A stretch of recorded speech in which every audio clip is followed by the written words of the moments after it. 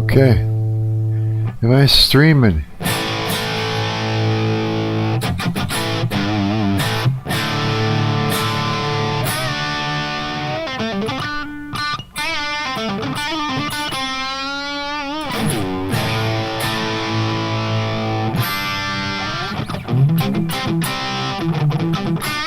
I gotta warm up. I haven't played it all. Well, I did a little bit. Just kind of banged up some chords earlier.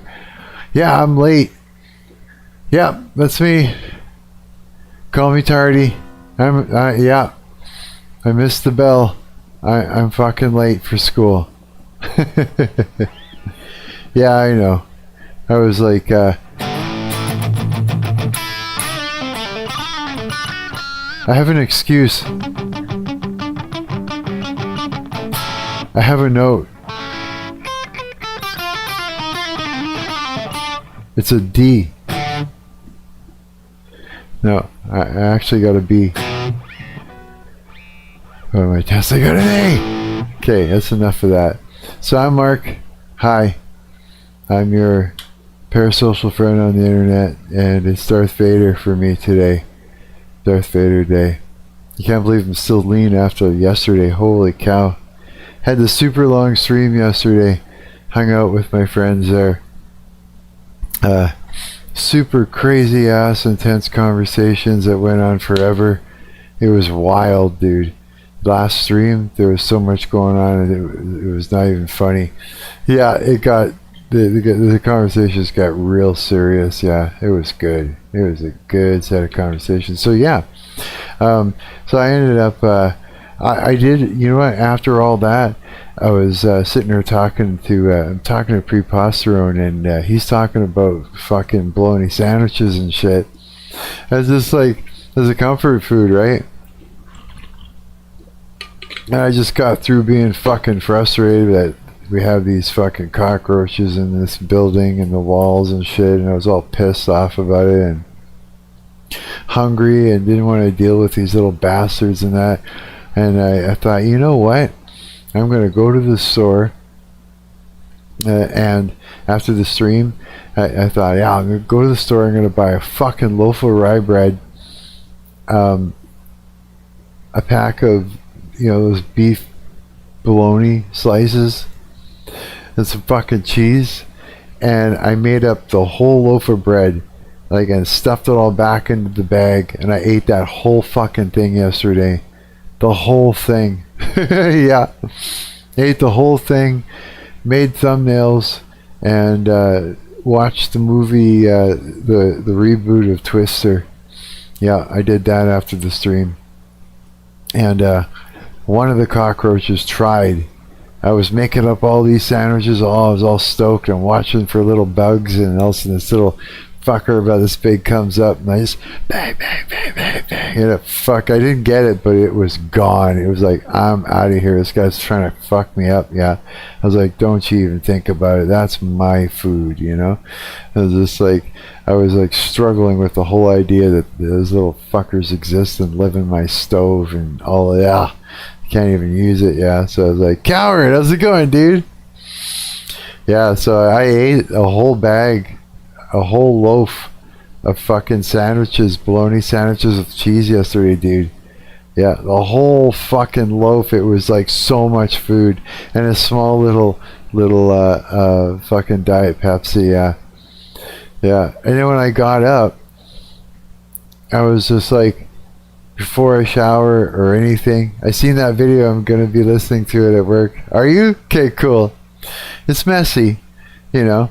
The audio is messy, because you know it's kind of clumsy trying to use OBS and pipe in my guitar into into Audacity, and so there's a lot of distortion everywhere and everything.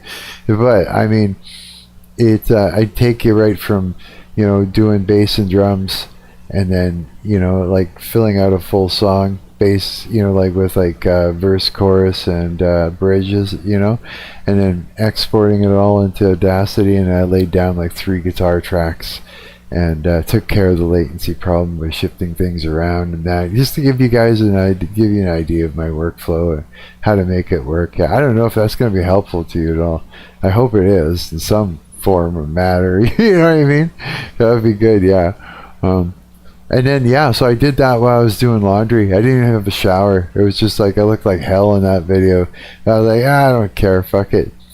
I wanted to say thanks. You ain't had to do all that for a buddy. Oh, I had no problem, dude. I said I was gonna do it, and two birds with one stone, bro. Cause kill punk, fucking kill pop splatterpunk. It does like a Twitch streaming, and wants like a metal sort of track that can be looped in that, eh? And so I was like, yeah, I could do that. What do you want it to sound like? And they said like Dogface or In the Black, you know, by Motorhead. So that's what I did, is I went and I liked Dogface, and so I went and I listened to it just to figure out what they got going on there, and then I went and wrote my own song that was inspired by the way that sounded and everything. Yeah. So it's like, yeah, and so, you know, obviously I have to mix it properly. Like, I mean, it's all over the place and shit, right? It's gonna sound like hell, like, but it's like, it's a working bass line, you know, like a set of bed tracks and that, you know what I mean? Something to build from off of, delete parts, you know, work with it, eh?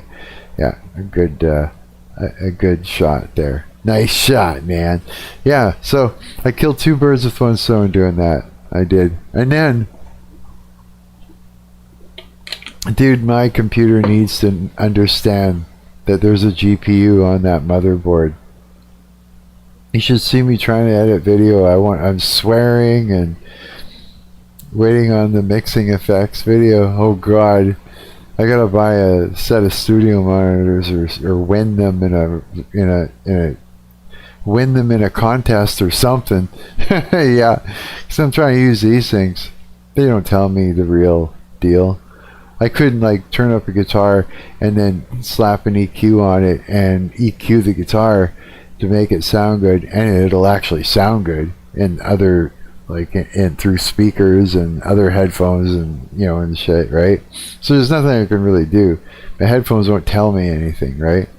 As it stands right now, all I do is just put reverb and equalizer on all my tracks. LOL. Well, then you've been playing around with all the good stuff. Yeah, getting to know all the digital outboard gear, we would call that. You know what I mean? Yeah. Yeah, that's good. That's good to know. Yeah, I wonder, you know.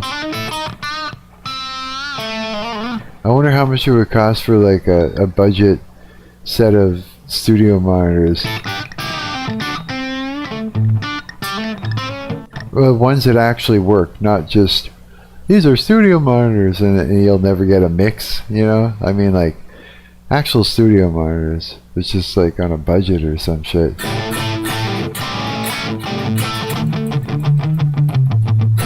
That's what I need to do.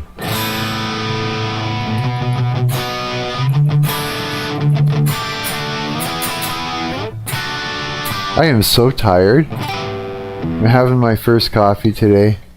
Yeah. Yeah, so after I edited all that stuff, which was like terrible, it was terrible editing on my computer. Now that it, you know, I'm on Linux and it doesn't know what a GPU is. Doesn't matter what I've tried to do to get it to, like, you know, find shit and, you know, do drivers and all this stuff. It's a joke. All the stuff in the, you know, everybody's saying, just do this, just do that, enter this in the terminal. It's like, it doesn't know anything. It doesn't get it. You know, I need someone that can actually make it happen. Because editing videos like this, you put a clip on the track, you go and you move a timeline, to move to the spot in the timeline, you hit play, and you sit there. It's not going yet. You got to sit there. It hasn't started playing yet. Not yet. Still won't. No, not yet. Go already. Fuck, just go. And it'll start playing. And then you hit stop or whatever, and then you gotta move to another spot in the timeline. Yes, it is. It is. The only thing I could do was like put the pieces from the recording, because I had to go and change my laundry back and forth, is on the timeline, you know, sequentially. And then the only reason I was playing it was trying desperately to level out the audio, like so it's not too loud, it's not peaking and it's loud enough, but it was just sitting there wanting to punch it right in the face, you know, like the whole time I was just like, this sucks. Yeah. And you know, with this computer, and when I was on Windows and it knew I had a GPU, I was using like Adobe After Effects, I was using Premiere, like I was cooking with it like I do with Unity. Like I could do all the rotoscoping and everything. I could do all the, you know, everything like I learned, you know. Now I got this computer that won't play a fucking thing, and the software is just some clumsy fucking thing called Shotcut. Just some clumsy ass software. Yeah, it's like, fuck this, you know. Like if you want video editing done or whatever, just tell me. I'm 100% do stuff for free just because I can't stand the idea of you editing without a GPU. Oh, thanks, dude. But what I really need to do is to get Linux to recognize my GPU, to go, yes, okay, you know, I need to like punch it in the head a bunch of times till it gives in and says, okay, it's there, it does exist, stop hitting me in the fucking head, and give them one more, just so that it doesn't change its mind, right? And then figure out what exactly to install as far as drivers, and make it tell me. So it has to listen, and it has to do the thing. And if it doesn't do it, it gets punched out again until it starts to listen. And then once you got that, and they're all drivers are installed, and I got a GPU going in that, I don't have any problems. But right now, this has been going on for too long. I haven't been able to do all the cool shit that I could do, you know. It's just like, I'm done, you know, with that. We gotta make it work. Maybe try an Arch distribution. That's right, I ain't changing distributions. No, everything's solid and locked in. I just need that last piece. Yeah, I don't want to uproot it and do all that stuff. Everything is all on an SSD drive right now because of my main drive that was I used for all my projects, like fucking my tits up. Remember, it broke. So it's like everything and the operating system is on a fucking solid state drive, and I don't want that anymore. Those are the things I gotta do. Make the GPU work with the distro that's working great that I have right now, where it's locked in, right? Yeah, right. And then I need to buy fucking two things somehow. I need to get my hands on a mechanical hard drive for all of my work to go on, right? So I can get it off of the solid state drive that my operating system's on. It doesn't need to be all together, right? It's not smart. And then and get something for studio monitors, something so I can actually hear what it is I'm EQing. You know what I mean? So that way I can hear it. I don't even know how. I could say it 1,000 different ways, hoping that the little kids in front of me, you know, on the ground there get it. You know, it's like, you know, just because you hear sound coming out of speakers or headphones and that doesn't mean that you're hearing what's there. Yeah. So if you want to make an adjustment with an EQ, you don't know what you're doing to it. You might make the speaker sound better. You might make your headphones sound better, but you're not making the music sound better. Not at all. Not in a long shot. If anything, you're just boosting and cutting frequencies until this works, and then try and listen to that back on something, right? It's a no-go. Yeah, so you can't do anything. You can't do any work when you can't. It's just like having a monitor and not being able to see it because the screen is black. Might as well be, right? And you're just listening for little sounds, little clicks and shit. Or you're blindfolded and some dude's just kind of describing it to you. But you can't paint on it. There's no yeah, it just doesn't let you, right? You can't see what you're doing. You can only guess. Yeah. I had studio monitors. They died. I had a hard drive and it died. So it's not like I'm like, oh, I need more. Just I need to replace a couple things, yeah. It's sort of like that. Now what we'll do here, really quickly, just because I am curious, like since I absolutely know that I need to get my ass in gear, I'm gonna go long and was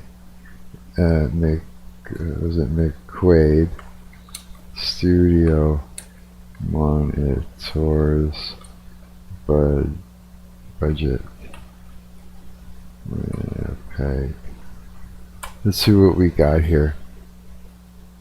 And I'm just going to go like this and bring it over. All right. Powered studio monitors. 139 to 1,000, eh? Okay. Oh yeah. Here, let's just see. No, I don't want that. Was it? If anything, this is a sign for you to lock in on game dev, and that's the only hobby you got left that the CPU is fine doing on its own. Oh yeah, like that's fine and everything, but I mean, I gotta take care of shit, eh? Because there's other things that I should have been doing and should be doing. You know, that there's no excuse. You know. Yeah, same thing with my drone equipment. I need to fix my radio, and I need to go outside and fly this summer. If I have to bring a spotter that, you know, to knock the fuck out of whoever comes flying out of a bush to try and attack me, I'll bring a spotter with me. You know what I mean? Because that's what I'll get. I'll go out and yay, and I'll be fucking flying my little tiny toy around, and some asshole will come out of a fucking bush and fucking straight up going, yeah, it'll be like, so he'll start screaming, what is it they start yelping out?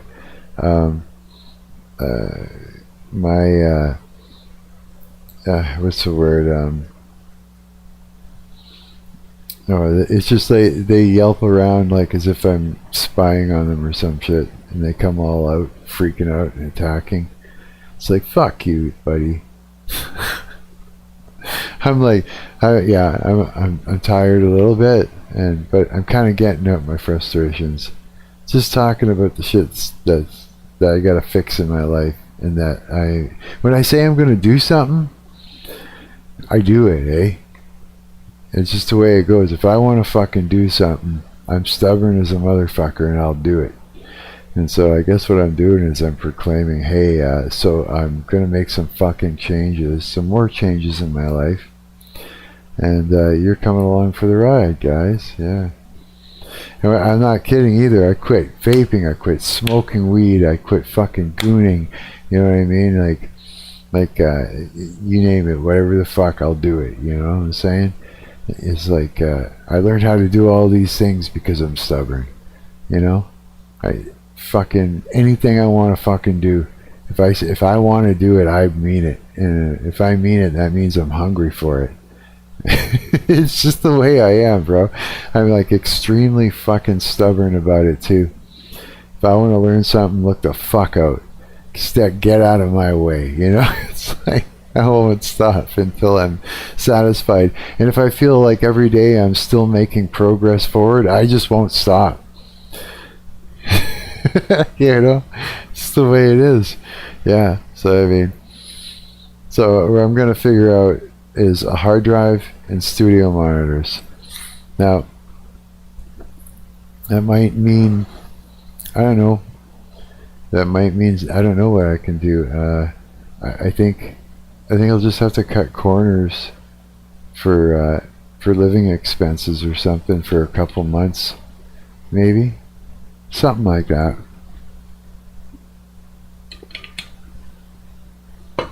Like if I save, say, $75 a month, like I see this right here, this Rokit Power G5 Studio reference monitors, yeah, $199. It's powered, so I don't need a power amp with it. Oh yeah, I guess I could finance the motherfuckers, couldn't I? Never really thought about that. And just pay him $30 a month. Ouch. Well, I don't know, maybe. I could do that. In stock online, new stock at my store, used, available, demo at my store. Yeah, I guess it's possible. Looks like there's lots of shit. You got the Yorkvilles for $199, right? These Yorkville motherfuckers, 50 watts aside there, $169. That doesn't even have to be like 200 and something. They can be quite affordable. I guess what, we keep going, they get more expensive? Something like that. But yeah, I guess Long McQuaid, right? Long McQuaid, go and finance the motherfuckers. I think that's what I should do. You know what I mean? Yeah, I was talking about it does help. It's kind of, you gotta just hear yourself say it. And then once you've heard yourself say it, then you know you've heard it. You know, right? You heard yourself say it. Yeah. It's like, yeah, for sure. Okay, well, this is actually, yeah, this whole thing is a really, really great, great idea. I think so, yeah. Okay, so that's the plan. I'll do some, maybe some payments or something. Do it like that. And what about a hard drive? What about a fucking mechanical hard drive to put inside the machine? What, what's a good, there's like, if I go hard drive for sale, like hard drive, like mechanical, let's go like this, mechanical hard drives, mechanical hard drives, buy. Now here's the thing, there's gonna be hard drives all over the place. Oh, what? AI's telling me a thing. This could be good news. Hey, this could be the answer to my problems. AI will tell me how to live. Tell me. I'm trying more bizarre. Top mechanical hard drives. To buy in 2026 include high capacity models like the Seagate Iron Wolf Pro. Seagate is a thing, eh? 12 to 16 terabytes. Holy shit. For NAS. And Seagate Barracuda 8 terabyte for desktop storage. Oh yeah, I want desktop storage. Offering high capacity at competitive prices for reliable, budget-friendly options. WD Purple Surveillance or 2.5-inch drives for laptops are available. Okay, Amazon, hey? What is this? So they're all around what? How much do they go for? What kind of buy? Prices. I'm curious. $790 for 18 terabytes. So for anywhere from $25 for 500 gigabytes. No way. Up to $790 for 18 terabytes. 8 terabyte drives cost around $290 to $350. Really? Look at this. Key price points. Internal 3.5 inch desktop NAS. Not NAS, just key price points. 4 terabyte portable, 130, 180. 8 terabyte desktop. One is like 270 to 320. Huh. Yeah, like if I look right now, I've got a couple drives here. I've got this Backup Plus, which is a Seagate motherfucker. It's a 4 terabyte drive. Well, 5 terabytes. There's 603 gigs left on that one. And if I go to this one, oh, that's the same one. Gotta go to the bottom one. That one, there's 218 gigs left on that one. But I think both of these I must have paid just over $100 for. They're like little, they're small. They're small mechanical hard drives, yeah. Cute little things. With a little squiggle in the corner. And I've got, like, my old desktop is set up with Linux Mint. It's set up as a server. But I haven't done anything with it since I took down the No Complacent website and they were putting it up somewhere else. Makes me think I should just load it up with hard drives or some shit and just be somewhere where I put all my projects. Yeah, I don't know. Might be an interesting idea. So yeah, that's so okay. So if I've got, what did I say, 600 gigs right here, free space, and like say for instance I go to my desktop, home, where is it? Say I go to my desktop and I go to Unity builds itself. It's like what? There's only okay. This is a 5.7 gigabytes. All this here. What? 528.2 gigabytes free. Is that all that's left on my fucking solid state drive? Is 500 some odd gigs? Huh. This is 5 gigs. I could pick up all these builds. Yeah, this is actually really fucking cool. Actually, I can delete most of these except for the last one. I should probably do that. Save space. You know what I mean? That'd be the smart move. Just fucking... yeah, delete that shit. Let's see here. Move to trash. Yeah. Let's just clean it up, right? This here, I was trying to set up another project. But yeah, that track kind of worked out. Again, it needs to be the track that I did today. I was just looking at it. Needs to be mixed and whatnot, but yeah, okay. Well, see, these are things that I can do. Let me go to the trash and just empty my trash out. A little bit of organization in that.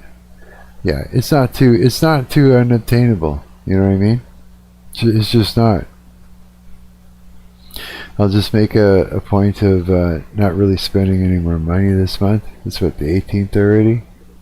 Just try and get by on like just the smallest amount of money, you know, for meals, and see what's left over at the end, and just you know, have that put aside, and then see what I can do the next month for, you know, cutting corners, right? I'll take it from there.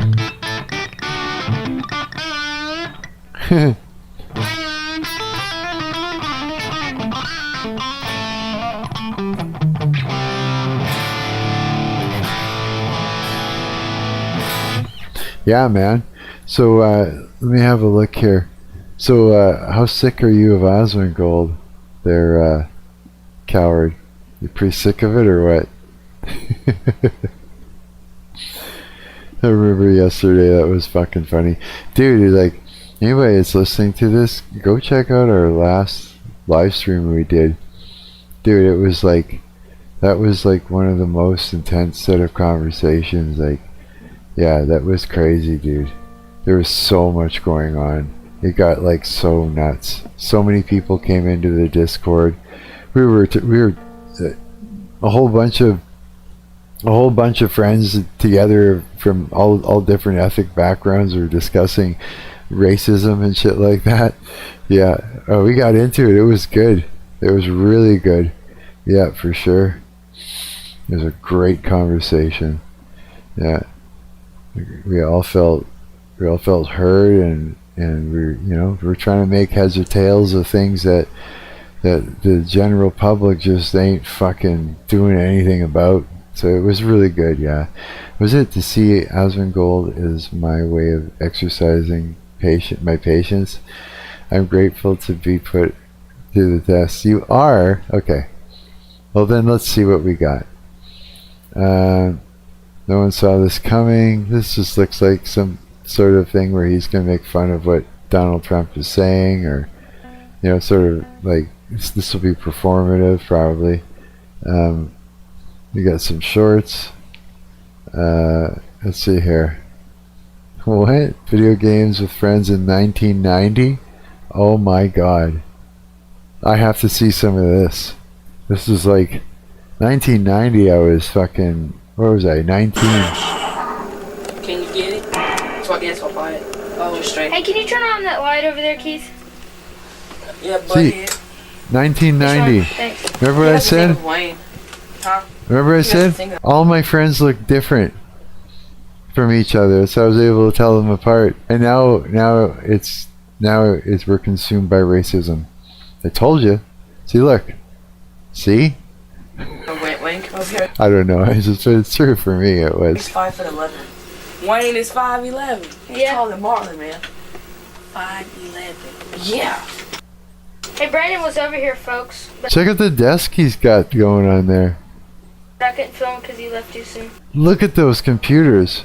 What are those? Is that like are those like some sort of Atari, or which ones were they?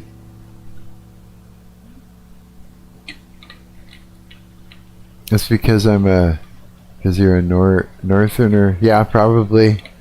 Yeah, it's like you were saying, it's going to be where I am, right? It definitely has a lot to do with it. Definitely. What computers are those? Now I'm stuck with these losers. Ain't that a bitch? Tandies or some shit? Let's look at what you playing, these people Daryl? are playing. Check that out, eh?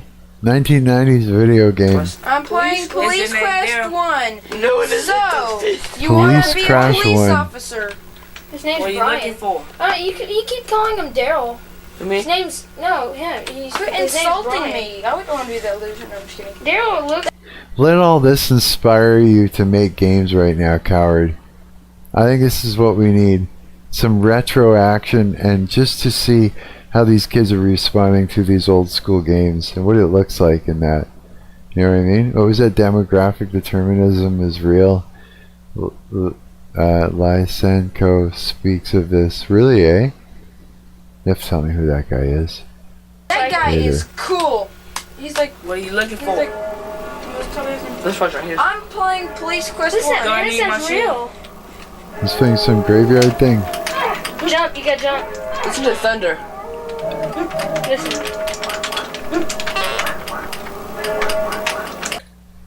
I remember using sprites for shit. I remember sprites.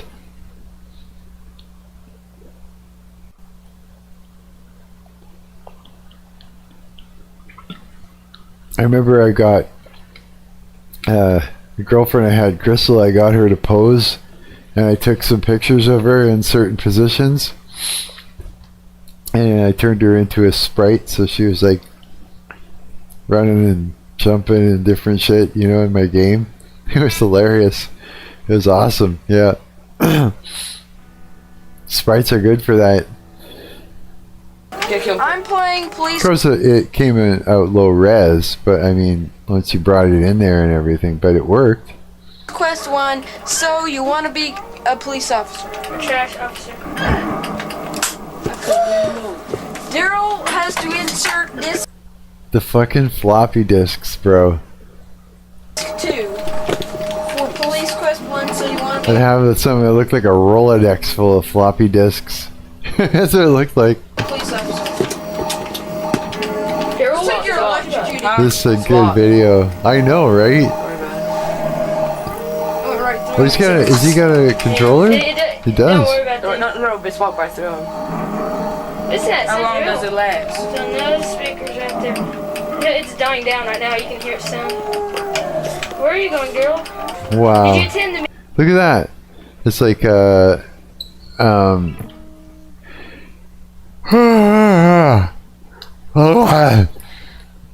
like a top-down GTA almost, right? meeting? Yeah. You didn't have Traffic, quick. those cars, Did you get all your stuff out of the Some locker? traffic. No, I didn't even. I guess I'll go back. You need to. Shouldn't matter. Going earned. You're Move your there. finger. Let me see Hit the light is strength on. one, whatever. Move your finger, Daryl. Don't want a different game? More. Yeah. Let's do Oh, he's using you keys. gonna play? what is Like Into you- the Eagles We'll nest? do Viper. Alright, we'll do Viper. What you gonna play? Viper. Viper? Oh, that's pretty good, except you don't get any sound. Well, actually, you do get one. That really sucks. Are you gonna get one? You gonna Yeah, get a video? probably, hopefully. Probably for my birthday. The big His my guitar must be just cranked right now. I'll Oh my turn that God, down. it's trash. What big blocks. Yeah, Amiga can do better than that. Yeah, I know. They're just True to the slappy. matter of the light. Well, I'm gonna have to go because this is a little bit boring, and the people who are watching probably wouldn't want to sit through all this. And Bad boy. Get what? back of my shirt. Go ahead. Motherfucker. I'm not. See, the mother ass kicking, ear splitting, loudest tour on Earth. Molly Crew, 89, 90! And I'm Turn wearing around. Molly Crew, Dr. Feelgood. Wait, turn around. I want to see Wow. Christian. So we got Alistair Fiend, we got some weird thing with like knives that side. and It's a ball and chain. ball and chain See? with teeth, What asshole? knives. Okay. Yeah, that's true. That's who got this Metallica songs. My head. Yeah, it's Buffhead. Alright, we'll see you later. Why is this taking so long, Pat? Say bye, Keith. Loading. Say bye, y'all. Silent out. Oh wow, that's cool. Yeah. Oh, we could go down and rap. Look at that. Have you ever seen the Metalheads in a record store in 1989? You ever see any of this stuff? Yeah, it's a whole ass rabbit hole, dude. Like a whole ass rabbit hole. It's like it's a time machine, basically. Yeah, I like that. Is one of the coolest things I think that YouTube has, is that it is a time machine.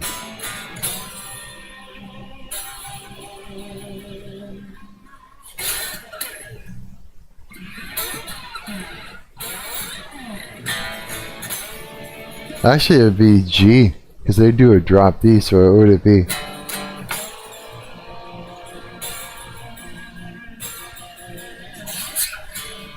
Or something like that. Was it?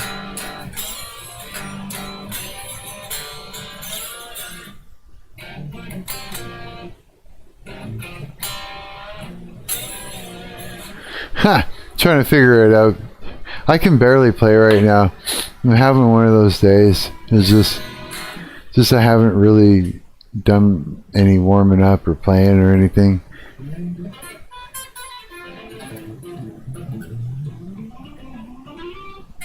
Usually happens when I'm tired.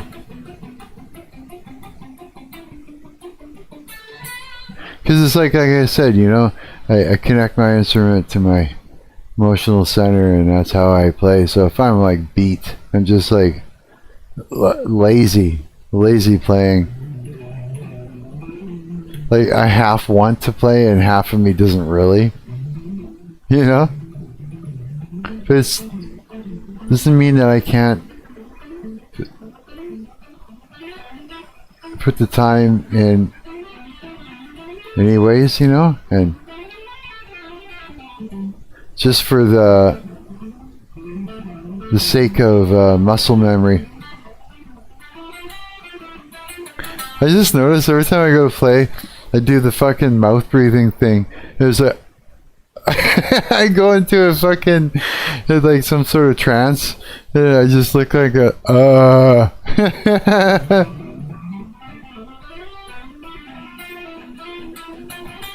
I'm surprised I didn't get immediately fat after eating a whole loaf of bread full of fucking bologna sandwiches.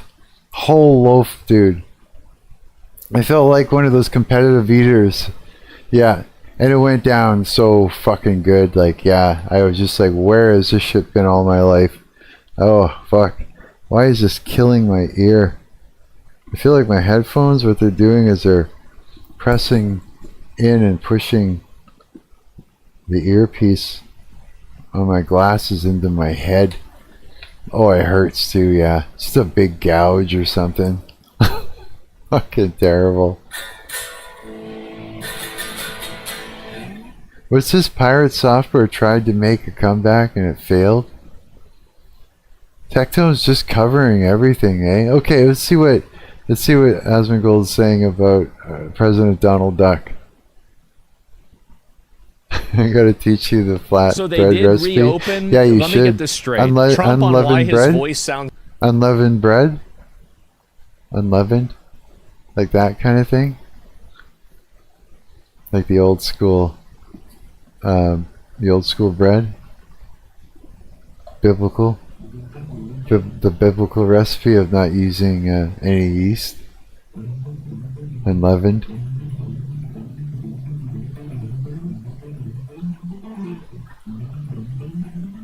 I know how to do it in I know how to do it all in a Ziploc so you don't get your hands dirty or equipment. Really?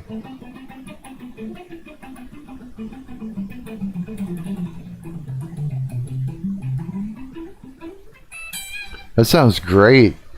Because then it's just like everything stays clean. You don't have to fuck around and clean up shit, and the cockroaches can't get into it. I remember I was making those sandwiches and I seen that one trying to get close and my blood pressure shot through the roof. I was just like, fuck you, you little bastards. You messed up my kitchen. Made it so I have to eat all weird. And you're gonna walk up to my stack of fucking delicious sandwiches and just say, hey, look at me. You know, imagine me being in your sandwich and you taking a bite. Did I ruin your meal? I was just like, fuck, where's the rest of you? I'm gonna do like a little insect homicide. Yeah. You just take the dough out and plop it on a skillet or air fryer. Really?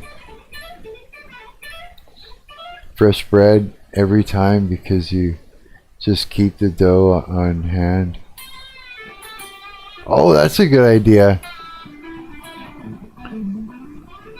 How long does the dough last like that?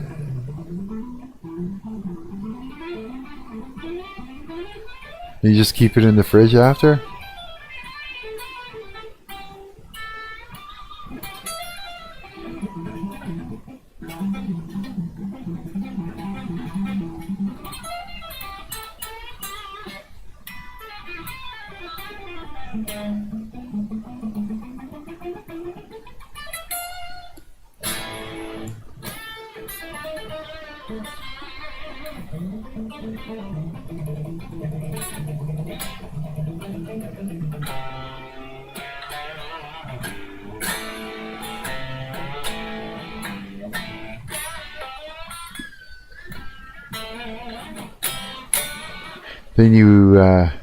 Then you get sourdough.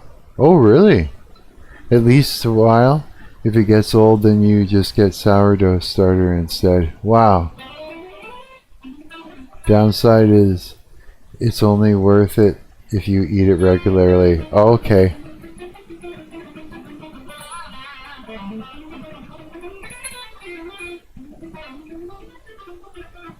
I'm not gonna lie, I almost want to go and repeat that whole fucking sandwich experience all one more time. Yeah, I kind of do. It was so fucking good. It was like so, you know, over the top, and to have like, I never drink pop, eh? Like me, I drink coffee, I water, and you know, I never really eat meat. Everything has been like beans or, well, you know, recently like I've been getting sardines, right? That's recent for me. I told her so. Hey, how's it going? Yeah, it was killer. Yeah, we were. He's talking about bologna sandwiches with cheese and mayo. I forgot to get mayo. I even forgot to buy mustard for it. Yeah, but you know what though? It was still badass, like badass. I'll never forget just watching those tornadoes and shit, and eating those fucking sandwiches, and turning down the audio every time a fucking country song would pop in. Oh, I hate country. I cannot hear. Let me fix this camera. I absolutely cannot stand country music.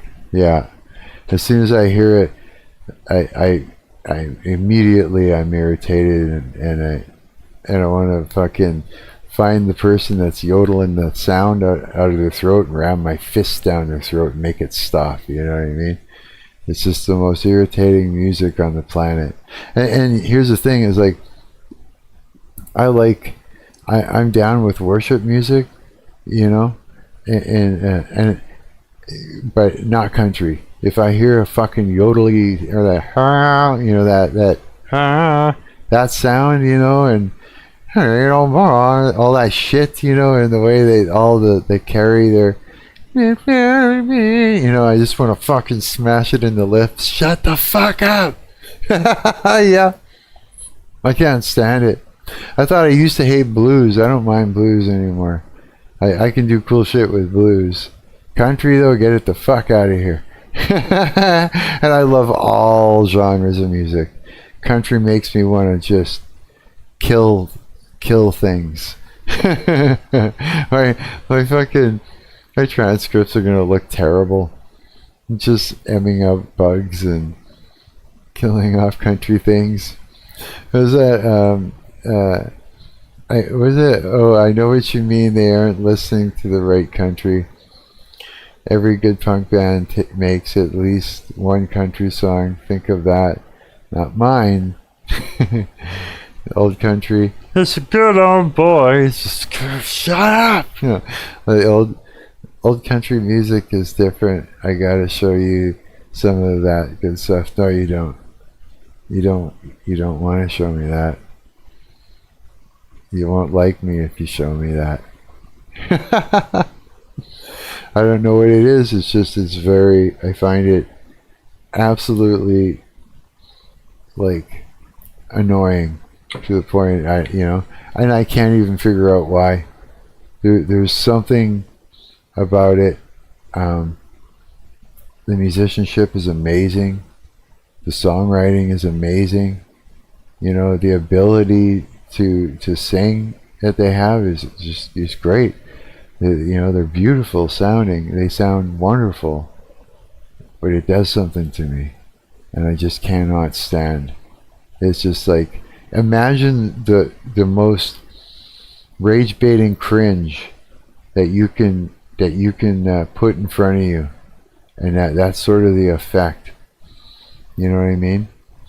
Rage-baiting cringe, not just cringe, like. Not that. Something that just gets you right deep inside, that wants to, you know, make it, take it out. You know, make it stop. You know what I mean? Oh yeah. It's something about it. So here I am watching Twisters. You know, that whole remake, right? And one of the main characters is a YouTuber. In the movie, he's like a YouTuber, sort of good old boy type of tornado chasing dude, right? And it's all good, but you know, action happens, and then up comes, you know, the hardcore country music, you know, all like, you know, upbeat and for the action, you know. Some of it's even like a bit of that rock mixed blend into the country and everything.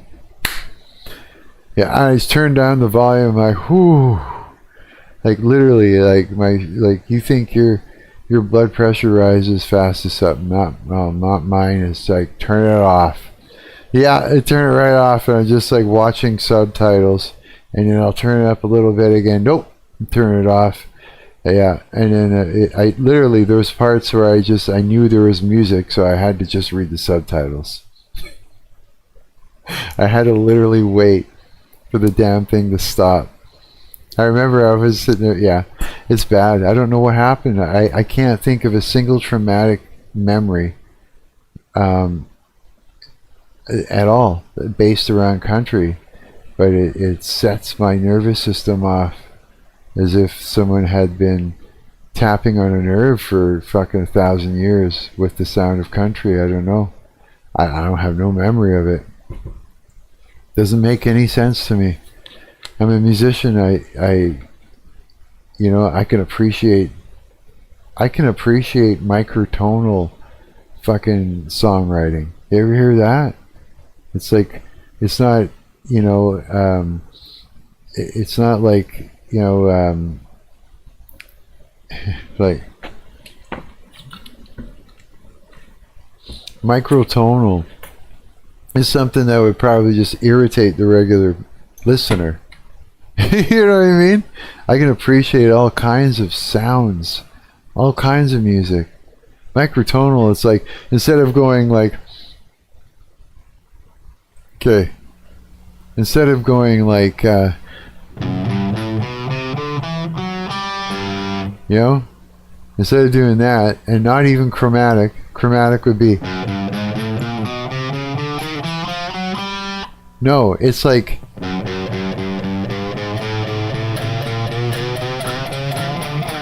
I mean, it's like notes in between notes, and be like little tiny things, and it just sounds like there's something wrong. It's like this. It'd be like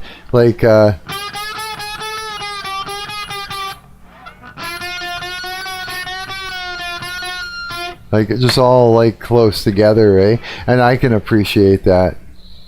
Fucking rights, I can. You know, I can appreciate everything, but something's up with country, yeah.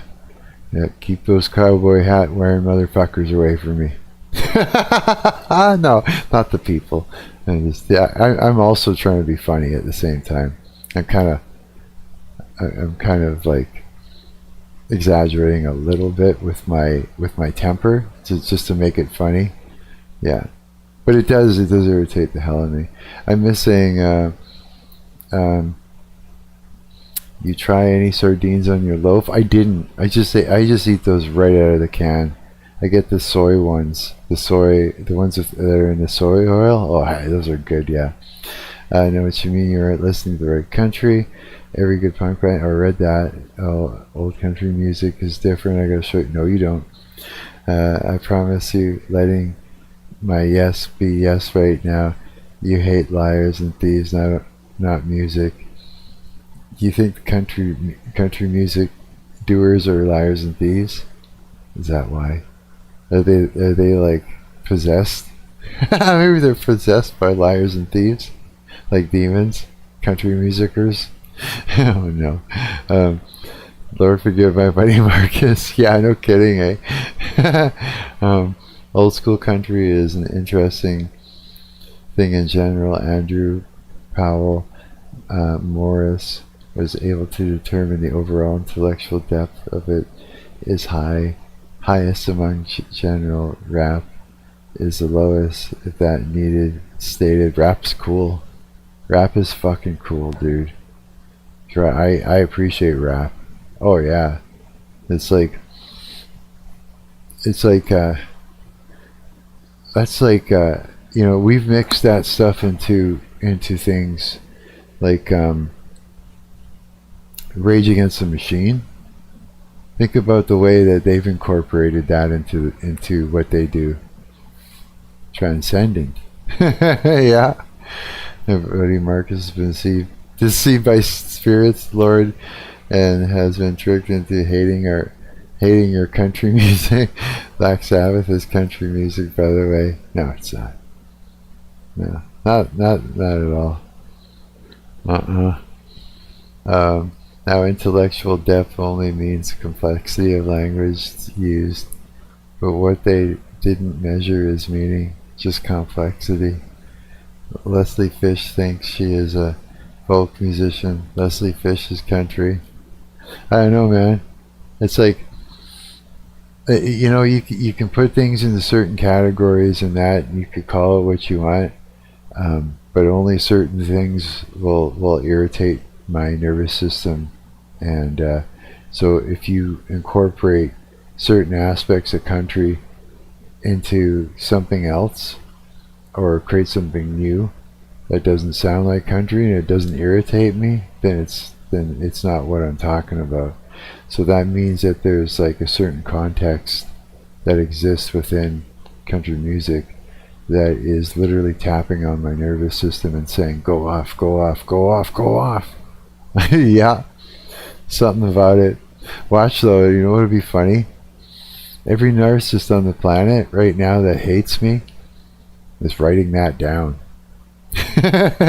And they're sitting there creatively trying to think of how can I insert that into Mark's life and get him to go off when I want. Can you imagine?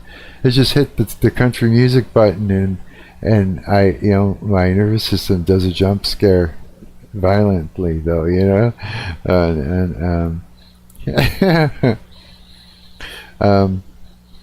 I agree with you about categories. What I'm talking about is the actual historical movement of country music. Oh, that's stuff I don't know about it at all. Yeah, I mean, I can't even really imitate the thing that makes me irritated about it. I'm not sure what it is, because when I break it down, okay. When I break it down, if I look at the singers, right? Because there's going to be an accent and all that stuff in the way they sing, just like when you got like people who sing metal and alternative and that, they use vocal fry and all kinds of different shit. There's all kinds of techniques that we do to our tone for certain things. And if I look at the singers, maybe it's the tone, maybe it's what the technique does to the tone. Maybe it's just the way it does it, but it doesn't make sense because it's not like it's not like they sound bad. You know what I mean? That's what I don't understand. I can look at it and go, this is good fucking music, but I want to, I want to shoot things. I want to make it stop is all. Great song, let's shut it the fuck up now. Awesome. You just take the guitar out of their hand. Sounds great. Yank it out and walk away. It's like good. Crack. Yank the guitar away. Shut the fuck up.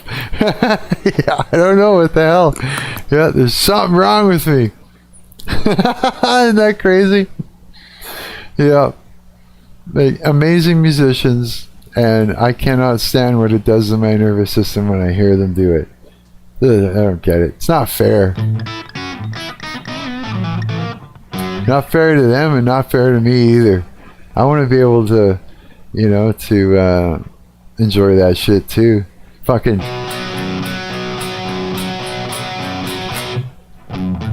Where is it? Where is it?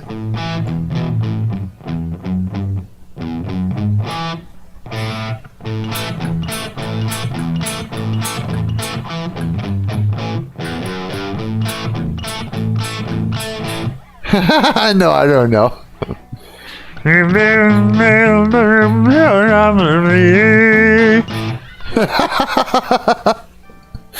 Oh, yeah, I'm retarded.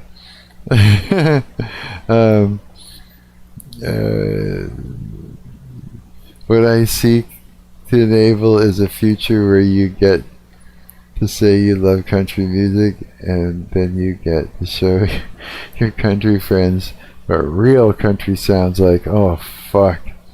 Like in ipso facto there, my drummer, he's like, Mark, he's like, I can't even remember the artist he mentioned, but he's like,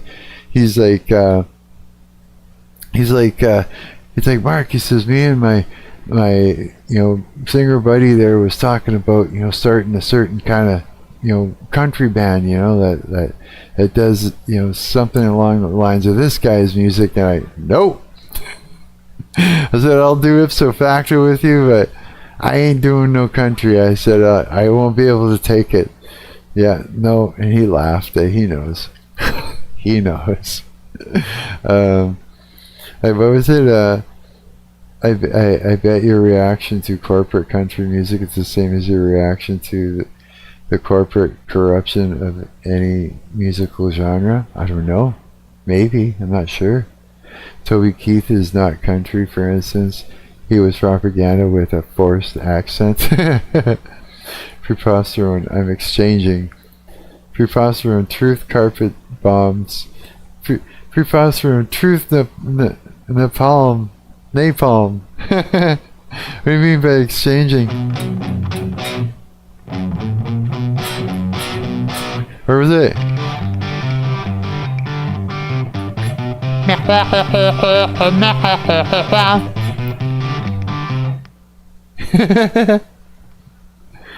I can, does that say the truth thing?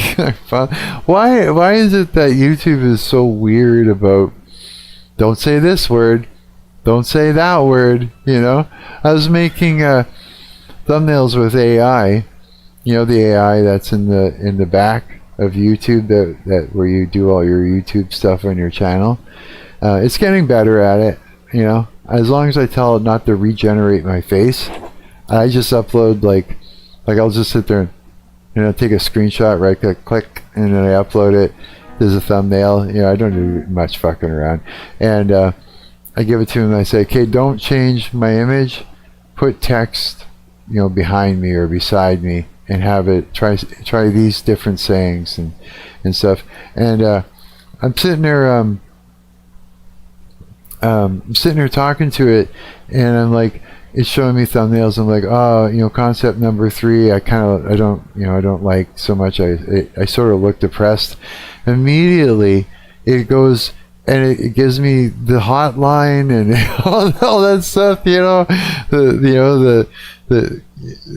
side hotline. And all the things. I'm like, why did you say that?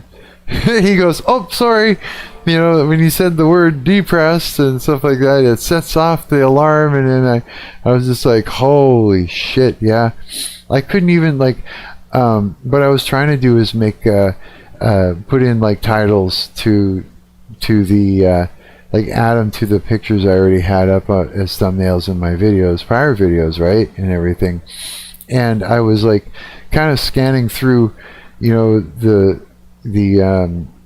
timestamps to see what was all talked about. And so I was I'd take 3 basic subjects, right, that were mainly talked about for a long time, and I would put something, a blurb or whatever like that about those subjects and put it in there. And there was this one section where I was talking about the hypnotic state of playing live, right, actually playing my instrument, and I go into a hypnotic state. That's why I look like a mouth breather when I play it.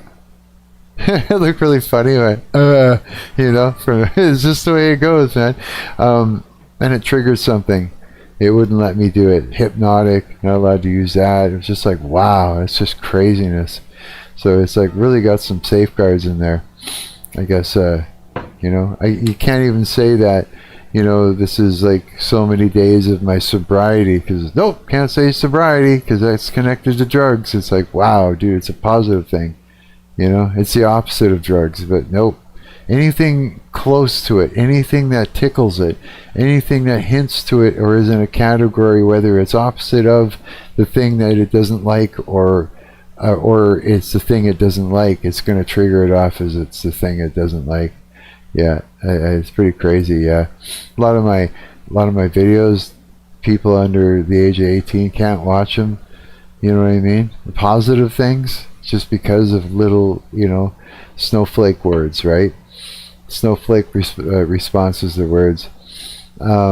Music has been weaponized on many fronts, starting in the 1970s, most successful in the 1980s, and has continued to this day. That is why everything is now rap. It turned out to be the most effective. Rap is badass. Oh, when you weaponize music, what they're talking about is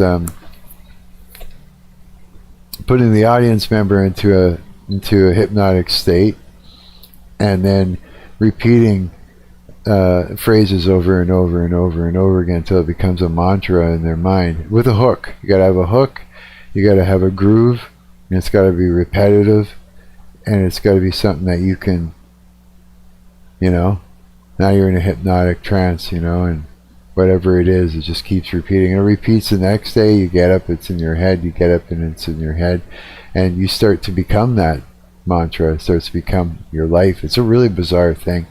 Yeah, it fucks me up when a song gets in my head and I like it so much I just wake up the next day and I just love it. It's like way too much, you know what I mean? Yeah, I get that with like Nirvana and shit like that. Fuck, you know what song I had in my head? I even play something similar, but it's that.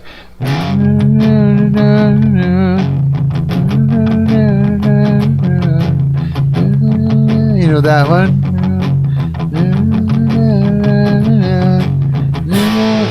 Is it? I can't remember how it goes now.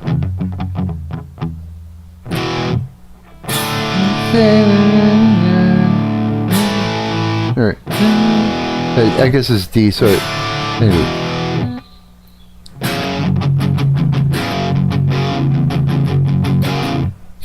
That song stuck in my head like crazy. Oh yeah, it was just like, and that it's very fucking desert, eh? Was it they came for country music first because the working class loved country. Then they came for rock. Then they came for rap. The powers that be figured out they could get people to purchase as an identity via music, and let post-purchase rationalization do the rest of the work. Terribly effective. Whoa. But what about my hot chicken? My hot chicken? Are you talking about food now? Are you getting hungry? Like in the midst of all this talk, you're like, fuck, I need a chicken. I want a whole chicken. Just a fucking, just cooked and clucking at the same time. Bite its head off. Finish it off. You know what else? What other song was stuck in my head? Oh God, that "Bring Me to the Horizon," Doomed.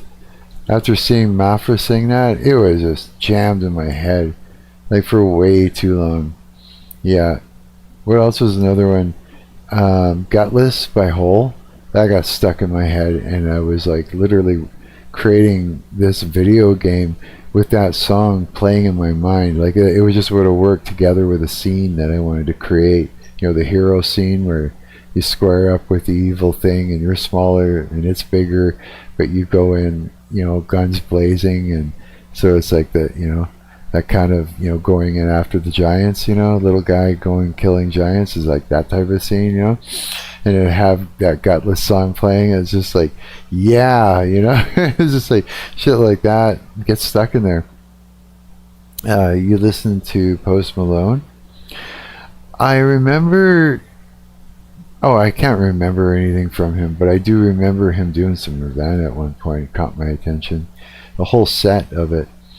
Jesus Even Jelly Roll. Jesus Even Jelly Roll has done country music. Laugh my ass off. Jesus, even Jelly Roll has done country music. Laugh my. Oh, I get it. It's an exclamation mark, not actually. Hey, Jesus Even Jelly Roll. Yeah, I get it. Yeah. Oh man, what else would get stuck in my head? It was really good for that whole type of thing would be like Soundgarden. I can't even remember any of that stuff. I kind of want to just start playing shit, you know, but it's like I'd have to think about how it even went. Coward said he turned Nashville into a lake. I was poking fun at people using food as an argument to overlook destructive elements. Facts. Oh, you guys are nuts. I love it. What's another Nirvana song that just got horribly stuck in my head? 'Cause I know that one was really in there.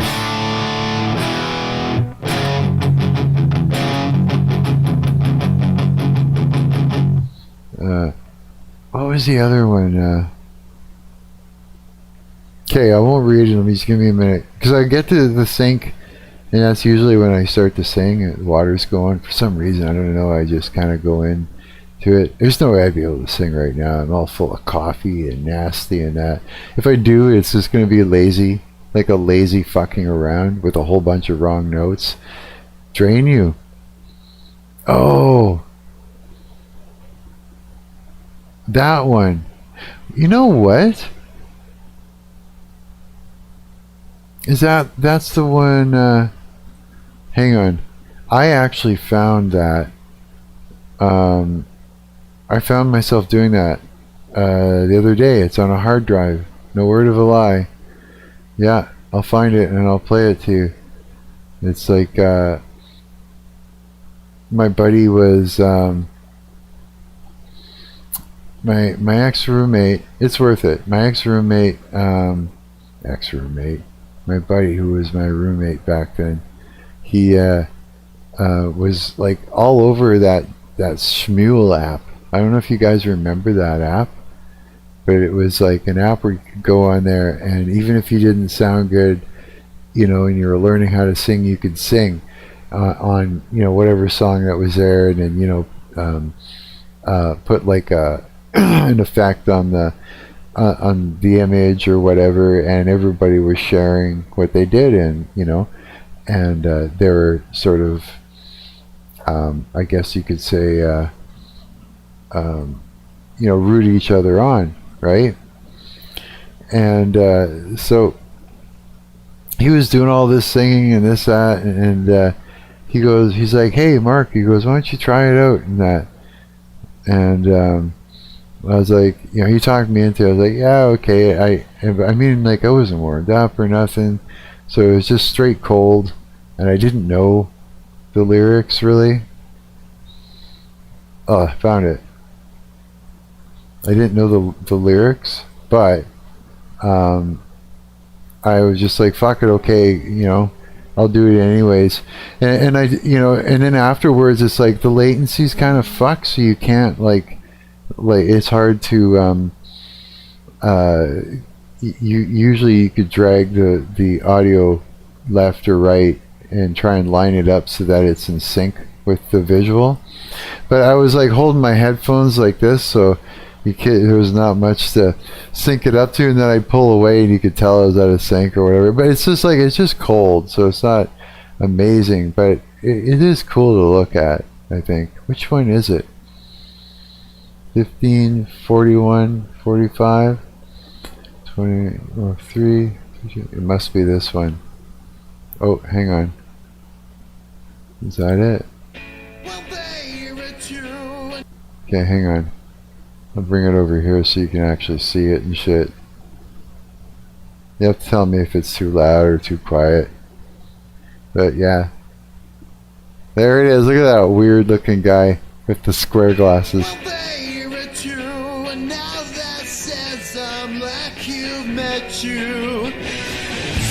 Don't care what you think as long as it's about me. It is now my duty to completely drain you. I travel through a tube and up in your affection. I really didn't know the song.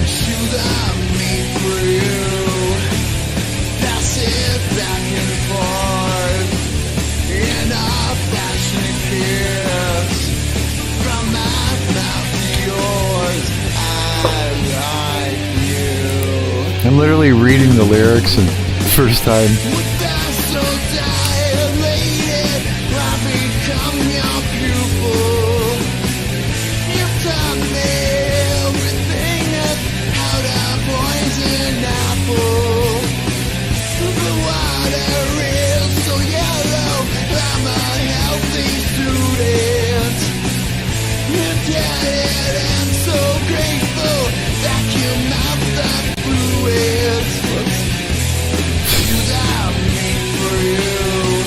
Whoops.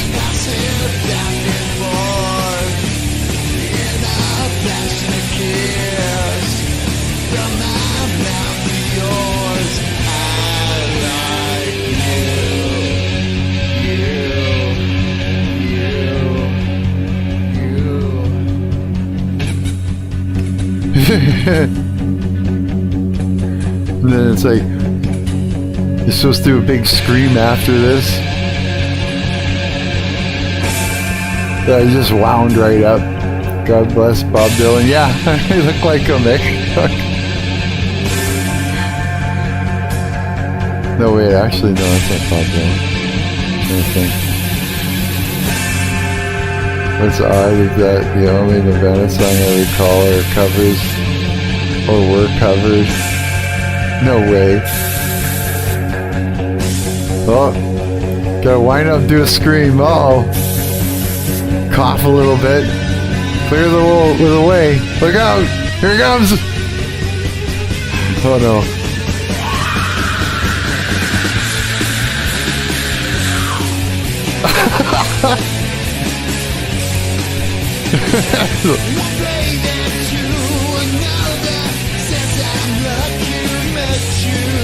I'll show him. Thanks.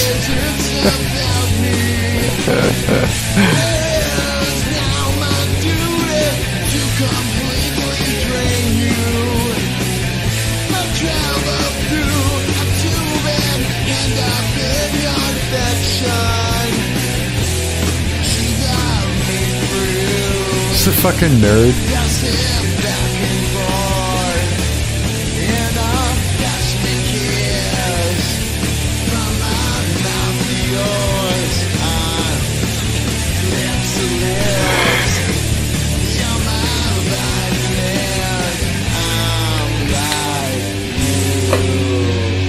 Yay! You did it! First try. Not so good. Check it out. Yeah, so that happened. Yeah. So yeah, that was my first try at that one. It was, yeah. It is a bit of an earworm, eh? I ended up learning a bunch of Nirvana songs at some point. At one point, I was like trying to figure out how to imitate the tones and everything that he was doing. There's a lot going on there. You know what I mean? When you're imitating somebody, there's just so much going on. There is, like, that vibrato alone isn't like something I would naturally do. His vibrato is like a you know, meh. It's like a kind of thing. Instead of something that's more operatic, you know, like that you'd hear like Sebastian Bach do, or, you know, it's like me, I'll do like a wide vibrato, like you know, I'd use it like that sort of thing, you know. And Nirvana, it's like almost like I can't even do it. Fuck, I'm just being lazy right now, but you got the idea, though. Yeah, I'm sure you know what the fuck I'm talking about. Yeah. But that was funny. I got a kick out of doing that. How is it that? Oh, okay, I get it. I'm sitting there. How the fuck is it that Osmongold's face is behind mine, yet I'm looking at a folder? And I'm like, oh yeah, the folder is just sitting over top of his video. That makes sense now. Yeah. So after all that talk about fucking country, huh? Okay, what's another one I used to do? What's another fucking Nirvana song that was stuck in my head? Oh fuck, it wants to update. No, it wants to update Unity Hub. Remind me later. My software, my Ubuntu, huh? Yeah. Oh, you know what song I used to like?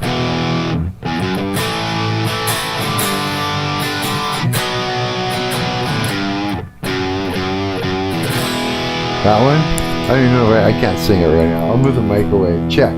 There. My girl, don't lie to me. He's got that. And tell me, where did you sleep last night? He's got that weird sort of, yeah, going on.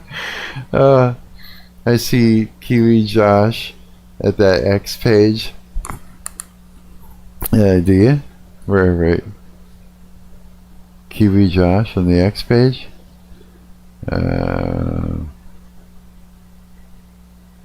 Hey, Josh, and it says mad at the internet.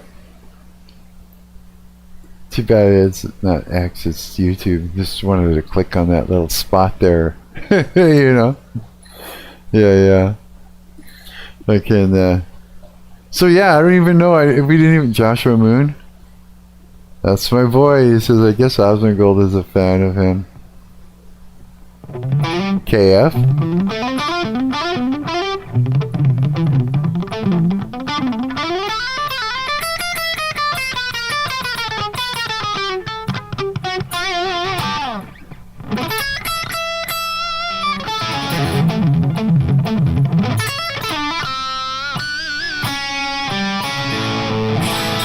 What the fuck has been in my head lately? Since we're talking about earworm songs and about, you know, using music for and laugh so loud, and using music as you know, a weapon and stuff like that.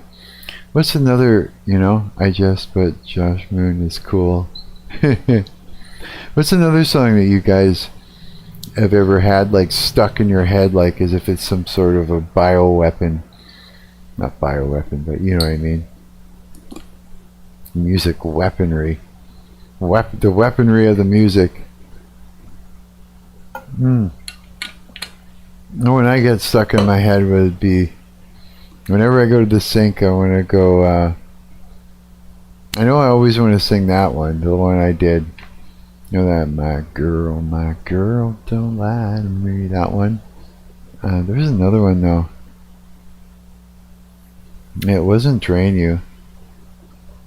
Fuck, I learned so many of them.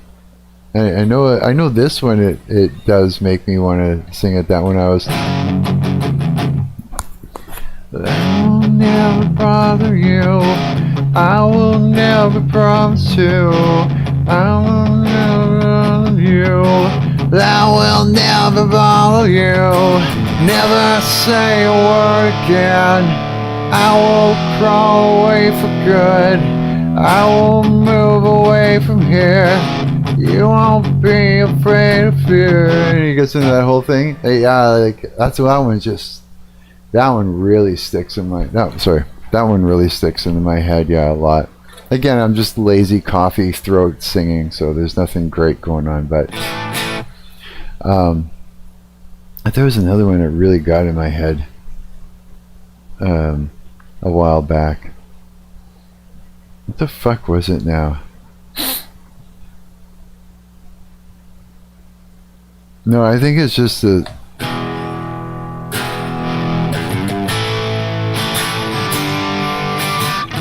That one mostly, yeah.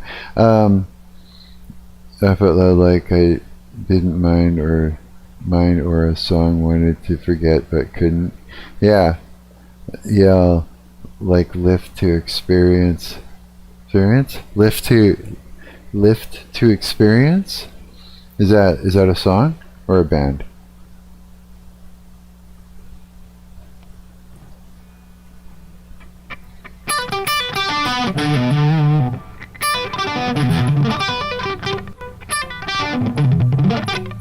It's one of those bad guitar playing days.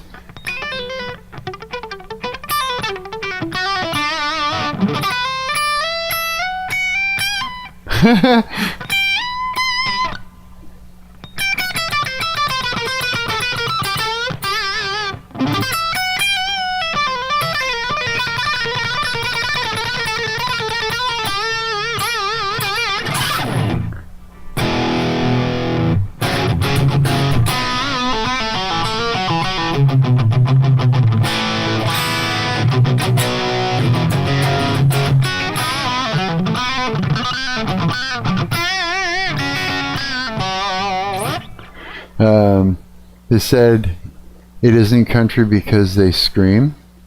I say, them country boys sure got a lot to scream about. Had to look them up. Not my usual, but I could throw it on. Really is good, eh? Huh. Yeah, it's Darth Vader Day today. It just is. I did my laundry. You know what I like about this shirt? The most about this shirt is it fucking fits. It fits. Like, it actually hugs the shape of my body. You know? It's like, I like that. I do. You know, all the way through kind of thing. Which always, you know what I like also about stuff like that? It keeps me in check. So it's like if I'm wearing wearing tight shirts all the time and that, I can tell if I gotta fucking eat different and fix my shit before it starts going south. Yeah, gotta stay healthy, right? And as a musician, you gotta look good on stage. That's the whole point. Yeah, of course you gotta stay healthy because you gotta especially at my age at 55, right? But it's like I need to be able to go on stage and play, which means that I have to actually look the part because it's just more fun to watch something like that. You know what I'm saying? I can go up there and I could be a character sort of thing. Yeah, it's like, yeah, it's all like that. It's performance and stuff, right? You kind of have to do all of it. It's not just sound, it's look too. But their album, The Texas Jerusalem Crossroads, is the best album for like 5 different genres. Tight fit for the inside, loose fit for the outside. Yeah. Get trepidatious with bands. A lot of good ones are ruined by a fan base, like Fair to Midland.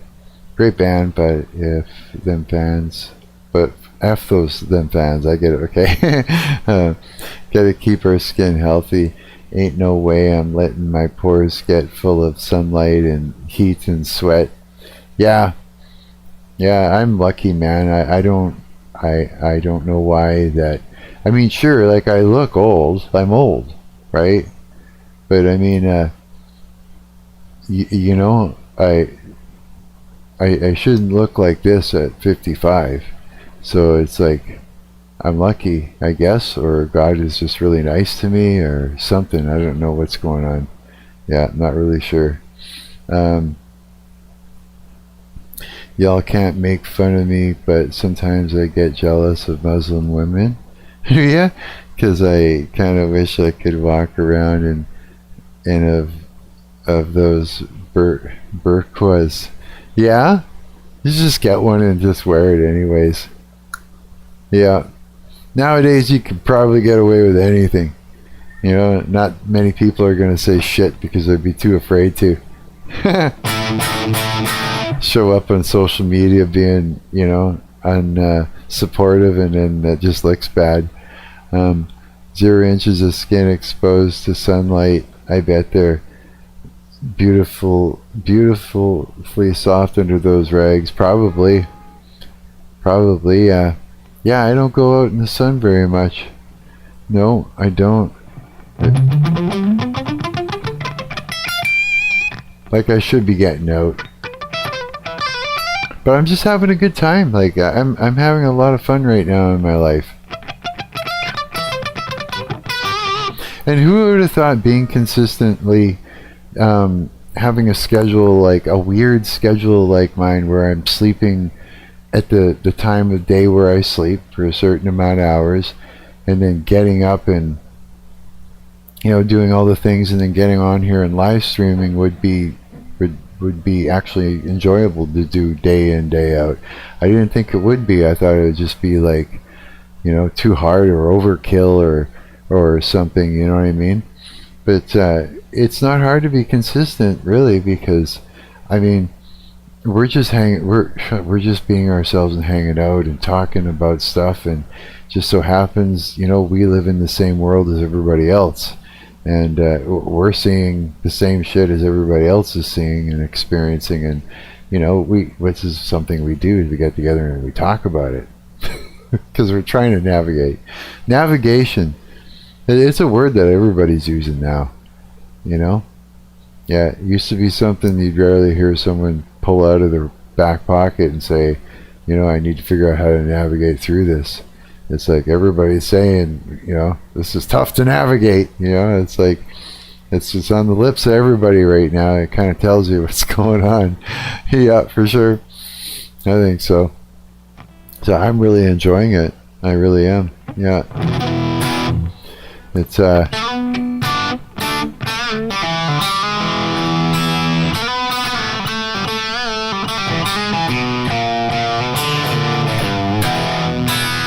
I don't know what the fuck I'm playing. Oh man.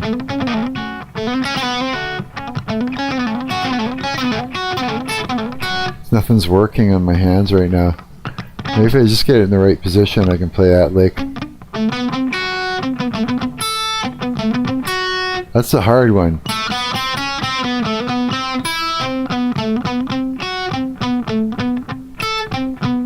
If I can roll my fingers and play that, then I'm happy. So I can be like,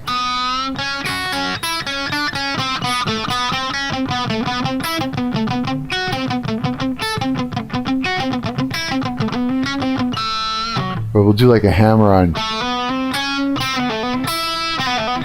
So, and in the next one, seems to be the one I'm having trouble with.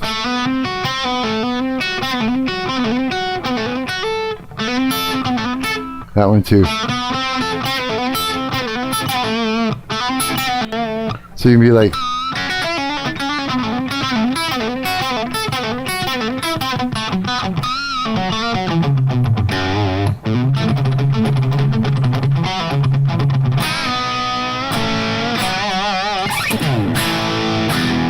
yeah, right. For some reason my guitar has like less distortion than normal today. Yeah, it's like harder and harder to play. Yeah. When I laid down those tracks there for hey, yeah, that's right, Kill Pop. Working on that song there for your intro to loop that metal song. It almost sounds like that Dogface song. Yeah, I went with that whole sort of what we would call it, if it was visual, then it would be what's the word I'm looking for? It's like, it sounds like the song, but it's not even the song. Aesthetic. Yeah,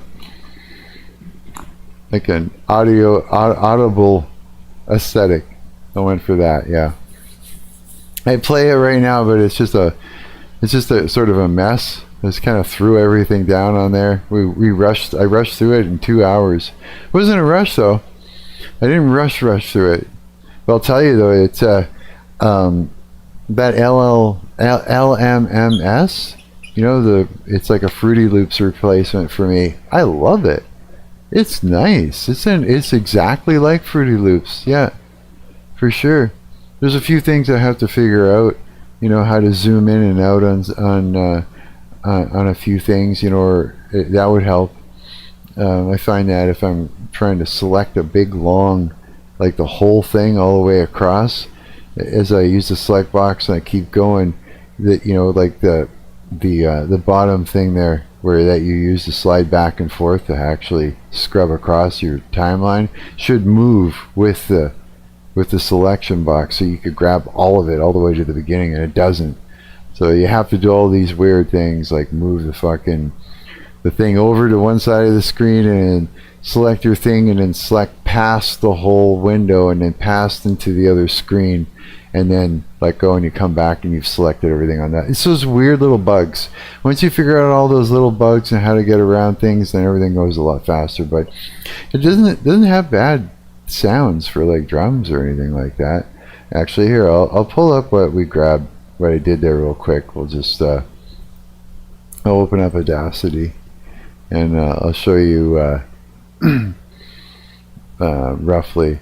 Again, I wasn't able to do any kind of EQing or anything like that at all, just because you know, you can't.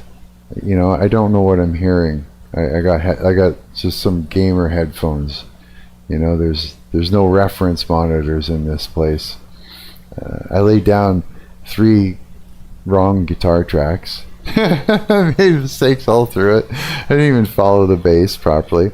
But this is here. I'm gonna mute these guitars out, and this is basically bass and drums done in that LMMS. I don't know how loud this is gonna be.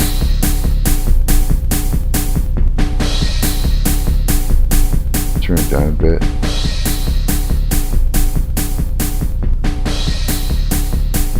So, and you get your verse that goes in there. Pretty much sounds like acoustic drums. Really low bass, actually. These headphones make me feel like there's a sub attached to it. When I say a sub, I mean like a subwoofer. If I plug in I don't have any room for it, but if I plug in this USB end that's attached to this, it's probably loud, eh? It looks like it's peaking. Then it'll rumble in my headphones, which is pretty wild. So just bed tracks of a drummer basically playing the groove, bass player. It's like your rhythm section. There's no drum rolls, there's no extra things like toms. That's a spot where you can play a guitar riff and everything stops. But this was all, this is all done in that LMMS. Got a bridge. Or something you could use as a solo section.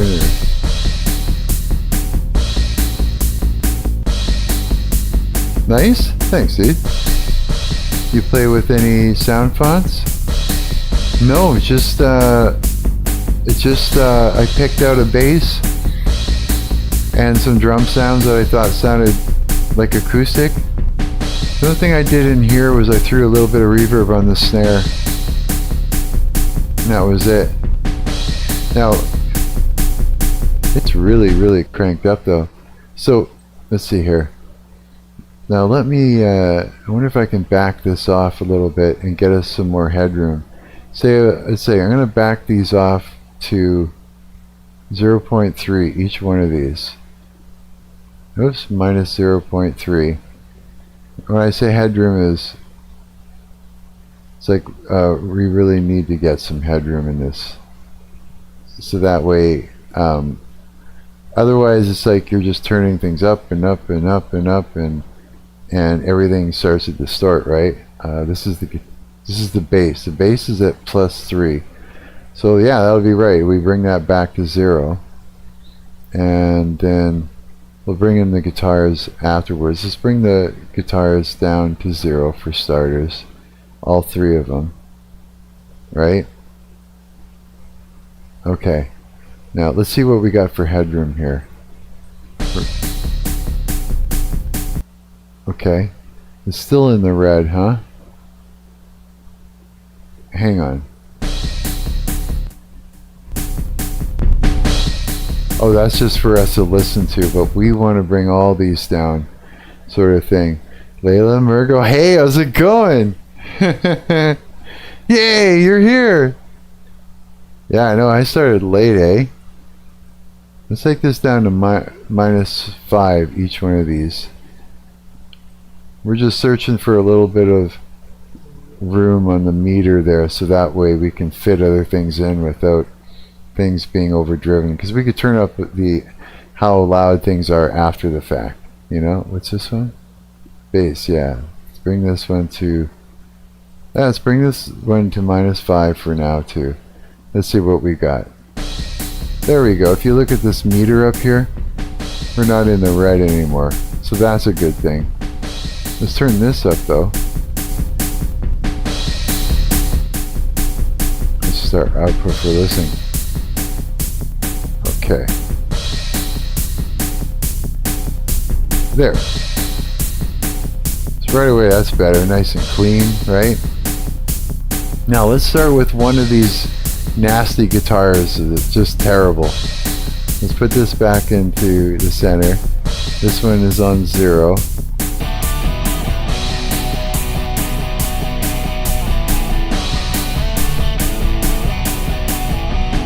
That's one of them. Yeah, let's pan them.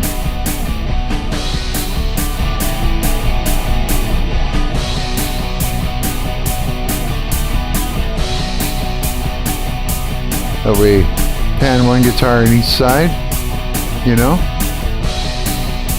And then let's put the center one.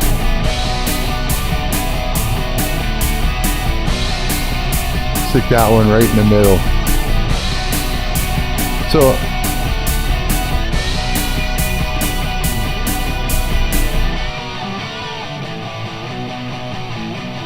what I would do is this. What I would do there, and this is really actually cool that we can do that. Hey, how come you can't scrub on this?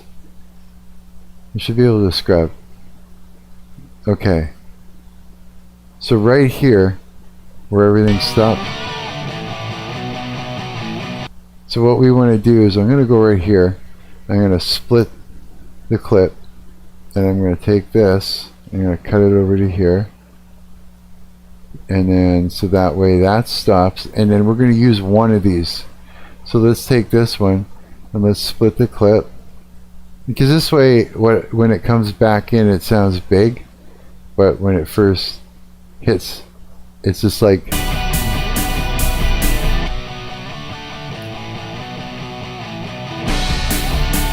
actually let's clean that up a little bit. You want it to come in at the same time, not before. So let's try that. This too, and this should stop right there. So let's bring this out a little bit. We want it to be, let's see here, we want it to be in line with that, because we want it all to stop dead at the same time and come in at the same time. So be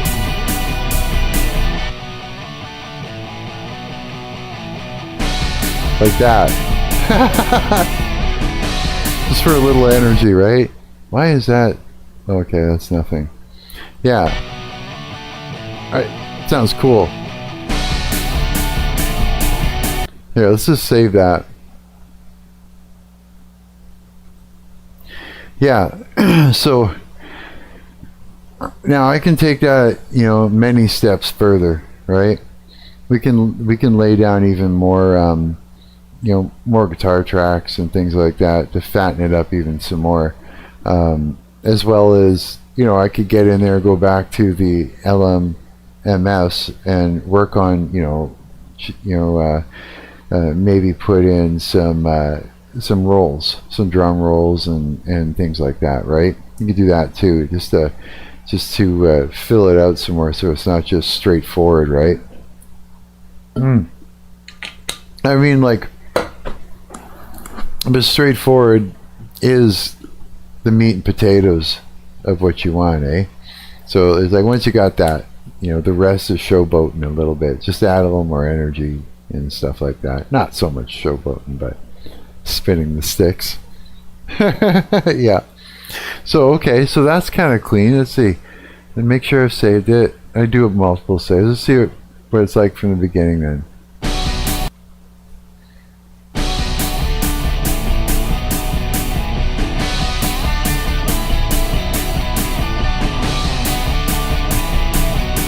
Yeah, it sounds pretty clean.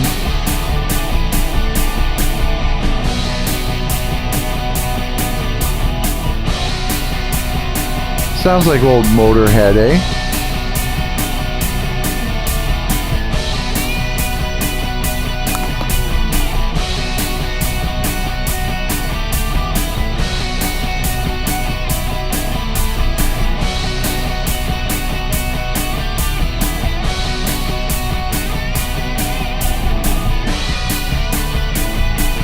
we'll listen right through once. And then what I'll do is I'll render it out to a WAV file, and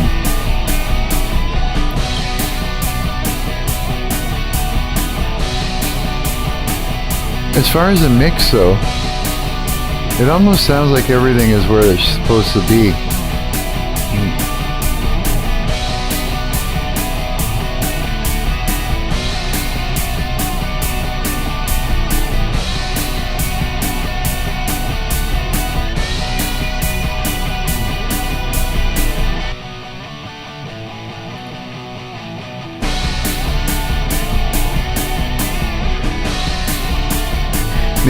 Maybe the snare is like really prominent.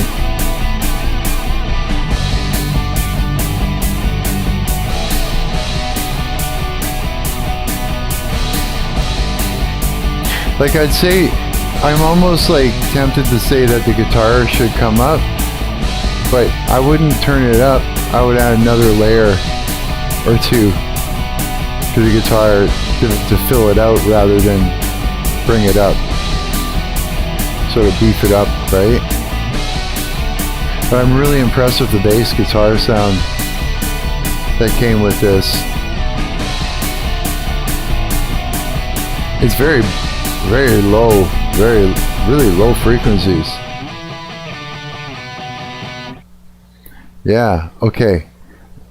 So now we could just cut it right off there. I mean, I like the way that went, and it gives a nice little section of just another section of guitar before it can loop around, right? Or allows it to loop around. Here, let's do this. Would you, actually, what was your?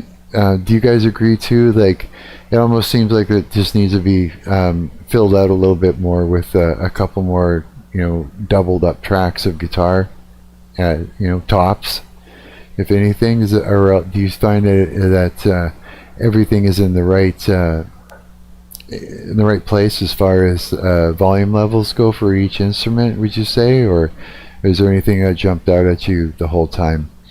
Well, I can make a little adjustment or something like that. And what I was thinking of doing is I'll render it out and we'll pass it on to Killpop and say, hey, here. What the fuck's wrong with me? Say here, that's this is roughly the meat and potatoes of this thing, and say oh, my ear, give me some input. Is this kind of what you're looking for? Do you want it to do anything else? You know what I mean? Yeah, kind of get some ideas, and that. I guess in a way this is like. Yeah, this is going to be something that loops when you're waiting for Killpop's stream to start on Twitch. Yeah, I don't know. You have to fill me in, guys. I'm going to do a render. I'm going to or export. I'm going to export it out, and we'll dog inspired. We'll call it, and browse. Yeah, we'll do it over. We'll stereo smut. Enter entire project. Yeah, something like that. We'll export that. Yes. What do you mean by smut? Smut. Okay. So now here, make sure it's good and saved. Now what we could do, let me just exit out of here. What we could do here is we could pull this into on top of it into LMMS and use some of the mastering tools and shit, right? But again, I don't know what I'm actually hearing with just headphones like this, but we could try, who knows, right? Projects, splatter punk music. This is it right here.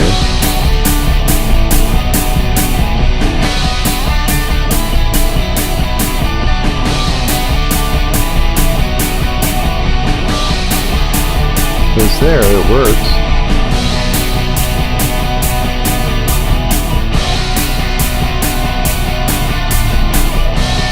Yeah, it's very raw and nasty. It's like fucking. Well, here's the thing: is this Motorhead, right? So it's like that's what I thought. You know, everything's got to be just like not shredding. You know, just really messy. You know, dirty kind of guitar tracks. You know, there's a certain style to everything. If you don't follow it, if you don't do you know, like this kind of, for that style needed like that really little bit of distortion only and just hammering on a few notes and being kind of sloppy with it and getting more of a feel out of it, an old 70s feel out of it or something. Yeah, I think 70s, I don't know what you would call it. Something, you know, something. But this might not be what they're looking for. We'll find out. We'll figure it out. Let's close this. And close that. Instagram, close that. Now let's go over to, let's pull up our LMMS again, because it's just really cool. There it is. I gotta get that down. Every time I see it, I think large language model. It just fucks with me every time. Yeah. Okay. So then what do we got here? I've never used anything here yet for any kind of mastering or whatever. We're going to find out what we can do. First, let's just clean this out, remove all this stuff. Because until we need something like this, there's no use of it just sitting there. It just clutters it up, right? Now let's try this. See if we can... No. Let's see if we can bring something in. Clear, clone. Let's try this. Let's just drag something in. Now we're gonna fool around and see what it does. Nope. What if I do that? Drop it onto here. File. What if I edit? Is there an import? Import. Oh, we got MIDI, RMI. Okay, that's not it. Because we need to import. Let's see, all file types. Splatterpunk music. Where is it? Dog inspired wave. Open that up. Did it do it? Oh, not responding. Wait. No, I don't think it likes it, dude. No, force quit. No, okay, so you can't actually bring an audio file into LMMS. So it's all just it's basically all MIDI and or something, or I'm just doing it the wrong way. Okay, you guys are like seasoned LMMS users. You're gonna have to jump in here and where are we? And tell me what it is that you guys do if you were to bring in audio tracks into here. Let's see here. These are effects. So I'm thinking sample track, right? I know you can, but I only ever work with the piano roll. Never once in my life brought an audio track in an audio track. No way. Okay. Well then, yeah, it's basically this sucker is just a not just. It's all for sequencing. You know what I mean? That's what I'm thinking. It's a sequencer, which is badass. Am I missing out? I don't know. Well, so we could do a quick. Let me check. Let's ask the. Let's ask AI.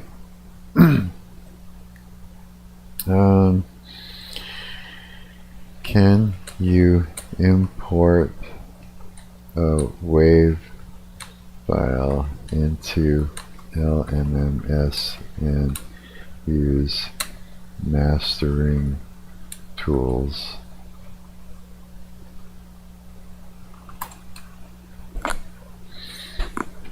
Yes. It supports importing WAV, OGG, FLAC formats, which can be processed using built-in effects third parties. How do they do it? Importing a WAV file.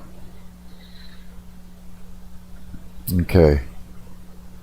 Alright, what does it say? Here, hang on.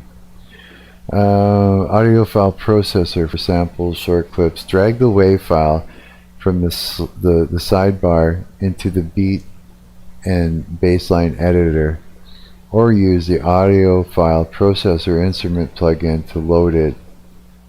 Oh, to load it. So, okay, so that's the whole thing. Audio file processor instrument plugin. So we gotta look for that. It's a plugin. So how do I make that happen, you guys? What do we got here? What's this? Instrument plugins. Audio file, here we go. So we're gonna drag it. Drag it in. Yep. Here, let's get rid of these fucking things again. Remove that. Remove that. Okay, well, look, we're doing a thing, man. The track. Okay. So now, let's see here. Save effects. You think it would be in here? Maybe reload it from here. Enable loop, ping pong. Sample, continue sample, audio file processor. We got save. This must be miscellaneous. What's this? Plugin, envelope, chord stacking, effects, MIDI settings, miscellaneous. Processor, general settings. There's gotta be a load. Where do I load it in from? Master, assign, input, output. We're just clicking around to see if we can figure it out. So it's going to be in here somehow. Okay, let's have a look.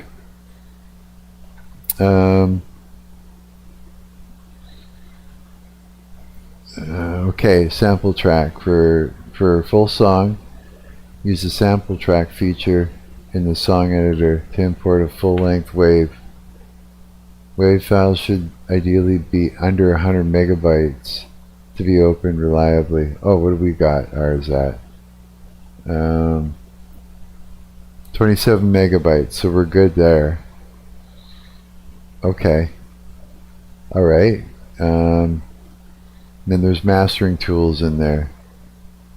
Key tips for mastering waves. Use the effect channel route the sample track to a mixer channel and add the okay, blah blah blah blah blah.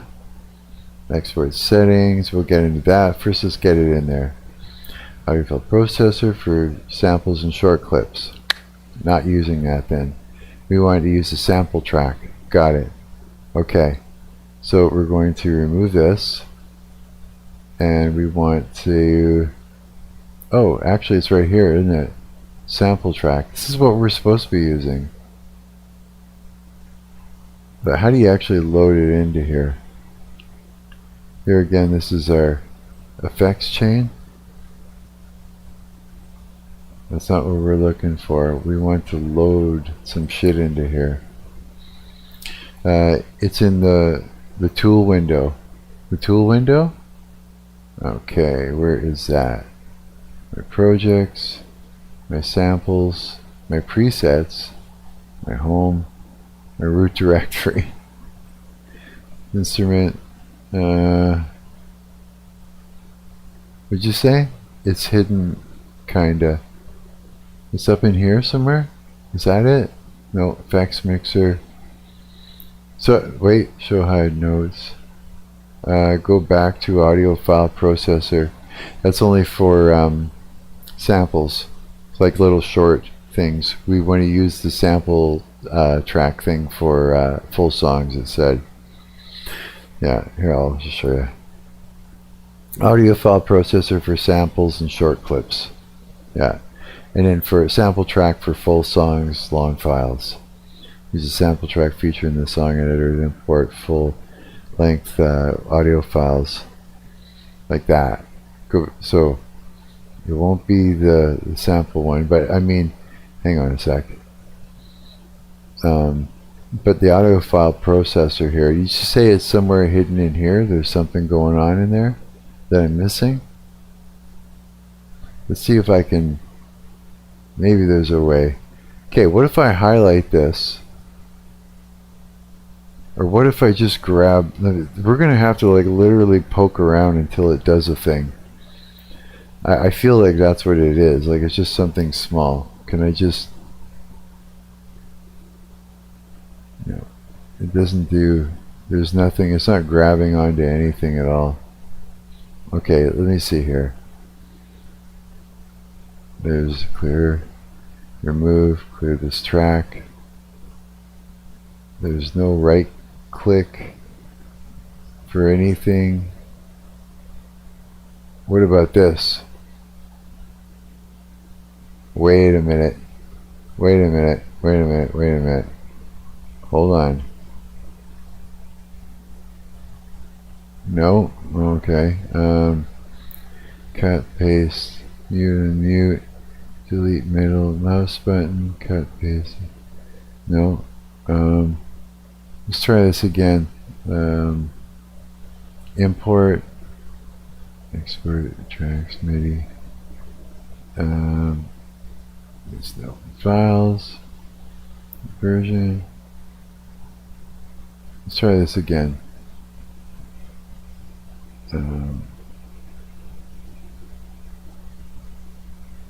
Yeah, this is just gonna crash it. This is what we did last time.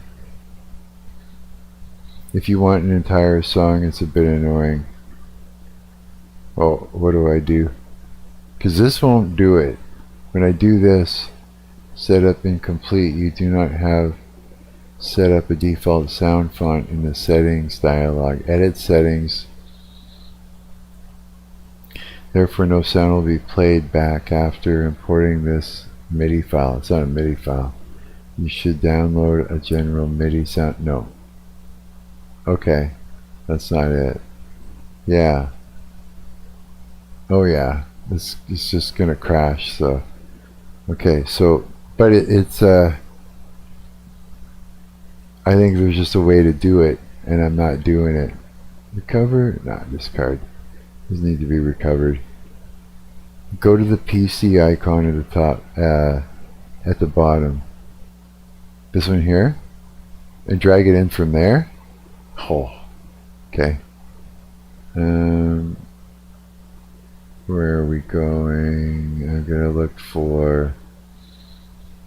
It's just literally showing my whole fucking thing. Why am I lost on here? Home. Desktop. Get over here. Documents. That's it. Desktop documents. LMMS. And projects. Splatterpunk. Dog tracks. There it is, right here. When I click down it and hold it, it does it. Now just nav to your sample folder, drag drop as a track once you find it. Just like that. Look at that. And then you gotta actually like pop that in there, or here, I'm gonna remove this. Now let's clean this up. Now that I got it in here. Okay, so nope, I guess you don't have to do that, or you do. I don't hear anything. So what did I do wrong?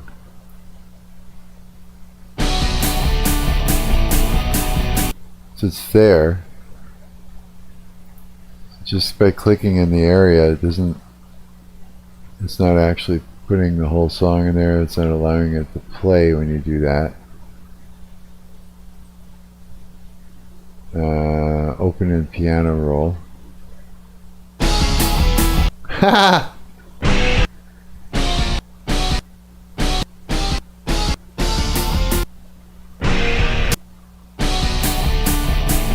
Is that it?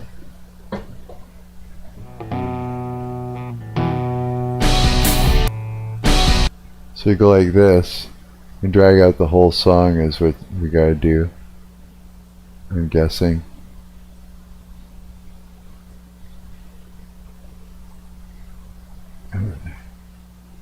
However long it, how do I know we get to the end? It'll just stop, I imagine.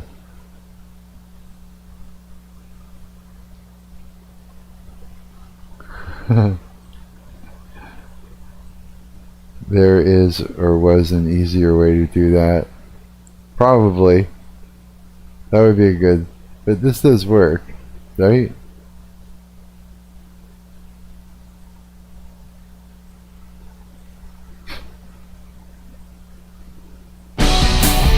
It does work. Okay, let's go.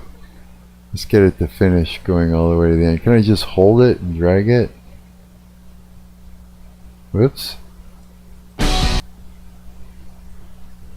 It's kind of cool that you can change the key like that. But holy shit, hey? Is there a way to... Oh, here we go. Let's do this. Let's go even further. Let's go even further. There. Wait, doesn't it... How long is this song? Where does it end? Is it just going again and more? I know it lets you choose a scale. I know, right? A key, which is also cool. You can also lay it down whole chords at once. Holy shit! That's actually hilarious.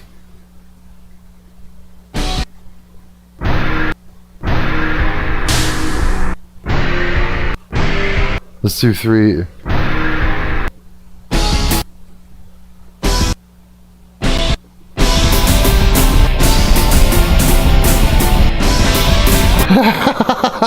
Right? Yeah, that's hilarious. Okay, but when does it stop? Is it just like gonna loop itself or something? Some shit? I need some sort of indicator that we've stretched it out to its full length. You know? Maybe it has something to do with it. No, we have to always start it from the beginning, eh? Yeah, that's the only way. Okay, we'll just watch it, and when it gets to the end, we'll go and find out where that is.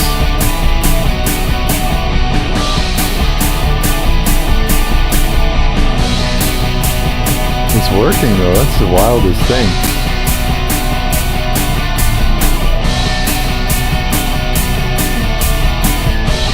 This is hilarious. Just total old school shit sounding.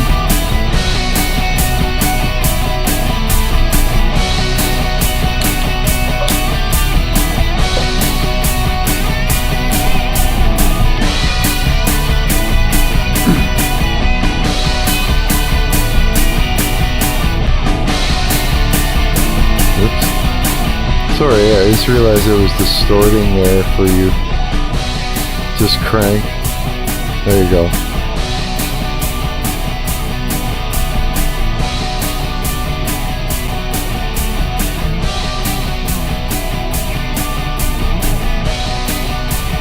We'll count the numbers when we know where it ends. It is too bad that you can't scrub it. You know, scrub the timeline. That would be good.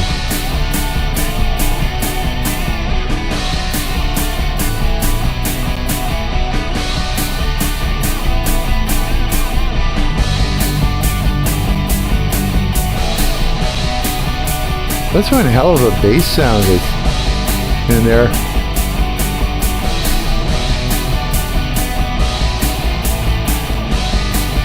The frequency is very low. Very cool, I think.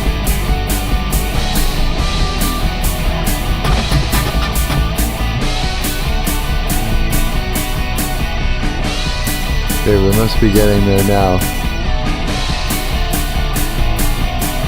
So we're going to...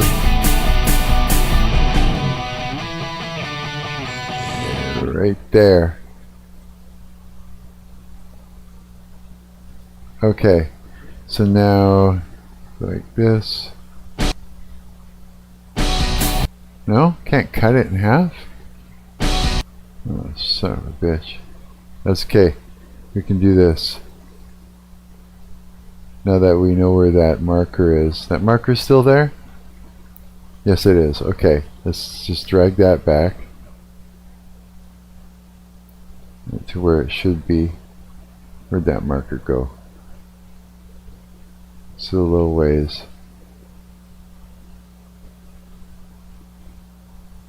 I don't want to lose my spot. It's not like you can just play it from a certain point in the song. You literally have to start the damn thing over again. That part does suck.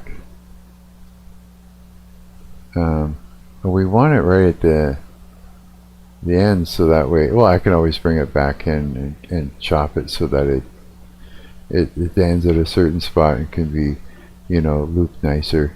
But it's there, it's in there. Okay. And is that the keys? Make sure. Yeah, that's it. Yeah. Okay. So now, let's go back to 100% here. And close that. There she is, in all of its glory. Ooh, long too. Yeah. Let's do a quick. Let's save this. Let's save as. We're gonna call this not just dog inspired, but we're gonna call this mastering dog inspired, and save that one, because that's the one we're doing now. We're gonna try our hand at mastering this. So let's see what kind of tools we got. Mastering tools in LMMS. Once imported, you can route the track to the FX mixer to use mastering tools. Okay. Native tools, LMMS includes built-in effects like the fast look-ahead limiter, okay, compressor, and various EQs. LADSPA plugins. LMMS supports LADSPA plugins. Example, CAF plugins for high quality limiting. Oh fuck. I'm sitting here going, what's wrong with me? I'm like, I'm fucking late on taking my morning meds. No, I'm not. Not too late. It's only 7:54. That's about right, yeah. God, you can never forget to take your meds. Should never do that. 'Cause then you get all these fucking weird side effects. Not side effects, but withdrawal. And God, it just sucks. Guys, here.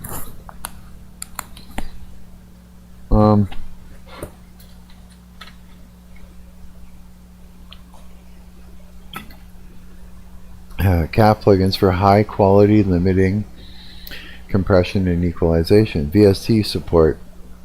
You can use 32-bit or 64-bit VST effects for mastering, such as Varic TDS saturator or isotope ozone elements.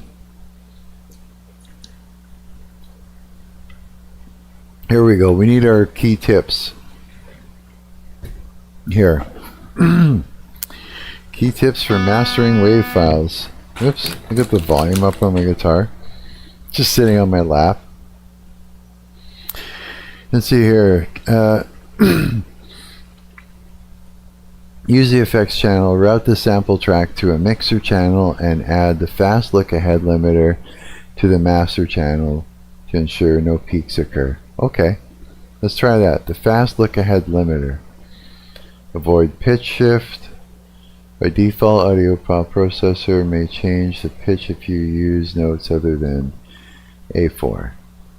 Use sample track for audio that needs to play at original speed. Export settings. When you export your mastered file, select 16-bit integer default for best compatibility rather than the 32-bit float to avoid potential bugs.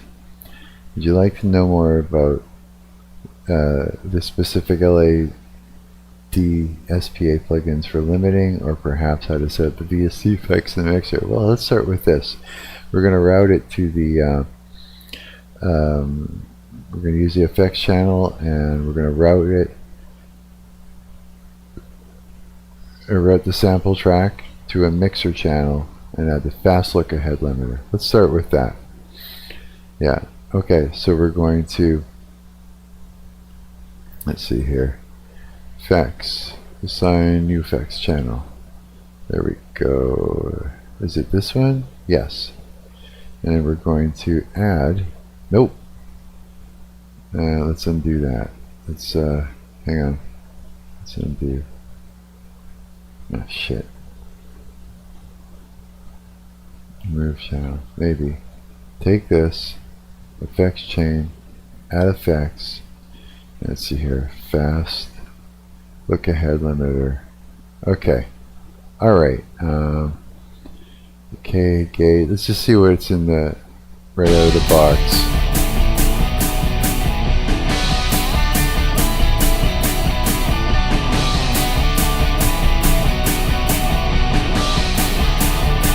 No, without it. This is without it. Now let's add it. Controls. Input, limit, release time.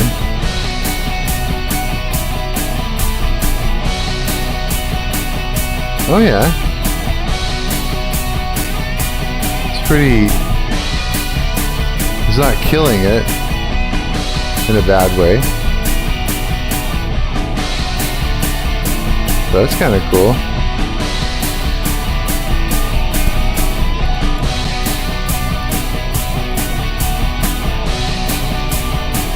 I swear I can feel bass rumbling around my legs. It's like creating some sort of a, and there's no speakers going on. It's creating some sort of phenomenon where my body is perceiving it as there being bass that's moving my body. Yeah, it's really weird. Okay, so there you go. So there's your limiter, right? So that way there's no peaks and stuff. We don't have to peak anything or fuck with it. It's pretty much there. It's just to keep it clean. Let's see here. What do we got in here? Neutral effects like that. Look ahead. Sports plugins, cap, high quality, limiting, compression, equalization. I don't know. Again, equalization, I can't really tell what's going on, so it's kind of difficult to do anything like that. Know what we should do? We should just export it. Let's see. Yeah. Oh my god, it's way convoluted now. Does it sound fucked up? What do you mean? We should bring you into the Discord. You want to come into the Discord? Court? I'm going to start a call. Whoops. It's general. Yeah, I'm starting a call up so I can get you guys in here so we can talk while we're doing this. Does that sound good? I can real quick, yeah? Okay.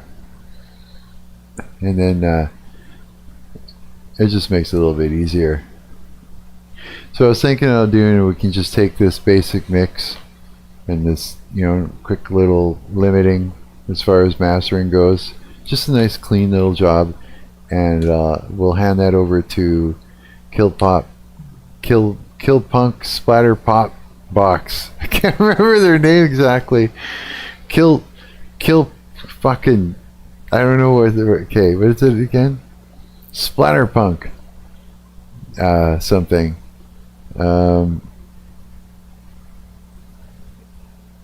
Kill Pop. Yeah.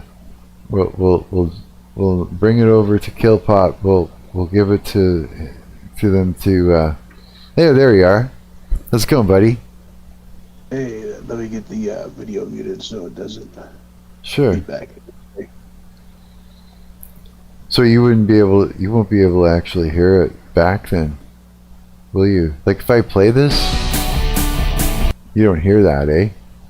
When I played it for a second. I was going to say, when you were listening to that last change that I made there, does it sound all right? Is there a problem or anything like that? Because I can't actually. I can only hear so much of what's going on, right? Yeah, I didn't hear too much. I didn't have my headset on though. At that time, I had everything going through the PC speakers, or the monitor speakers. But how'd that sound coming through there? it was fine. I mean, it's just kind of general audio. Can't really pick up like any kind of weird artifacting unless it's like blaring, and then even then it's like distorting the speakers. So right? That's what I mean. It's not ideal. Not at all, no. Okay, well then, this is what I'll do. I'll export it the way it is, and we'll give it to Killpop, and let them let me know kind of what they want to hear different. It's sort of like a presentation, eh? Like if I were to play, I'll show you what. I don't know if you know the name of the actual band. I don't even know if you're going to be able to hear this if I play it, but let's see here. It's called Dog Face by Motorhead. Oh yeah. You know who that is? Yeah, that's basically. Yeah, well, that's what Yeah, that's what we're using for inspiration. You know what I mean? Yeah. Anybody that's not heard it before, I'll play a few seconds of it. It almost sounds like the damn song, because we're doing double time and half time. You know, with the drums, it's the same tempo. The riffs are kind of similar. That's not it. It's not Dogface at all. There it is. This is the one. That's not it either. What the hell am I talking about? Maybe it wasn't Dogface that I listened to. Maybe it was In the Black. In the Black. Maybe that's what it was. I figured out the convoluted process of importing. Oh hey man, what's up? This is the one. I don't know if you guys can hear that. It's in the. Actually import the track into LMMS. It's annoying how they do it now. You can't just drag and drop, but I figured out how to do it. You did, eh? Really? Yeah, just dragging it over from the directory. Perfect. It's just like, yeah. Fuck, I'm stoked. I know there's like sample tracks and stuff. There's what? Yeah, it's like through the orange. sample. Yeah, it's through the sample track. Used to, what you could do is you could just drag and drop over, and it would open that by itself. Let's see. Here, let's export this. We're gonna But export. now it defaults to that sample tool. Hang on. I'm gonna Drop thing. I'm gonna export this, and it's in the. It's not even Dogface. It's In the Black. You know that one, right? By Motorhead. In the Black inspired. There we go. Yeah. So I gotta change that whole thing. Okay, export as loop, remove, and silence. Yes, please. Since medium, sync medium recommended. Oh yeah, sample rate. What did it say again? 16-bit instead of 32. It gave us here. Let me go look again. It gave us some tips here. Select 16-bit integer by default for best compatibility rather than 32, and you won't get any weird artifacts. So we're picking that. The same sample rate, 44-100 that we started with. Interpolation, sync medium, oversampling with care 1 times. Export between loop. We don't even need to do that.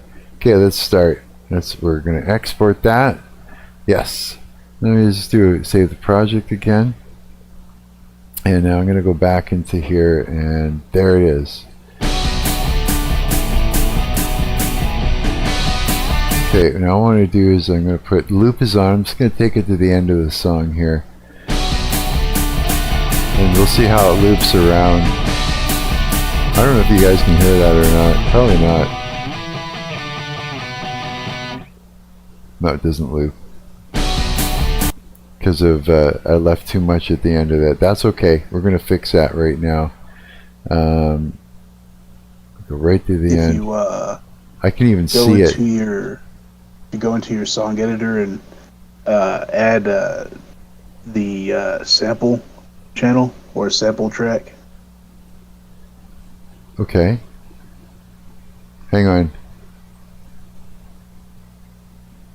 Let me see this. Right there. Okay, let me try this again. Hang on. I actually got it. I actually have this under wraps now. I just wanted to... I wish I could just play it right from where I want to play it though. Okay, that's okay. Let me re-export this. Make sure I don't have it open in another thing. I'm going to re-export this. Save that. Yeah, save over it. Yeah, start. What we're doing, I just want to cut off that very last little bit of what do you call it, of audio. Make sure it's not there. And it's brought it right to the end. Okay, we can still cut a little bit more off. So we'll go back into it again. We'll go back to our piano roll. Let's take it to here this time. And let's export it again. Just re-export it. Nice and clean, easy to do, yes. 24, nope, 16-bit, please. There, oh boy, you gotta watch that. 16-bit. Done. Okay, let's go back again and have a look. Let's see if we... No. Almost, we're getting there. I don't understand why yet, but... Okay. It doesn't actually understand the silence thing. Let's go right to here. How much is it cutting off? Let me bring this right to the end and see what we got going on when I do that.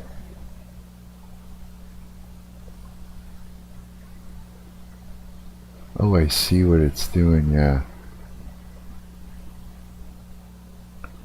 You know, there's not much indicator as to where, like if I do this, it should probably, okay, hang on, let's try this again.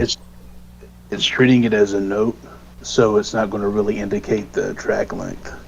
Because Yeah. it's just going to keep stacking onto the track length depending on the note, so it's always going to, be... Right. That means, hang on. Right, so we go like this. This is where we're getting it. Audio file processor. Okay, so it's there. It's somewhere in here that we're going to have to adjust. That means right here. I think this is the out. Yeah, right here. What I was trying to get at is if you create a new sample track, you can open the audio file directly and it will automatically adjust as a clean track like it does in Audacity when you import a track. Oh, okay. It's just not as straightforward as it used to be with the drag and drop. So open another sample track? Yeah, you'll see that little icon at the top that looks like a waveform and a plus sign. Yeah. So open that up. That should just do it. And then what? Drag something and then on that very left box, right? The, like sequencer, click that on the sequencer. Oh, in the sequencer? Yeah. Left box. Okay, hang on a minute. Wait. You're talking about the song editor, right? Yeah, in the song editor box, you see that all those blocks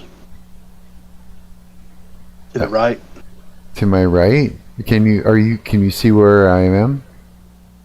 Can you see what I'm doing? Okay, so you'll see like sample track, volume, and then that bit, all those blocks to the right, that's the sequencer. Okay, so then what do I want to do?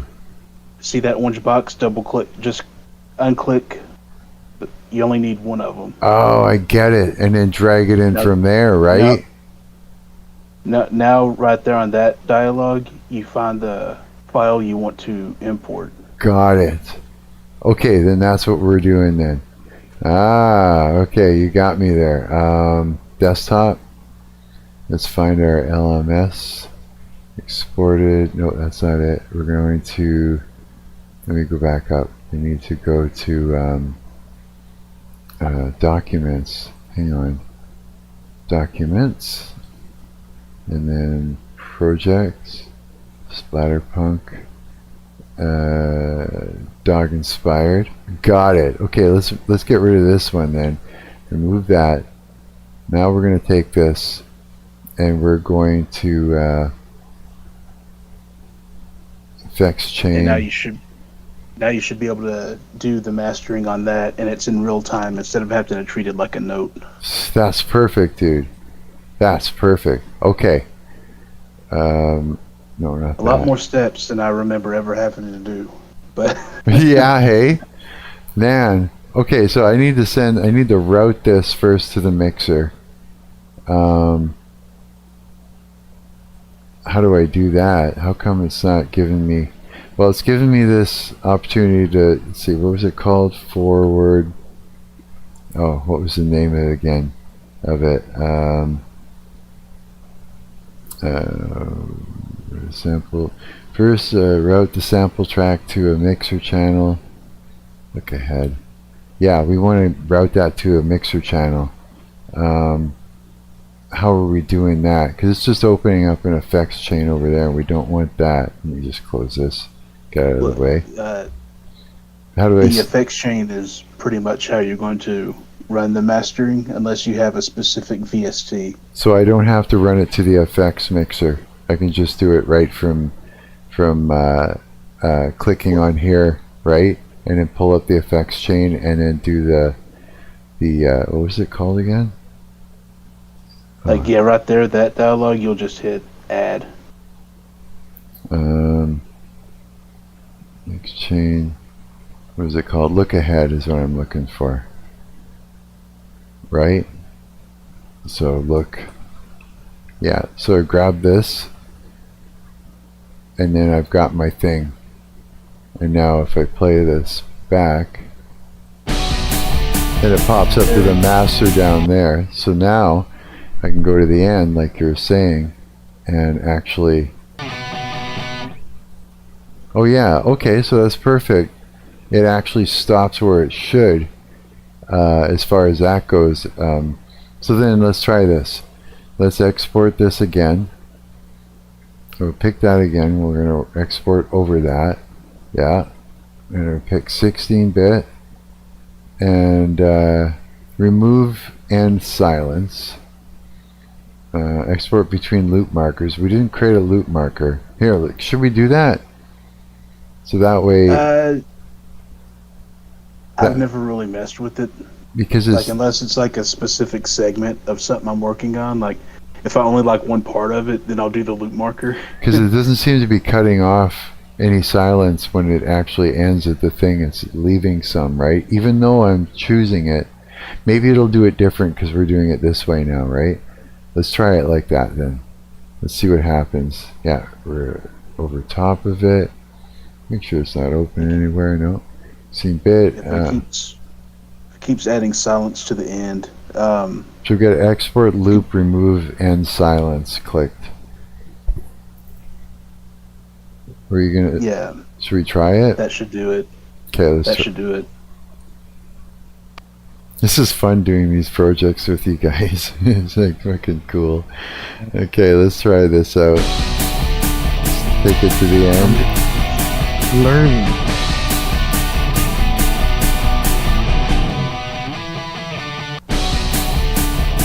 Oh, it actually cut some off, didn't it? Let me see.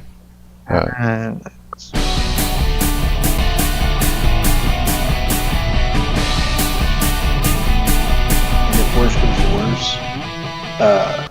Once you have it mastered, and if it's still like not doing it just right, once you apply your mastering to it, you can open it again in Audacity and get real granular and just trim it that way. Right, you're right. Okay, this is what I we're usually gonna do. just default to Audacity when it's giving me trouble. Okay, then Makes we're things a gonna lot easier. try this without removing anything from it instead. So let's do that, and then we'll bring it into Audacity afterwards if it gives us trouble right now. Let's just take it to the end.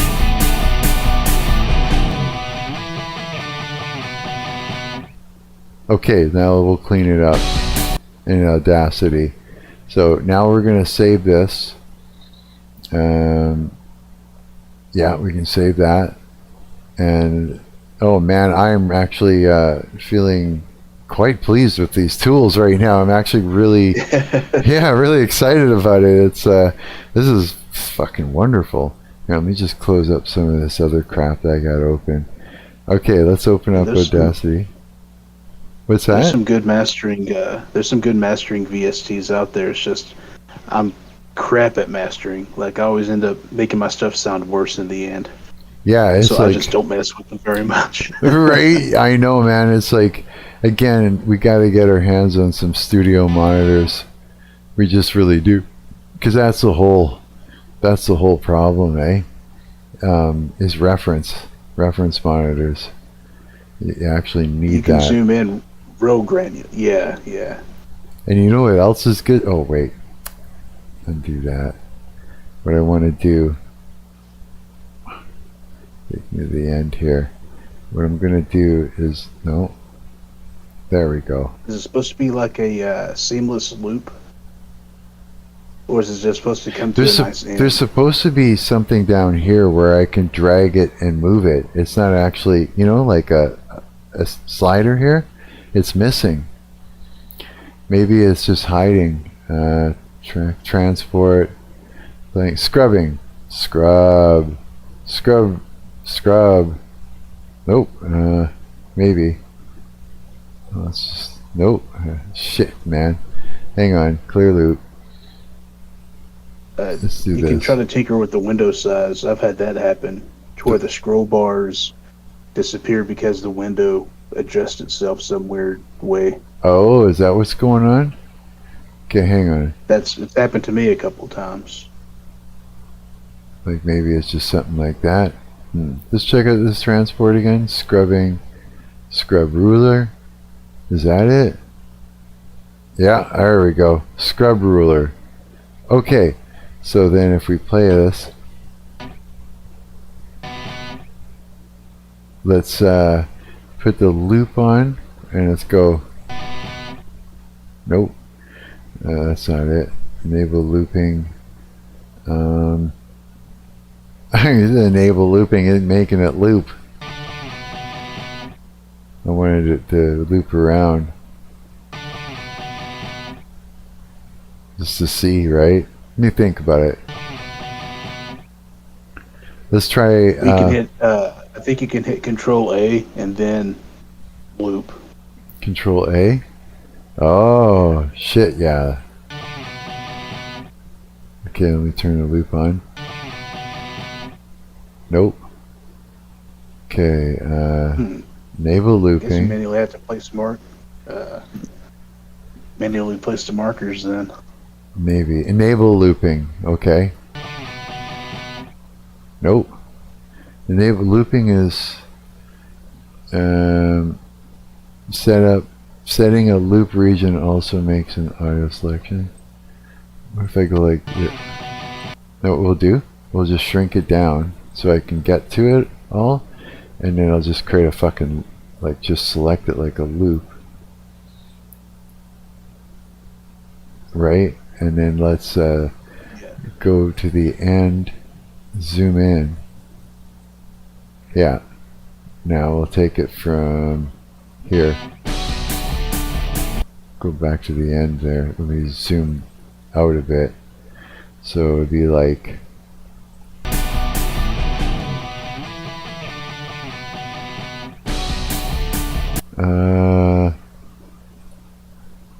hang on, make sure it's tempo's correct.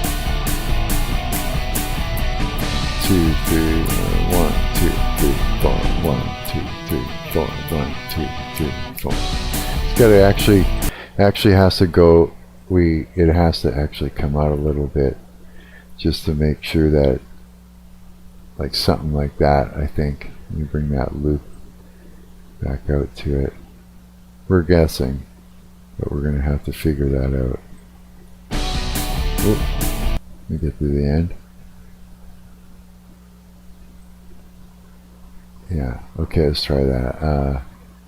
3, 4, 1, 2, 3, 4, 1, 2, 3, 4, 1. Something like that. That would the timing would be correct then. It does leave some space, but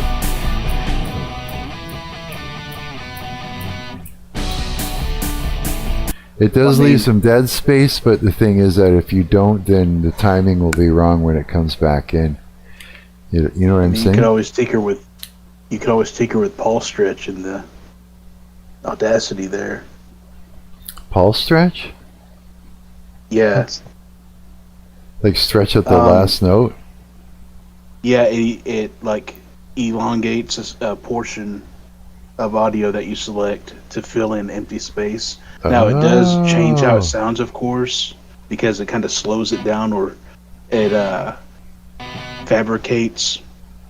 I don't know what you would consider. It's not really like sustain, but it just fabricates to fill in extra space. Let's do this and okay, add new stereo track, and we're going to paste that in like so. And then I'm going to do something like, no, hang on.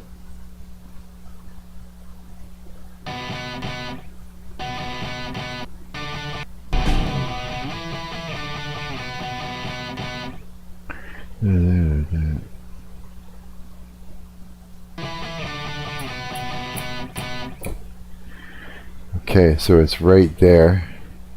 Now we'll cut this in, and then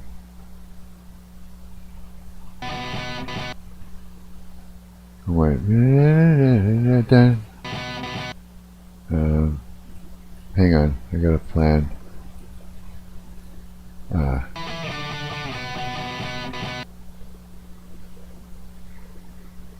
It's a little late.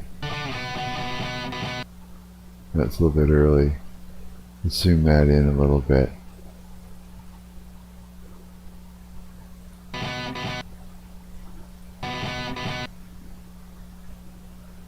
You know what we do? Take this, bring it here, I think it would be.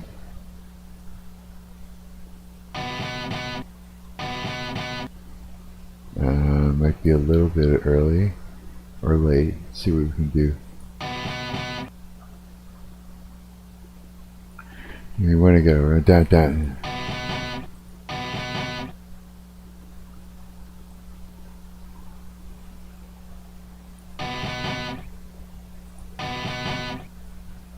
Now, if I just zoom out a little bit.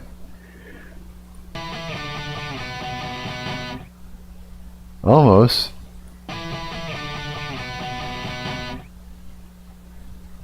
It almost sounds like he's hitting another note. Now, what if I took this right here, and we tuck that in over to here? Haha! Did you hear that? It's like just hit another stroke.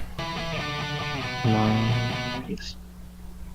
So now, if we again we enable looping, we should get, let's go to the end again, let's zoom out a little bit. So we got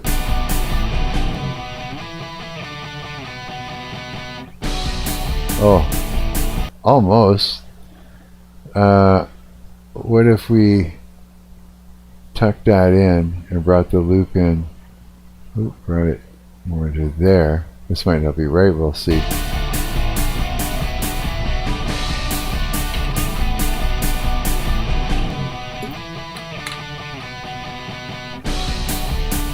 Almost.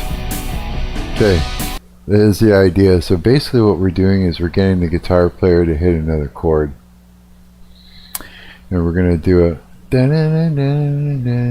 alright, back in, you know, like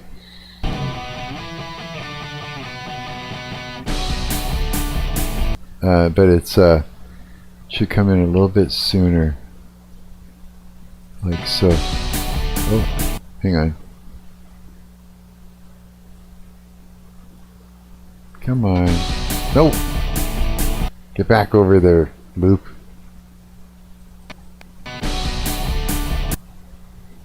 If I could just get this loop to go into place. There we go. Almost. Hang on, it's hard to tell until you back it up and get the riff.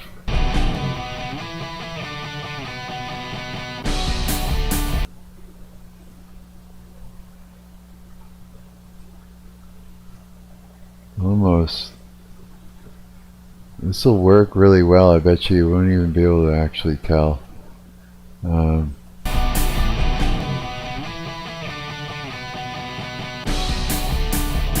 Almost. You see where I'm going with it, eh?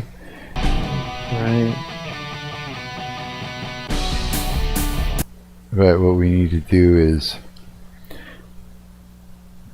this actually, we're going to zoom in a little bit so I can, yeah, we got to get the loop in place. There. I'm gonna And then see the vision. you can see the visual, eh? That one, then that one. Gonna... You might even be able to do that with it. And then we can blend these two after the fact. Oh yeah, there you go already. You go back to that and zoom out a little bit.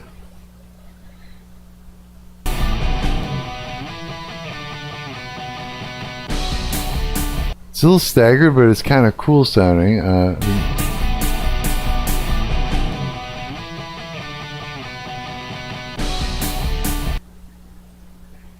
It's not perfect, but it works. It does work.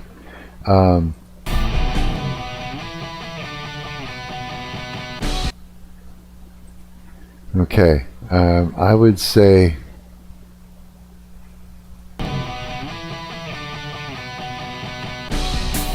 it's good enough. That's what I think. Here, let's export it. Export audio.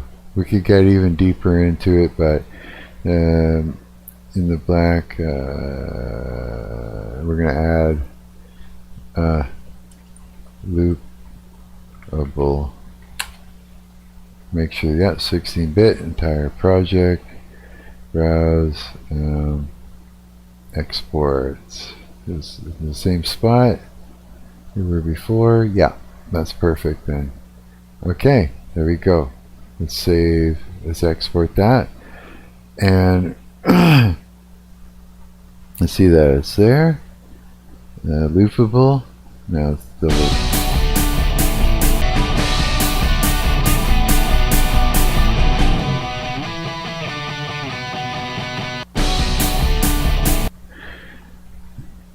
That was, oh, no, that wasn't actually.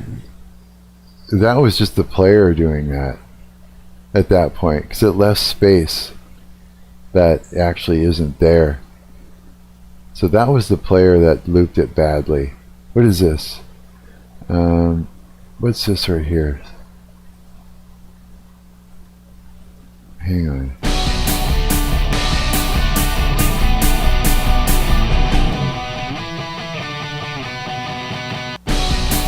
Yeah, it's just the player that's hiccuping when it does that.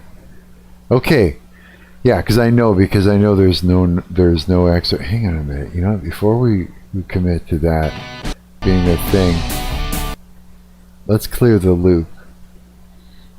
And And let's take it all the way back to the beginning. And then we're going to export one more time. That way there's nothing getting in the way or messing with it. Browse, we're going to do the loopable. It's not open anywhere else. Okay. Save that again. 16-bit, 44, stereo, entire project. Trim blank space. No, we got all of that out of the way. Yeah, okay, let's export that. Yeah, export over top of it. And it's done that. Even if it hiccups in the player, we'll find out. We'll get Killpop to look at it.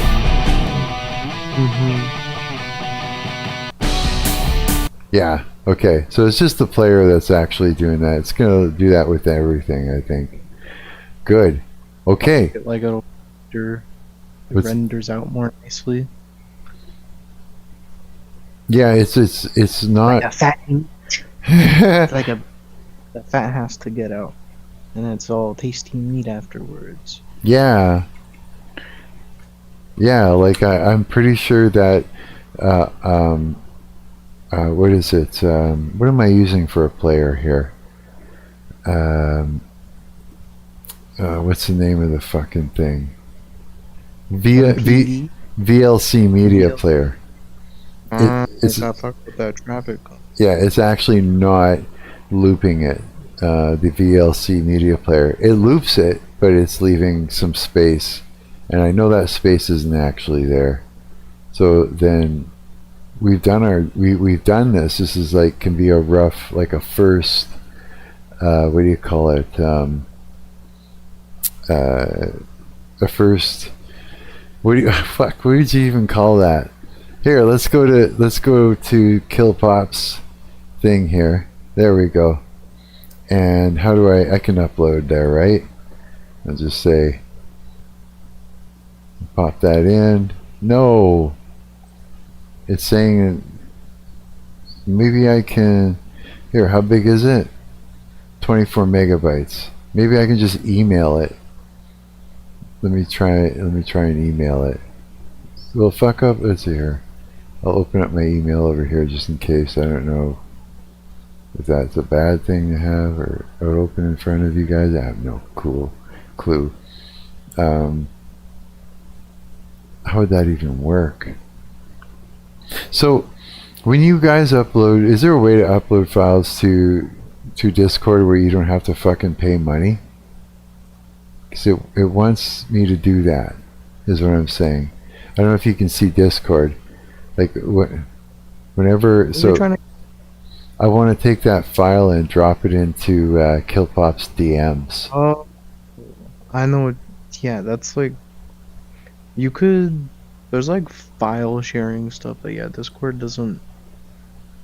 They don't like you using more than 10 megabytes or something. Oh, okay. And we got 24.7. You have a gift for me? What's that? Yay! I have a gift. What is it? Open gift. Woo! Accept gift. What is it?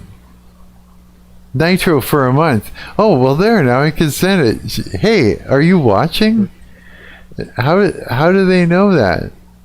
Please confirm your... I think that's just like how they're trying to get you in the door, right? Oh. They get you in the door. That next month they charge you for it. Well, they don't have my anything, so I can actually just say no or whatever, right? Well, then I could just drop this in here, right? Yeah, there we go. Okay, first draft, I based it off of the in the black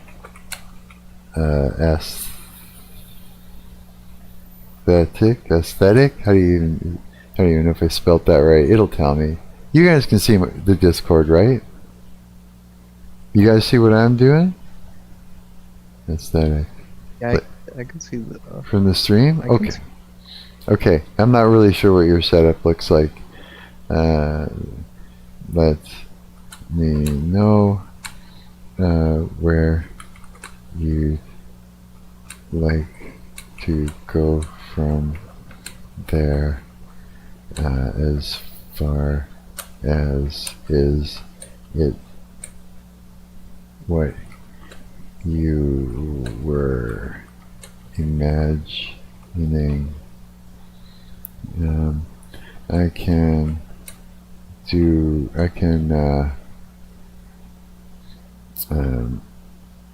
dial it in from there, or do something else if you like, or add on to it, or whatever you want. So this is a rough mix and mastering. Let me know. There we go. So I said first draft, I based it off of the In the Black aesthetic. Let me know, something is spelled wrong. Let me know where you'd like to go from there, as far as is it. What the fuck? Like, go from there, as far as is it what you were imagining. Oh, as far as is it what you were imagining. I gotta go and add a question mark there. There, and then we're gonna like that. I can dial it in from there, or do something else if you like.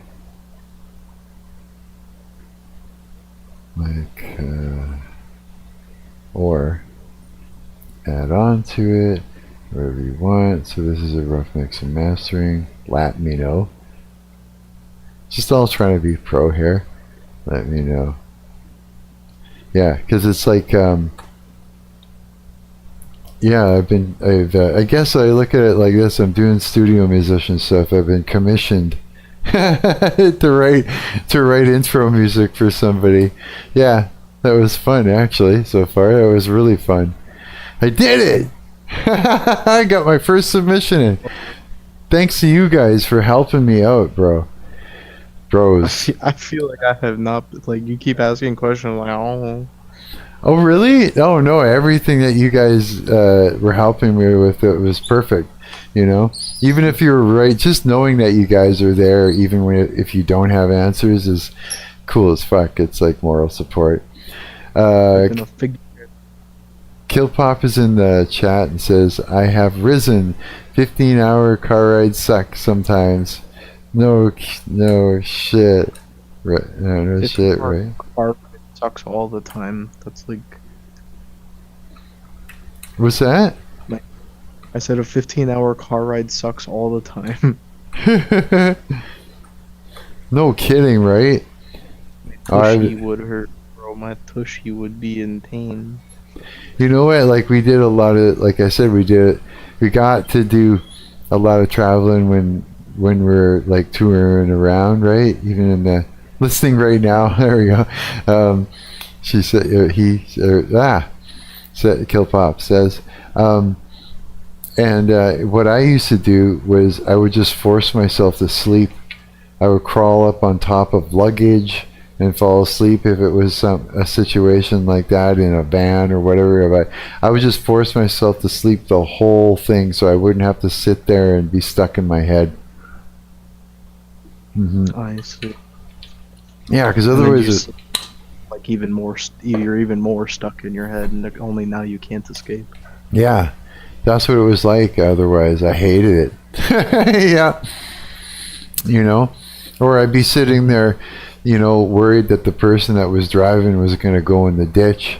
You know what I mean? Like, fuck up and go in the ditch. Especially like sometimes we would rent like modified old school buses to travel in, and so it would be like like maybe 2 or 3 rows of seats at the front, and like that would naturally be there, and then there'd be like a wall, and so the gear would be on the other side, and on that wall itself would be like 2 shitty, you know, rough put together with you know, like wood bunks that you could lay down and sleep on and stuff like that. It would be all rough and everything, but we would travel around in that shit too.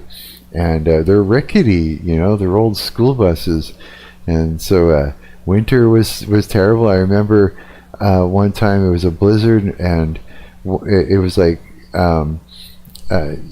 2 of the band members were taking turns hanging outside of the side window with something, just removing the snow like a fucking big windshield wiper kind of thing, because you couldn't see where the fuck we were going. It was that bad, yeah.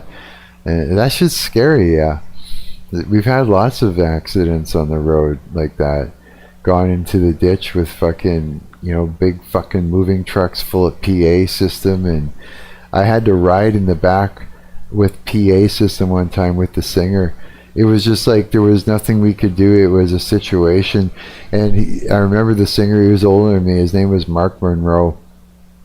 And he goes, Mark, he's like, because we're both Mark, yeah. He goes, Mark, he goes, you know what we're in for here, eh? And I'm like, what do you mean? And he's like, you're down for this, right? Because we could, anything fucks up when we're dead. Like, this PA will kill us. Like, all this equipment, like we were literally sitting on PA stacks in the back of this truck, and it was all moving around and shit. He goes, if they fuck up at all, they get into an accident, we're dead. And so just so you know that, you know, we're in for it. And I'm like, fuck. You know, so we both chose to do it, and luckily everything was fine. But, you know, there was, yeah, I could tell you stories, boy. Yeah, shit goes south real fucking fast sometimes. I'm gonna turn off that guitar mic for now. There's not all that extra audio. I'm gonna put my guitar down for a little bit. Yeah. Oh.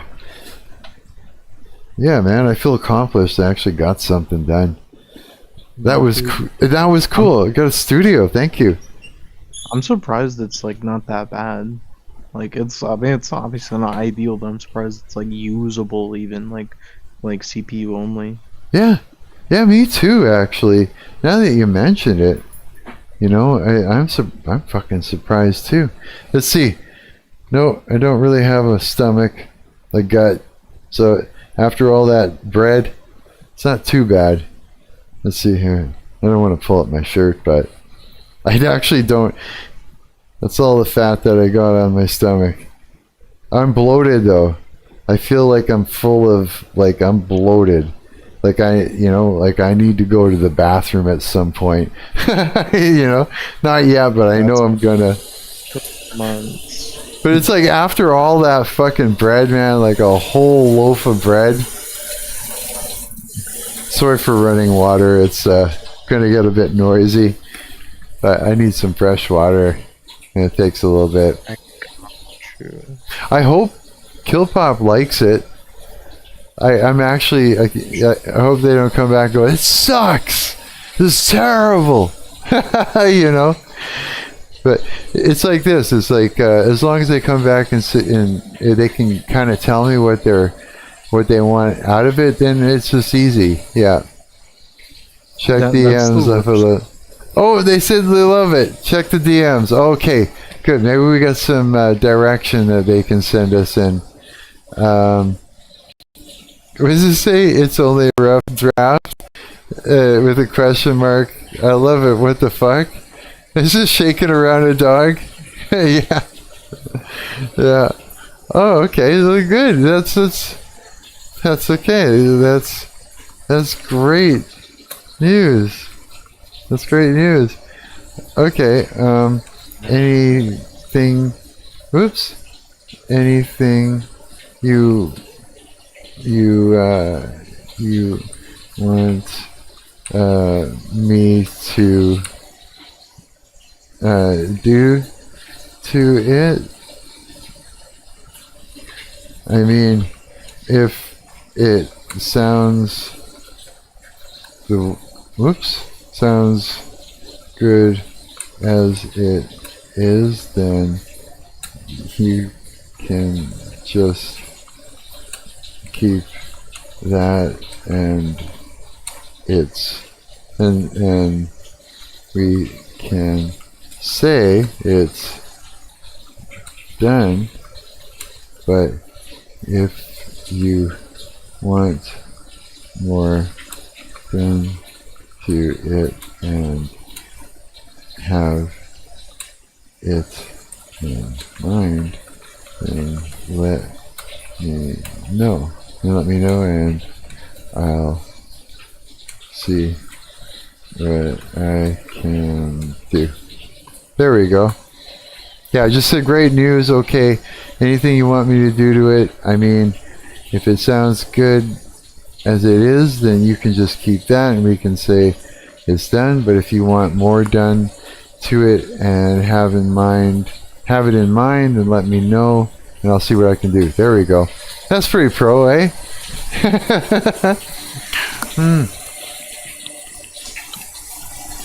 You know what I haven't done in so long? What's good? It's just straight up session work. Where, like, you know, a friend who's gone into the studio to, you know, into one of the bigger studios to record an album or something like that. They used to have buddies that would just call me up and say, "Hey, can you come down and lay down a solo? I'll throw you $50." You know? And it's like, right on. I think it's good as it is unless you have any ideas for it. Oh, well, fuck. We're good then. You guys think that... Go ahead. I was just, because, like, I'm thinking about, what, like, commission work, like, what you're doing, like, right now. And, like, because I do, like, video editing stuff.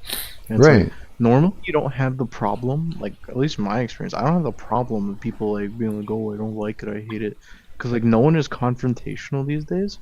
The worst problem that I get, like, somewhat often if I, like, do work and I didn't know what they want and they don't like the work I did, is like they say, yeah, I love it, it's great, and then I just, like, never hear from them again after that. They didn't want to be confrontational about, like, what they want. People get vague, and it's like, I cannot make what you want me to make if you do not tell me what you want. Right. And I noticed, like, I have friends who are artists, and they have the exact same problem.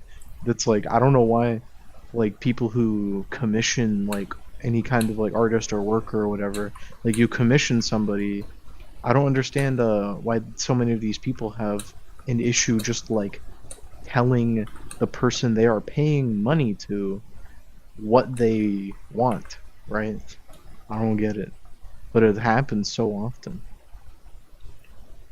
They just need to, like, speak up. You know what I mean? Yeah. Like their plan is to just, like, cycle through as many people as possible until one just by luck and by chance, like, reads their mind, I guess. Yeah. Here, I want you, hold on a second, to be able to afford it comfortably. To believe. They're asking me how much I want for, you know, like, to be paid. And I just said, so I said this, oh, how come I can't spell totally properly? Oh, it's gotta be 2 L's. I'm overhearing that stream and artists too. I'm always upfront and honest with any commission. Yeah, I just said, you can hear me? Okay. I was just saying, yeah, I just want you to, you know, whatever you want to pay me. And needless to say, I'll be using this for sure. Yes. Good. Okay, good. That makes me happy. Yeah, you just pay me whatever you are comfortable paying. I want you to be able to comfortably afford it. You choose. You don't have. It doesn't have to be a crazy price, you know. It doesn't have to be lots of money or anything like that. And that way, you know, I can do more for you. We could do more music as well. Okie dokie, slide over to your PayPal email, whatever. I'll send as soon as possible because I just got home from vacation. How do I receive money without my bank knowing that there's money that came in? Like, you know what I mean? That's a good question. Well, it's not going to be, you know what though? It's not going to be a lot of money. Can you do a kill pop? You can hear me over the stream right now? Because if so, let me know. And I was going to say, maybe you can, what's it called? Do like an e-transfer? You hear me? Okay, perfect. Can you e-transfer me the money and it'll just go into my bank account? I'm like, I don't even know how to go about doing that. I guess, yeah, I just give you my email or something like that, right? I think that's how it works. Yeah, I can. E-transfer works. Slide over your phone or email for that then. Slide over? Sliding over. Let me just give you my email. Okay.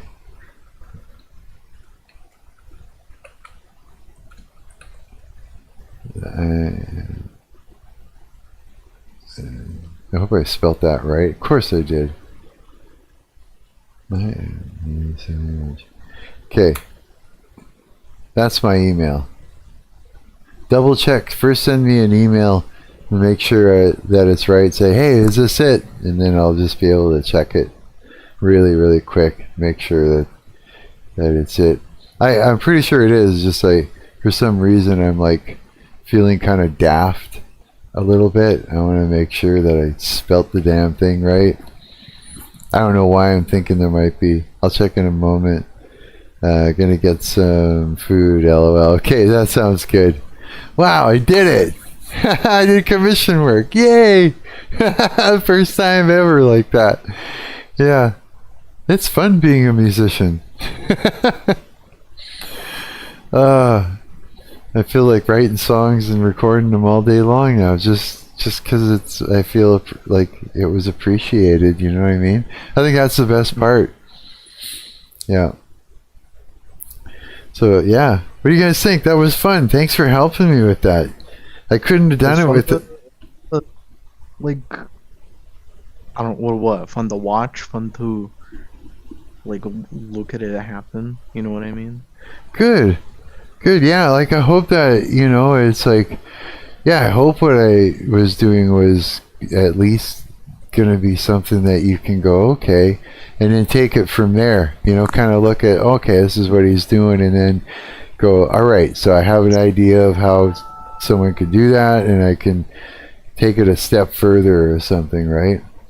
You know what I mean? It's like, because it's like a lot of like musical stuff. I noticed especially, it applies for a lot of fields, but I noticed especially in music, like, whenever there are people like who like try to guide you through their process or whatever, or like they're sharing their knowledge, it's like step one, buy $1,200 of equipment, budget friendly, you know what I mean? Yeah. It's cool to see, like, I know you usually have your equipment, but it's cool to see, like, okay, what does the guy do when he doesn't have the stuff? Like, what does he do when he has like a piano roll and Audacity? And that's right. it. Yeah, it's like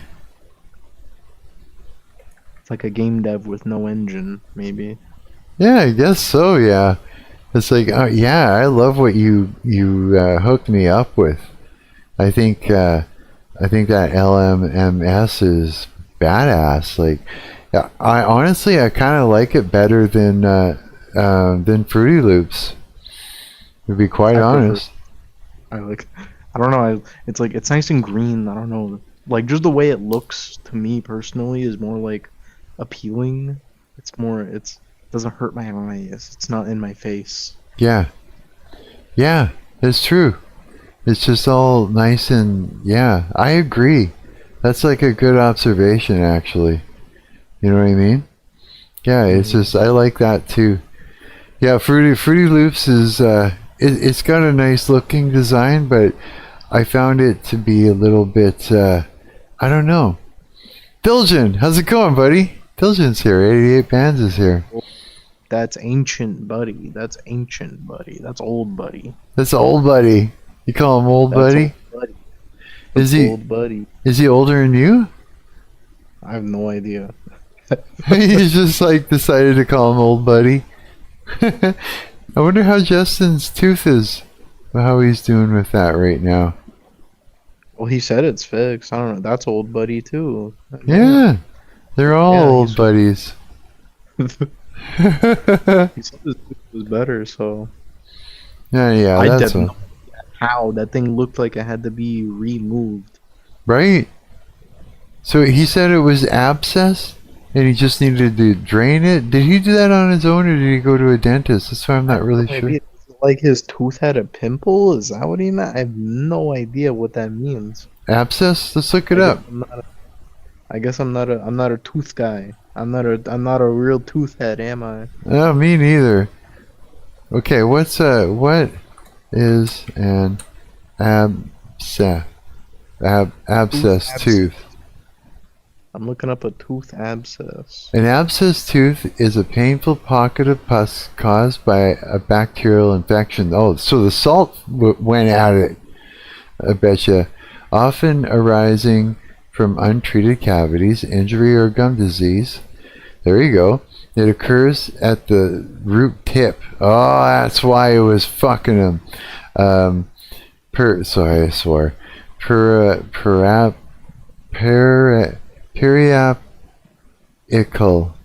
or in the gums, periodontal. Oh, fuck. Causing severe pain, swelling, and fever.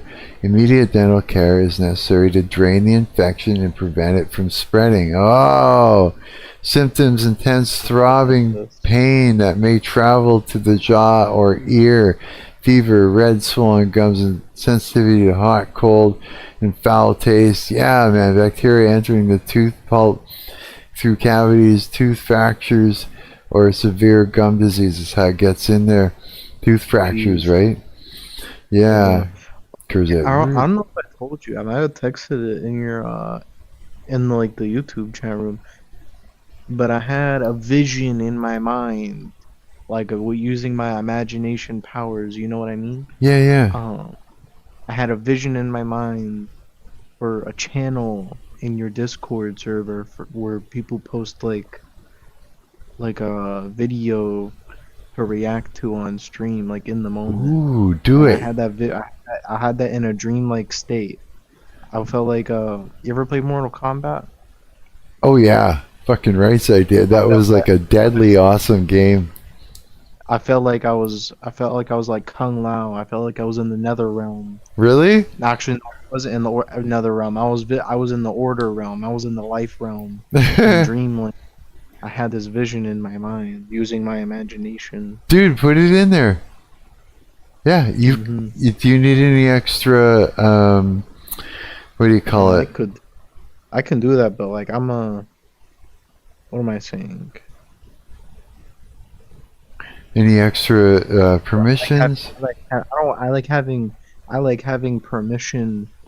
You know what I mean? I like having approval first. Oh yeah. Willy nilly. Oh no, you guys go for it. Yeah, go for it. Whatever you want to do. Yeah, whatever you want to do. You know, be creative. Do anything you want. It's like it's for us to dick with. You know what I mean? I made this reaction videos channel, and I'm putting something in it. Cool. I'm putting something in it. Reaction videos. This is what he had to go through. Oh, Scene. there it is. Let's look at it. That's nasty. Whoa. Hold on. How do I make? Let's make it big so I can see it. There we go. Wow. No way. He had to go into the gum there. Let me back it up so I can really see. So the Justin had to get that done. So I suppose that's what happened to him. So he's using a That might be pointy in like the video. So that's a pointy like scalpel. It looks like. Yeah. And he figured out. Look at that intricacy. Ooh. Oh yeah, look at that. That's gotta taste bad. Letting it swallow all of that. Oh, that'd be terrible. That's all in. It's like straight up infected blood. Wow. Whoa, look at it all. Lots of it. So he's having to really drain to like push on it. Oh Looks yeah. like one of those. You ever had like ice cream in school? It looks like the vanilla strawberry. Oh, you're right. Whoa, he's making a hole in there. You see that? It's not even. I saw the. It was yellow. Yeah, he's just swallowing that. I saw. Did he? Oh, nasty. Oh no, a reflex. Tummy trouble. Look at that. How are you eating? When does he know it's done? That's what I'm waiting to find out. This is awesome. I am really enjoying watching this right now. You know what? This is better. This is way better than Asmongold. I tell you what. Wow. This makes me happy to observe. This is great. Oh, nice job. Look at that. This is what a nice. This is great. So is he got a stitch at the end? Oh, he's gonna pack it full of gauze. Yeah, so he cleaned it up. He's packing it full of gauze. That's scary. Scary. I'm about. Oh, that's what's that? This makes me want to brush my teeth. It does, eh? Oh, is that ever cool? Nice. Man.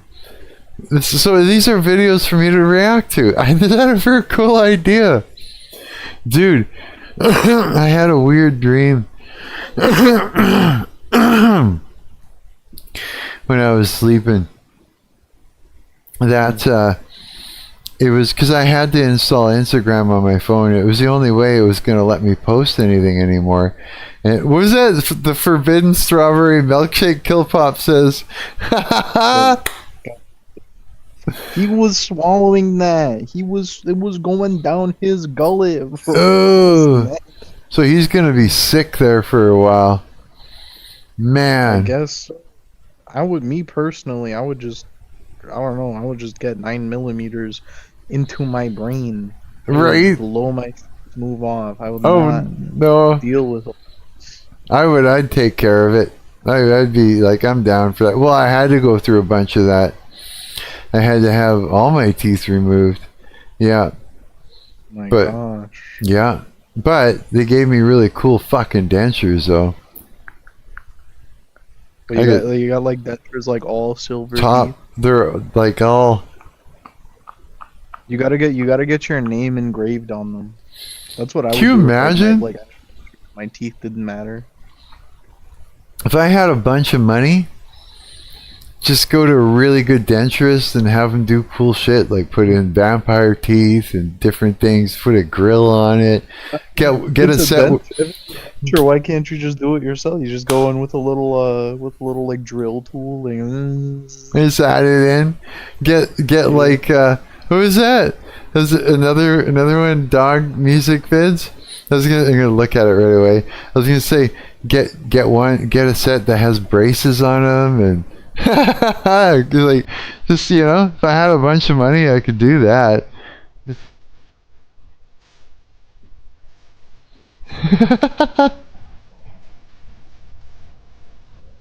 Holy shit.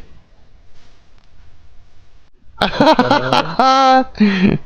I love dogs. Don't you love animals, man? Yeah, like I was talking to Killpop, I was saying, boy, I wish I had a kitten. At the same time, it would just suck because it would reek like hell. It would just be terrible. You know what I mean? That's interesting. It's like constant. Like animals are cute, but I've never like in the months after an animal dies, and like you have to like gauge like, oh, I'm sad, but you like have to like pretend that it's not like kind of nice not having to take care of it. That's true, right? Like, you have to like turn a blind eye for a little bit. It's a relief. It's a whole thing, eh? It's not just one thing. It's like all this complicated extra sort of sides to it all. Yeah, I like how you're able to zero in and pick some of those things out. I realize that that's something that you do. You know what? That's a very good skill. Not only to be able to understand things like on a psychological level, but also when it comes to creativity and music and everything. You know what I mean? Hang on, we gotta look at this, and then I gotta go to the bathroom. I got you. Ah, very well. Ah, the dog's playing for. Is this Swallow in the other one? Ah. Look at that. Look how cute they are, these damn things. Yeah, it makes me want a dog. It does. Hey, is it possible, like, can you actually, like, if I put up, like, if I went to general, like this, or even in the reaction videos, are you able to, like, post a video and hit play, and then we'd see it in the stream? Because I gotta go to the bathroom. I mean, it's good that you guys can talk with each other. I'm just curious if you guys can actually do that. I mean, like, you could, like, just, like, play the video and then walk away, right? Like, no, I mean, like, are you able to invoke the play button where everybody be able to see it on stream? I think the only way that could work is if I, like, streamed my desktop and you, like, were watching the stream. Perfect. And I just put it on. Perfect. I guess that would work. Yeah, take over. Stream your desktop, take over for a little bit. I'm gonna go to the bathroom and try and yeah? Okay. This is so cool, man. Okay, I'll be back. It's all yours. Alright. So wild, man. You think, what do I put on? What do I do to entertain you people? I can show y'all this video. I have this video. Wow.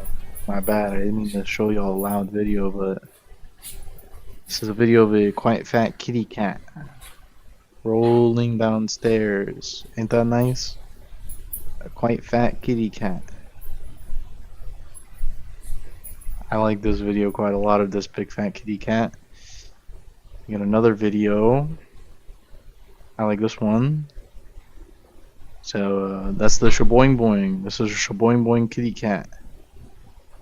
We're gonna watch this one a couple of times. I like watching this one multiple. Let's give it. We can call it having multiple passes. This is the Shaboing Boing kitty cat. Wonderful in my opinion. Wonderful in my opinion. What else? Y'all like my background? It's this is green. I call her Green Mary. Call her Green Mary. Do I have any other good videos? I have this one.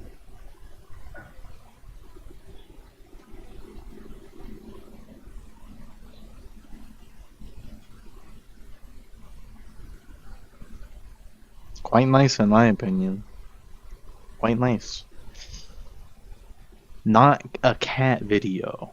Not a cat video. This one is a monkey. This one is a monkey. Be warned. Monkey time. Look at this monkey, y'all. He's playing with the hay. He's playing with like hay bales and such. That's quite a good monkey video. Now I've given y'all a monkey video. I think you are ready for a walrus video. Let's give y'all a walrus video. And this one needs audio.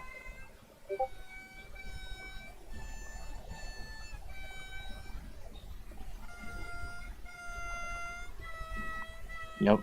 Walrus video. Ain't that nice? Ain't it beautiful? Happy birthday to you. Oh, I wonder why you are. Something like that. Dog video. We can loop back around to something a little more normal. I have a dog video.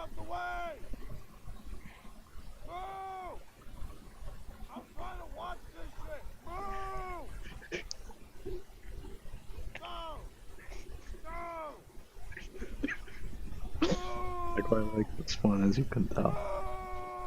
Pretty fond of this dog video. Let's see. I have this one. This one is of a seal. This is a video of a seal. Let's watch this video of a seal.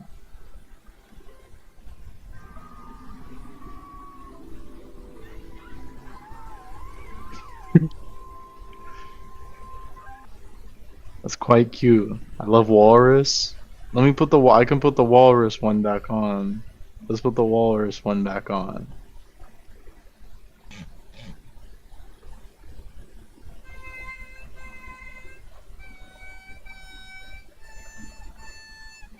Beautiful.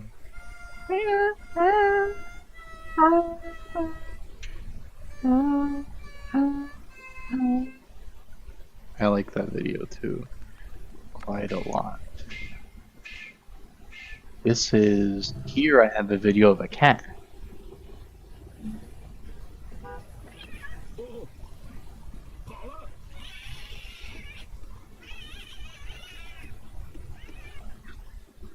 I wish I was cool as this walrus. I also wish I was as cool as that walrus.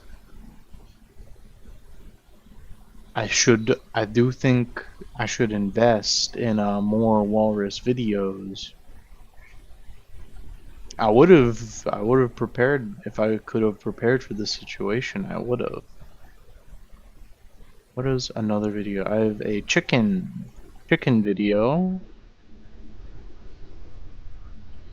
Chicken video.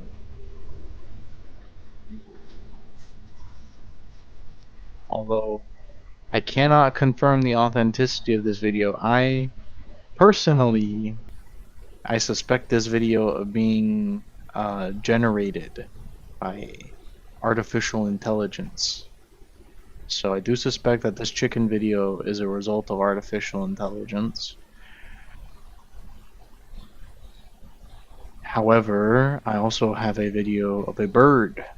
I have a video of a bird that I know is not artificial intelligence. This is a real bird.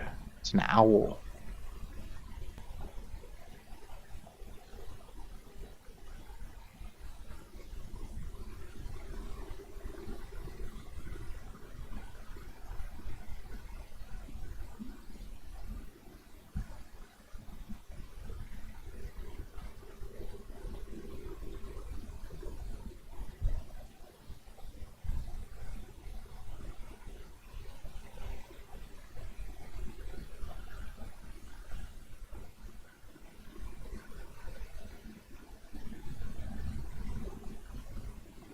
Quite wonderful in my opinion. In my humble opinion, I find it quite wonderful. Moving on from this bird video, from this owl video, I have another return to a more traditional animal, the dog. This is a dog which has been stung by a honeybee. I'm presenting this dog now.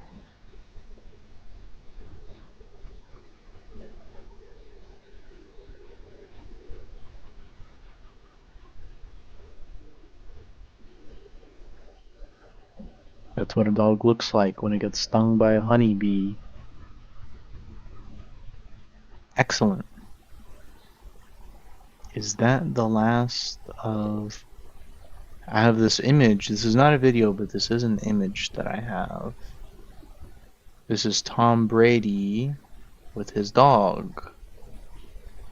Always... always looking for meat.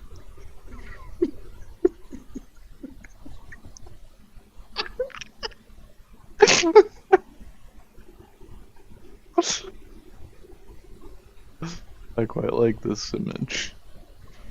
You can tell I'm a fan.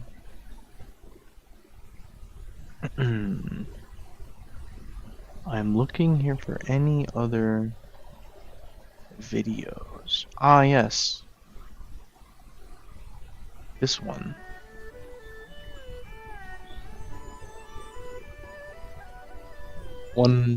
The cat on the left is erratic and panicking, whereas the one on the right is rather calm. It's calm and collected. And judging by the music, he also may be Chinese.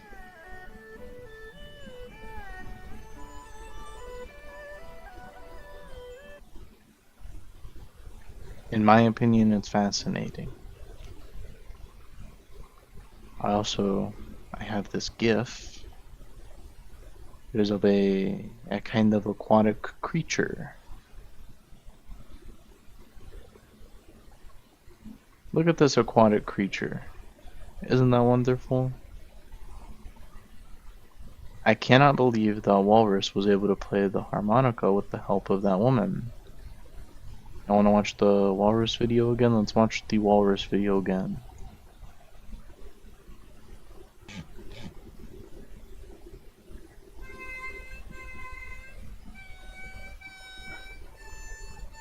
Catfish.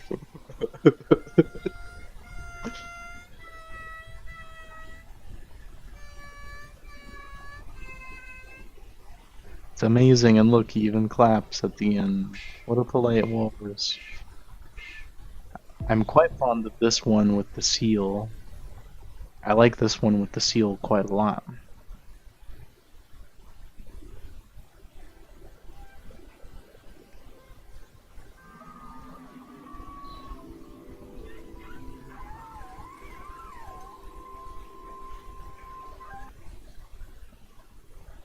It's based on a video game actually called Spore. That's what all these UI elements are from. It's a video game called Spore.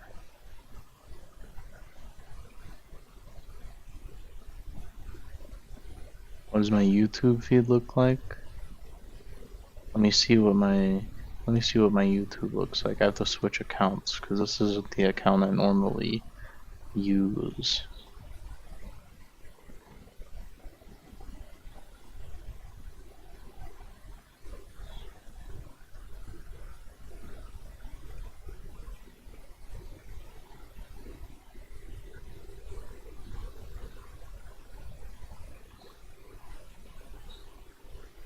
Okay, this is my YouTube feed for all of you to look at. I have the first thing on my mind is the live stream of my friend Marcus. That's my boy Marcus right there. The second video is about an economist that I like named Michael Hudson. I do watch that quite a lot. And pottery. The third video is about pottery. I do quite like pottery. The next three are music. One's a little hymn music. This next one is Pikmin 2 music. Music from the video game Pikmin 2. That's quite quaint. I might listen to this, after we wrap up here. Third one is a song. I don't recognize this song, but it looks quite nice. I'll listen to it. It seems the sixth video, the seventh video is about a chubby cat. Chubby cat. And then some, I guess it's to cleanse the palate after all of this heavy-handed stuff. There's some videos about some video games. So that's all quite nice. What a nice, that's what my YouTube feed looks like. Quite nice.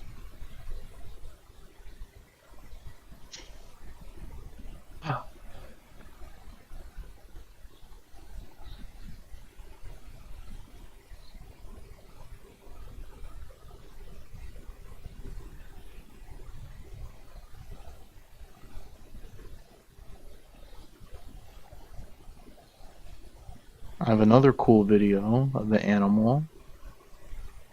Would y'all be interested in seeing my pet Walmart? Here you go.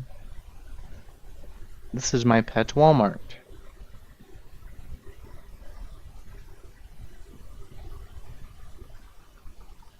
Y'all like it? Leave a like on the video if you like my pet Walmart.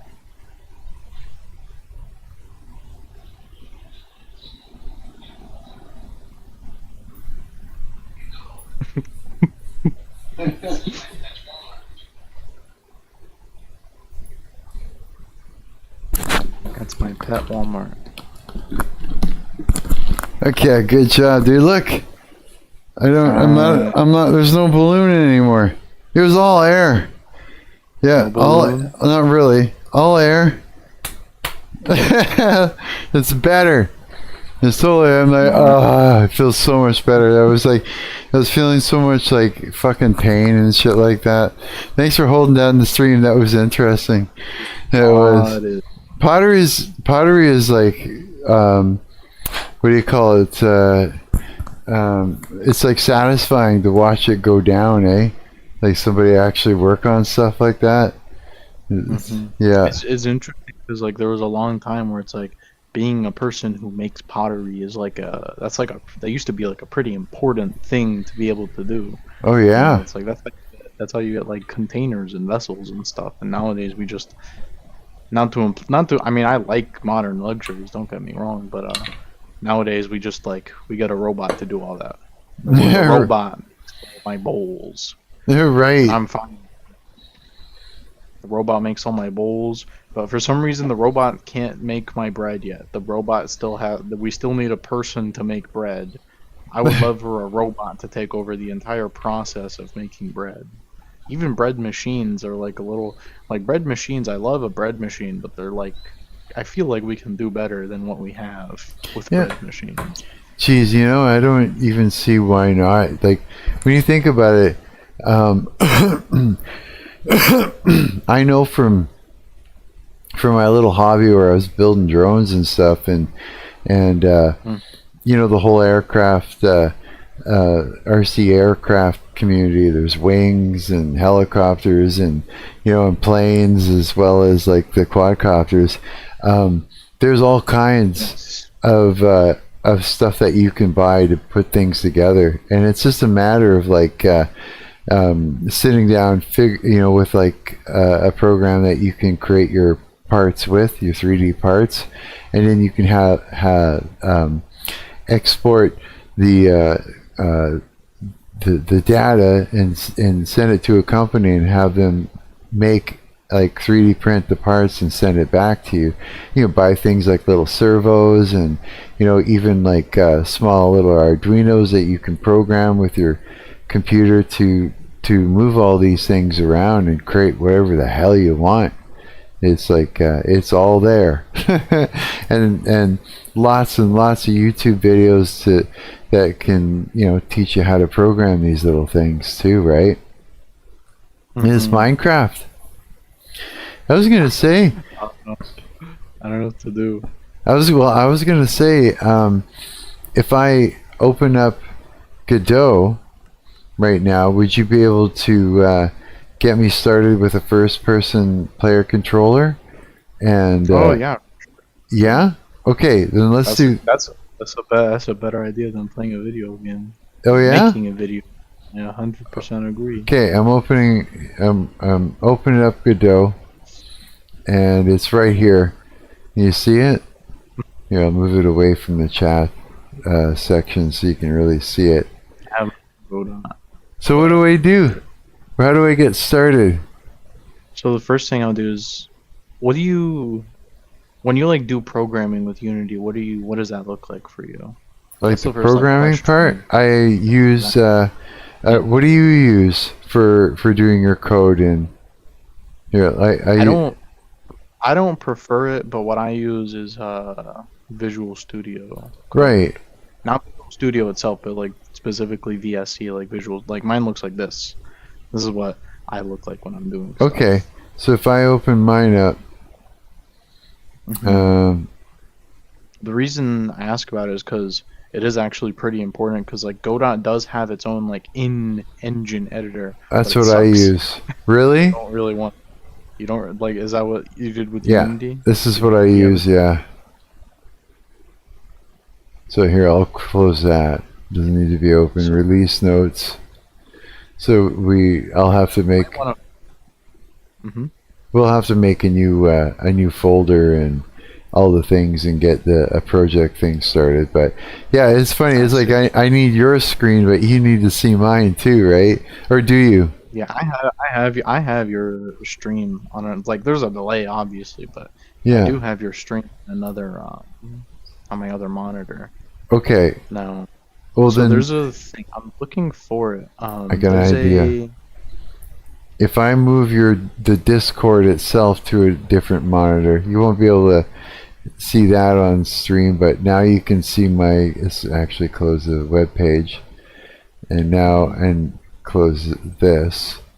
There. Now you've got Visual We might Studio. want to get you like a tutorial or something, because I'm not sure if it'll be different on Linux, but just like trying to like link up your Godot with like your VS Code, just to get everything like nice and comfortable. You know what I mean? Yeah. But and I can do it like right now. Like I can like do all this stuff with you. Like, why don't I close? I don't want to close that actually. I want to keep it just in case. Just in case I like. You can see all that. Hey, I guess the chat is kind of in the way. Do you want me to close the chat window real quick here? The chat browser, or maybe we can. I mean, it would it would. Oh, you would shrink it. I guess I was gonna say I could shrink it.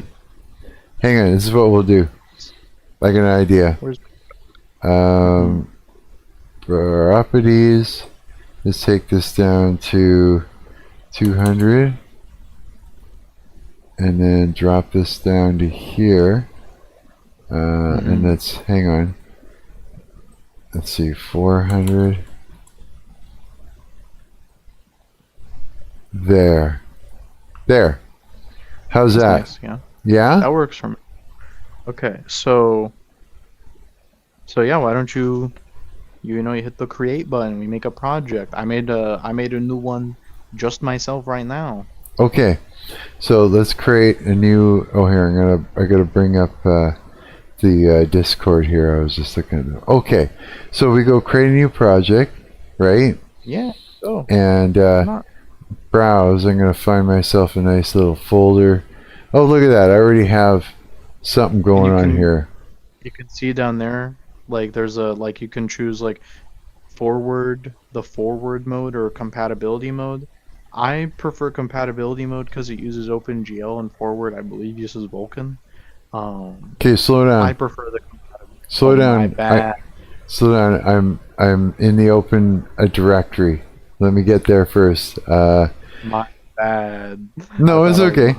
Go to common, I guess we're going to go into, and we're going to create a new directory, and this is going to be first person, or just call this FPS. Now, something I would personally suggest with folder names is like not having like spaces in them. And I just say that like that's just a Linux thing for me. Is like the rules I have for Linux stuff is I don't do capital letters, and I don't do spaces or special characters, just because it's like a lot easier to type in the terminal. Oh, okay. Okay. That's just like advice. Like, you don't have to listen to me. Oh, it won't let me hang on. Let's see here. Won't let me do shit. Okay, that's alright. Okay, well. Spaces can be pretty important because some programs are like badly made, and if you put a space in it, like for example, if you have a folder called like this space game, like some programs will be kind of stupid and they'll like create a new folder just called this because they didn't think to skip part, right? You might imagine. Well, we're calling the folder FPS and the game project FPS. So we got forward, and then what? That'll work fine. You're choosing different render modes. And this isn't like. Oh yeah, I forever. know You what you're can- talking about then. You can go back and change it. Like forward plus is what most people are gonna use. I find it not very preferable. How come? But if your game needs it, then you can absolutely use it. Mobile is like for if you are, you'll never guess what market that's for. That's for if you're making a mobile game, and Right? compatibility is what I prefer, just because it's the least buggy out of by Oh, far. let's choose that. Using. And then what? Like using forward plus, like sometimes the project, like you open it and it's like there's like actual rendering and like errors going on. Oh, Now like version control. Yeah, you're ready. You're ready. version control get. And edit now, create. What other version and control are you gonna get? I don't know. What else is there? None. Okay, doing it. Okay. Oh, it's opening in another window. As soon as it's ready, I'll move it back over this way. Okay, I'm in. All right, let's get started. What do we got? 2D scene, 3D scene. Just click 3D scene to get me going. Yeah. Let's go to 3D scene. Okay. Let's get a 3D scene going. So we're working with nodes, huh?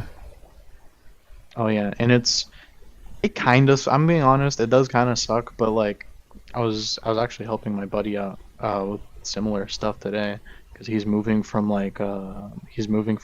Unreal Engine to Godot. Okay. And I was telling him what I'm about to tell you, which is that like when you interact with these, like when you really learn all these game engines, they're all pretty much the same once you have a certain familiarity. And it can take a while to like really find like, okay, what's the small differences between them. Now we can do like a little bit of setup, just like a little bit of basic setup. So I like to organize things nicely. So I'll just add a child node, and just when you add one, like you can search for a specific kind of node. Okay, hang on a sec. Let me get back to where you are. There we go. So, all right. So, sorry, I got a bunch of shit out of the way here. Son of a bitch. Oh shit. Where the hell did it go? What? Okay, hang on. Get that out of the way. And how come I don't see it in the tray at the bottom? It's like it doesn't have at the bottom tray and the fuck's it called? I think I know what you mean. Yeah, Like, it's you don't not. see Go. Yeah. How come? I have no idea. I'm being honest. When I'm using Linux, I don't use a tray. I just Oh yeah. raw dog thing. Okay. Yeah, that's just weird because it's like, how do you? Okay, never mind. Hang on. Let me pull up Visual Studio whenever we need it. Yeah. Okay. All right. Okay. What do I do first? Sorry. I do. I like get you like Child doing node. something visually interesting. Yeah. So we could if we just right click on like this node 3D here. Yeah. And add a child node. And I just added like a gray one. This means it's basically nothing. It's not even an object. It's just The top one. we're doing this purely Base class. We're just doing this purely for organization. Okay. Yep. So I got that. What's next? Yes. This is great. My bad. I'm only being slow because like there's a delay, and I'm just making sure you didn't hit the like nuke Nashville button. Although if you did, I would be pleased. Me, I'm just like racing forward. This is so cool. Okay. So, and I'm just being full front. Because of the nature of like how, like I'm kind of teaching you, like I'm just showing you the way that I do things.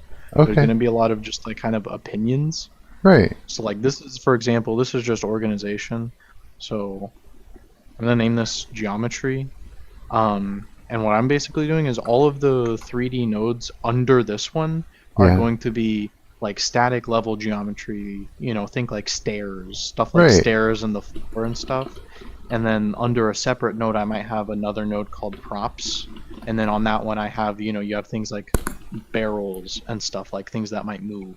Okay. So right now we can immediately like kind of get into creating a world. Let's So do it. under geometry, if we Right click. like add a child node and we search CSG, these CSG like boxes are, I wouldn't use them as actual like modeling software, but they are very nice for, they are very nice for how do I put it? Just kind of like gray boxing, you know, just like getting something on the screen. Right. So I can just kind of make like a little platform here, and you can shape it however you want. And you can just Okay. like, let me know. Take your time, by the way.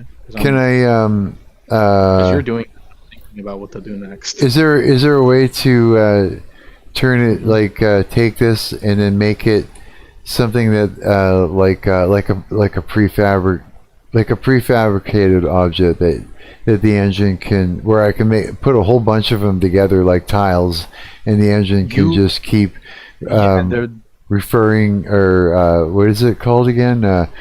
Referencing it. Yeah, we can. Yeah, we'll get to that. Don't worry. And it's actually like it's a little confusing because it's really easy. Also, lay out an area to walk around on like this to start with, maybe. Yeah, and I don't know if you can. Is my mouse easy to see? Yes. Yes. Okay. There's this button up here. It's like a little magnet with 3 dots. And this button, if it's clicked, and you're like dragging these things, it'll just make sure that they're whole numbers. Oh, okay. It's not the biggest deal in the world, but it is though. Nice, it kind of is, yeah. It'll keep everything like on grid. I think I should have done that before I changed everything. Is there a way to default it back to normal, and then now that it's pressed, then pull it out? So one thing you can, I mean, obviously you could just like Control Z a bunch, right? Oh yeah. Something though that you could also do is like over here, if you click on the box and you see in this inspector on the right, and you have like all these properties, there's transform properties, and you can just like, you can set the number directly. So if like I know exactly how high I want this to be in the air, yeah. 10 0. And go down, Y is up. Y is like up and down, and Z is like forward and back. And so I can make this basically, let's say like 15 maybe or something, and 15 meters, right? Is that what it is? Let's just add a 5. Whoa. You can just do. I did that wrong. 15. Like that. And now we've got, and now if I take, I see what you mean. Let's make it an even 20. Yeah, you can just do this. And then like you can see it's under a label sorting. It's above a label called visibility, and under a label called sorting there's transform, and that dictates like where the thing is. Right. Sorting. Layers. Visual instance. Where's the sorting part? So you got size, material, flip faces, primitive, SG shape, CS, G shape 3D, geometry instance, we got geometry, global illumination, visibility range, visual instance 3D, layers, sorting, okay, offset, use ABV center, node, transfer. Okay, so what are we doing with the sorting? I was just using it for reference. Under sorting is transform, which is gonna be where the object is in the space. Right. Okay, that's perfect then. So you could actually. There's your rotate it. You can get its position. You can mess with its scale. Messing with scale in general, you don't want to do, because that's there's complicated reasons, but like messing with scale is something you do. That's something that's better to do at runtime than it is to do. Like if you have to change something at runtime, it's nice to do scale. But otherwise, use size. You got it. Very cool. Okay, what's next? Okay, what's next for us, I think, is there's something really important we haven't checked, which is Collision? under like the second or third label. Yes, look at you go. Use So collision it's to enable on. this thing. Use collision, or else it's just not going. We got collision layers. Yes. Wait, is that in Now- a collision mask? Sorry, go ahead. Go. I'm following you. Go Oh, to node. If you want to like explore, like if you have any questions, I can. Oh yeah, Answer that. the collision layers and the collision mask. I see that there's a whole lot of numbers in here. So what are we looking at here? So what you're looking at is a bitmap. Essentially, you're looking at it would actually be a bit mask. A collision layer, you can think of it like I guess realms. I don't know. Right. Collision layer and collision mask is a collision layer says this object is here. It's a collision layer is telling other objects which layers it exists Oh, on. I know Collision exactly what you're talking about. You know what I'm talking Yeah, yeah. Yeah. I know exactly And what the you're talking collision about. mask is like where do we ask other objects for collision data? So one is for inward data, one is for outward data. Right. Oh, You get one is for inward data, and one is for outward data. So if we're like Right. using code, and we're trying to say, like if something comes into into contact with this this mask on this layer or something like that, then do this.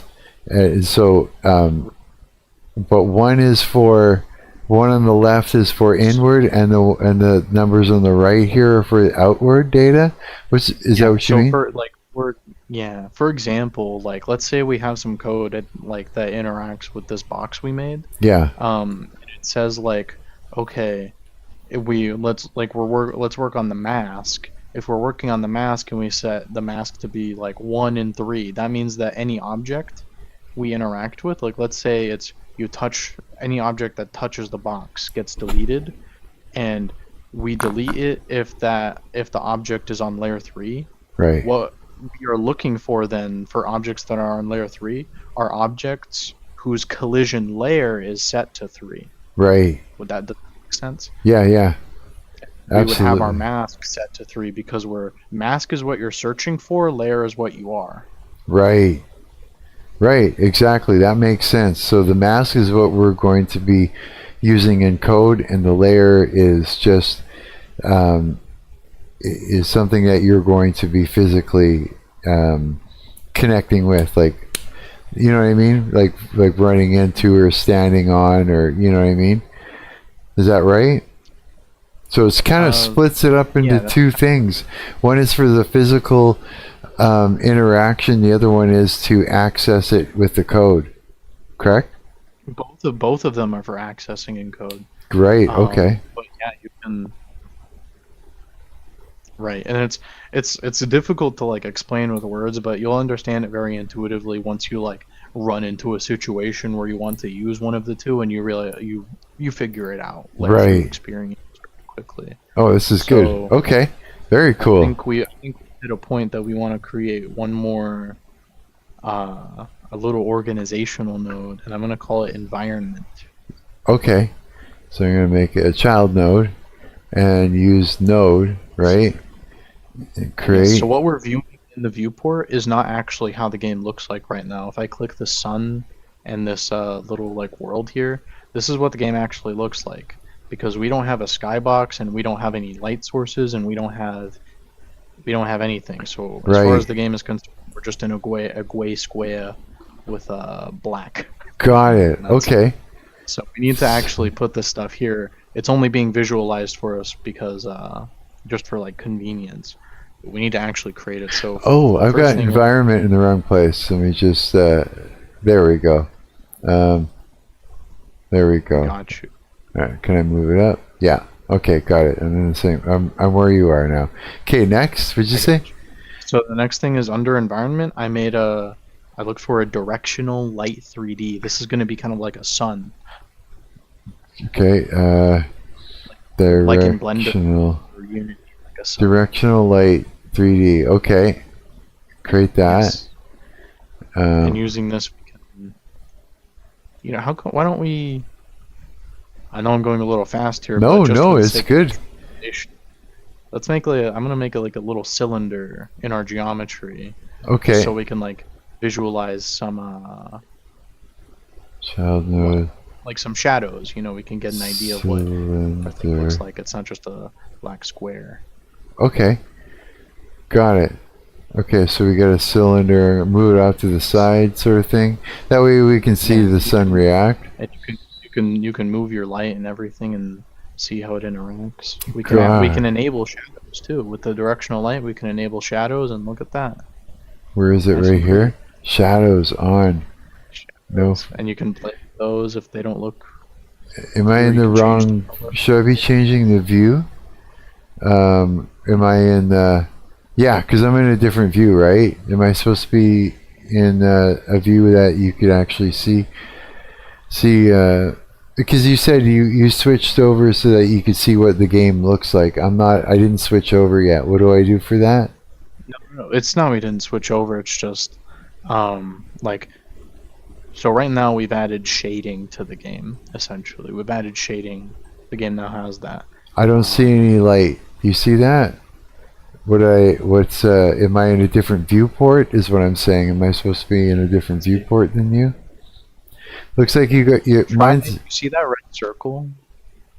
The red circle, show me again. Like the red circle around the directional light, 3D. Yeah.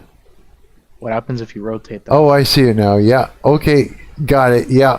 It was because it was like perfectly parallel. Yeah, that's why. Okay, I thought maybe I was because we got an editor window, we got a game window and stuff like that in Unity. It's okay. Got it. Mm-hmm.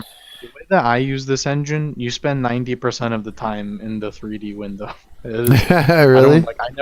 I never used the script window. I never used the game window. I never used the asset library. No way. There's a script just the window, way that game window. I engage.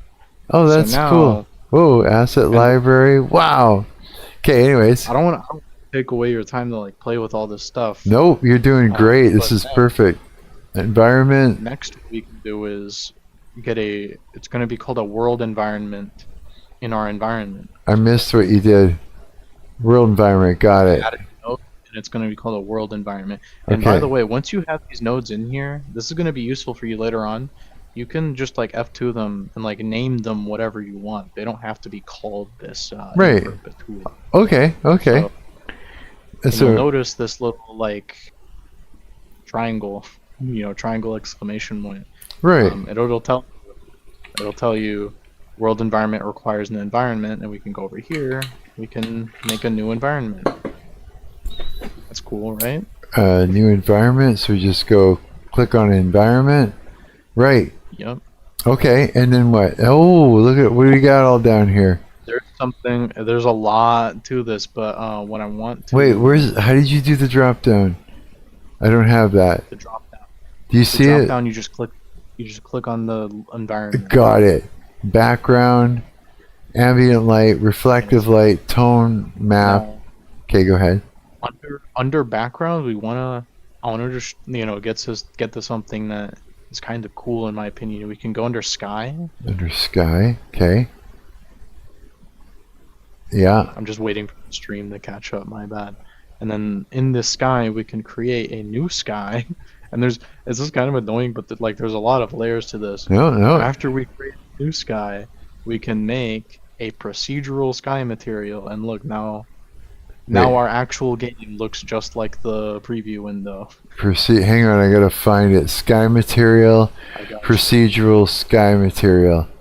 Okay. Procedural. Oh yeah, I know what you mean. Now. And now that we've done it all ourselves, we can edit this to our own liking. So, for example, I don't want a blue sky anymore. What about you? I don't want a blue sky anymore. I want red sky. So top sky. Color, horizon color. No way. Yeah.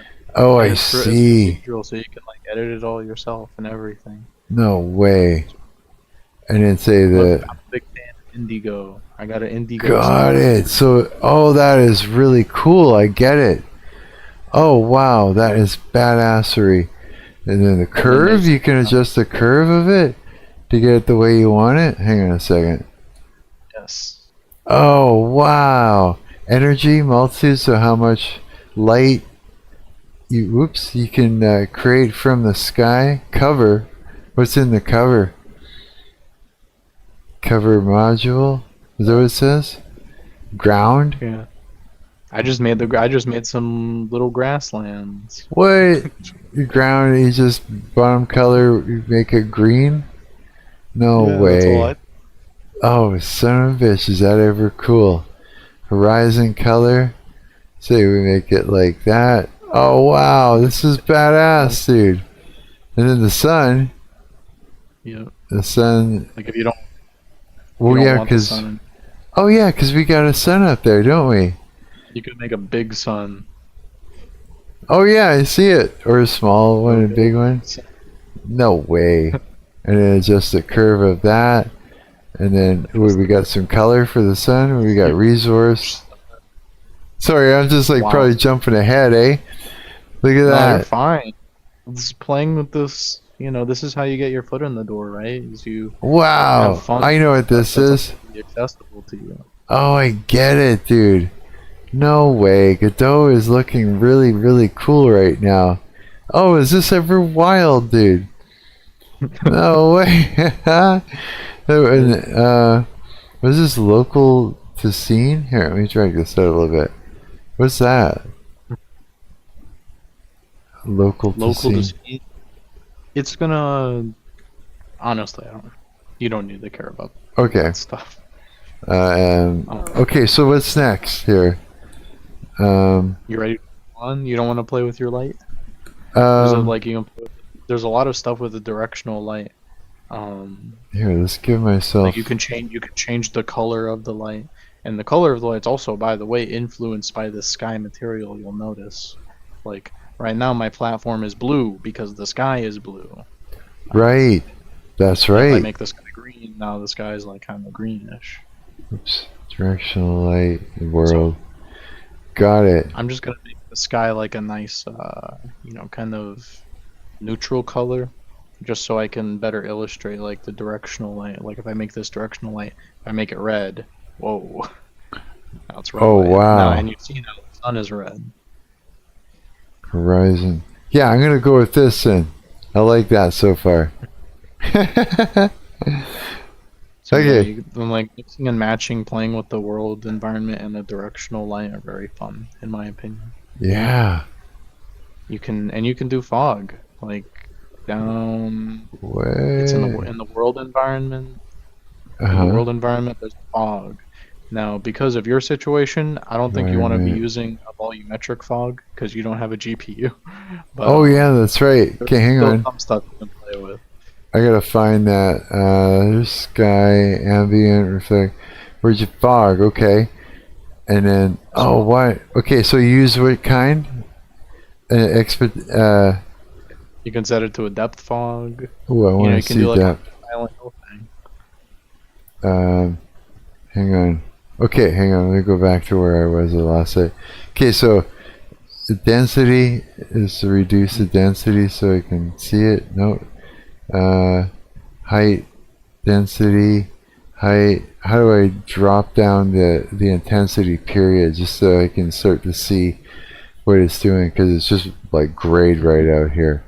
Depth end, depth beginning. Right now it's going to be like a depth fog is going to be really hard to do it because it's like no matter what settings you do, it's going to block out your the little world environment you made. Right.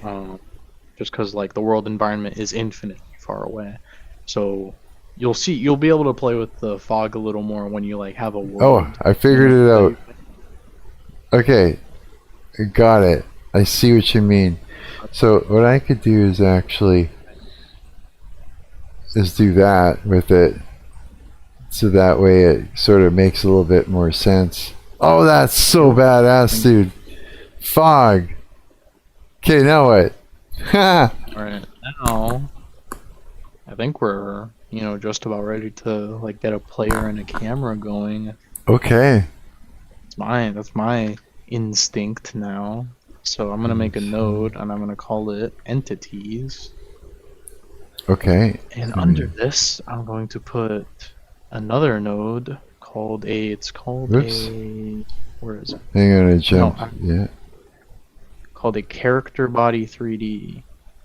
Alright. Create a node. Call it And entities. this is where I'm gonna tell you about prefabs. Entities. Okay, hang on. Another node and call it what? I just called it entities. And then character body? Oh, This is gonna be where I choose to put things like, you know, NPCs and interactables. right. Okay, I got it. Hang on a second. Hang on a minute. Control Z.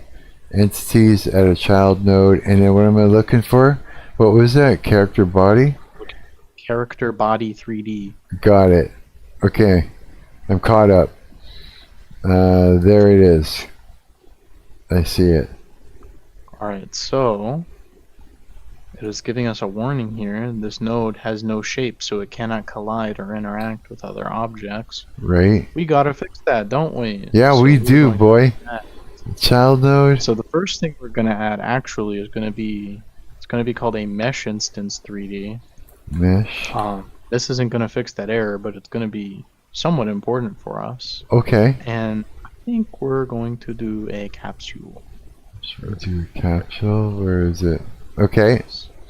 And something that's kind of important is that you see this capsule starts at the origin, but you want the origin of your character to be at the feet. Right? So we can I actually just wanna lift move it? the mesh instance up. Yes, we want to move the mesh instance up, but not the character body up. So okay, so select the mesh instance 3D, and I can just grab the transform and lift it up.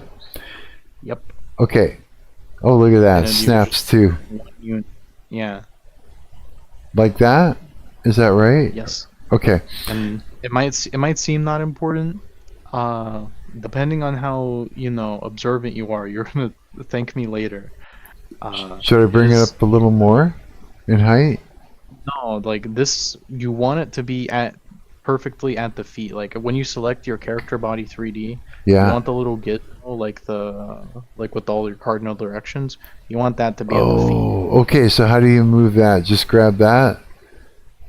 Oh no, it does. It moves the whole thing. You already moved it. You see, and you notice I have the character body selected. You still have the mesh instance, so it's already. Oh, it's always, yes. It's always be there. I know exactly what you're talking about. Yeah, yeah. Okay, got it. I know why too. Yeah. So Okay. yeah, we always want this to be at the feet for our own convenience. And of course, you can go in the mesh instance here and you can edit how many like segments it has. I like to turn it down a lot, just because like you can't. I don't know you. I can't tell. Mesh is skeletal mesh. Where is it? Trying to If you just find. click on the mesh itself, like its icon. Oh, right like, here, edit it. right? I'm not gonna change No. its like radius or height just because. Ultimately, Yes. this is for the purpose of visualizing a hitbox. Right. We are going to create shortly. So you Okay. can see you can change its radial segments and its rings. Right. Oh, okay, okay, okay, More or less detailed. okay. What's next? What's next? Click on the character body 3D. What's next is we are going to create a child to the character body 3D called the collision shape 3D. Collision shape 3D. Oh yeah, because then the collider for yes, got it. We make a collider, and then as I can We see here, Pick a I went in cylinder. there. I made a capsule shape, A capsule shape 3D. Okay. and when we move it up, we can see it perfectly envelops our little guy. I don't see a capsule or a collider shape. What am I looking for? You're looking for. You do see it. I see it on your screen. You move it up a little bit, just move around the little gizmo, and you'll. Oh, I can see do it that. eventually. Yeah. Oh yeah, okay. So it has to be right up there. Move it until it's now You it's want in the it to- menu. you want it to overlap Oh. with your mesh. I see it now. Yeah, yeah. These little lines here. I see it. Nice, you got it. Okay, okay. Right. Now, you might wonder, like, well, what if I want to put my player in another, map? We need Okay. to make that prefab you were talking about, right? Right. So I have my other project here that I'm kind of using as a reference. I have like assets, I have scenes. So I'm just Oh, gonna make a folder called scenes. you put it right off the res there. New folder. Call it scenes. So I'm gonna make a folder called scenes. Oh yeah, I guess I Another should folder. stop doing capitals, eh? Okay, scenes. Okay, You can kind of see how it'll get annoying after a while. and create a new one called entities under scenes. Is that what you did? Yep, and then we can right click on this character body and we can save this branch as a scene. So I go to entities and I can just call this Okay, hold on a second. player. Hold, I missed what you did. Right click it and go what? You can right click it. My bad. There's a delay in the stream and it's kind of far down. It says save branch as scene. Oh yeah, okay. Yeah. And then what do? I go to my scenes entities or just okay. And then what? Because your players, under my categorization, under my opinion, the player counts as an entity. Okay, what do I do? Character body 3D. It says just save. Yep. Okay. And now you see it. Now you notice that you don't when you click on it. There's no longer a tree. And if you want to edit Got this, there's like a little like I don't know like scene director. I icon. see You that. click on that. It'll open a new tab. So now you have a tab. Oh, I know exactly what this is. You can okay. see your player and you can do the exact thing. You can save. How the do you go map back? just made. I missed what you did. Unsaved? Do you go to? How did you get back? Yeah, I went to unsave. Okay. It's just tabs. It's like Google Chrome. Oh, got it. Oh, but that is great. Okay, now what? And I accidentally did this before when I was just like messing with stuff. You can save that unsaved scene and you can save it like as a map, right? And I can go in my scenes folder and I can make another folder called maps. Okay. And drag this in. Create a new folder. Call it maps.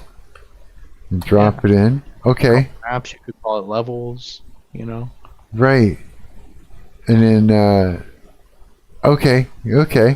And then that's where you could put your whole scene in there, your whole map. I get it. Okay, yeah, just like Unity scenes, right? It's a whole level and okay, got it. Right. The only difference is like in Godot. What'd you put in there? There's no difference between a scene and like an entity. Like ultimately, your map and your player are like fundamentally the same kind of. I did something wrong. Hold it. What's going Back on? up. I did something wrong. So you see where my maps are? Yes. There's no arrow. Was I supposed to put something in it, or was I supposed to highlight something before I made it? It's unsaved. It's unsaved. So you can do Control S. So hold on to it's and then what? Scenes, maps, Node 3D. Call it that. Node 3D.tc. You can TSC. call it maps. You can call it like whatever you want. I just call it node_3D. I didn't call Oh, it yeah. that. I just didn't change the name. Okay, we'll do that. There we go. Okay, now I'm caught up. Okay. Yeah. Okay, now what? But anyway, like now, I think like now you're like starting to see the vision. I am. This is good. Thinking, what's next? I guess what's next is like right now, if we hit play, select current. Right now, if we hit play, we see nothing. This is a crisis, isn't it? It is a crisis that we don't see anything when we hit play. Select current. That is because we don't have a camera. Right. Okay. It is a crisis. I'm thinking about your player controller right now, and I'm thinking if you want your camera to be separate from your player. So it's like left and right should be turning the capsule, but up and down it should be, independent of moving the capsule, right? Yeah, I'm Like thinking a like, player look script.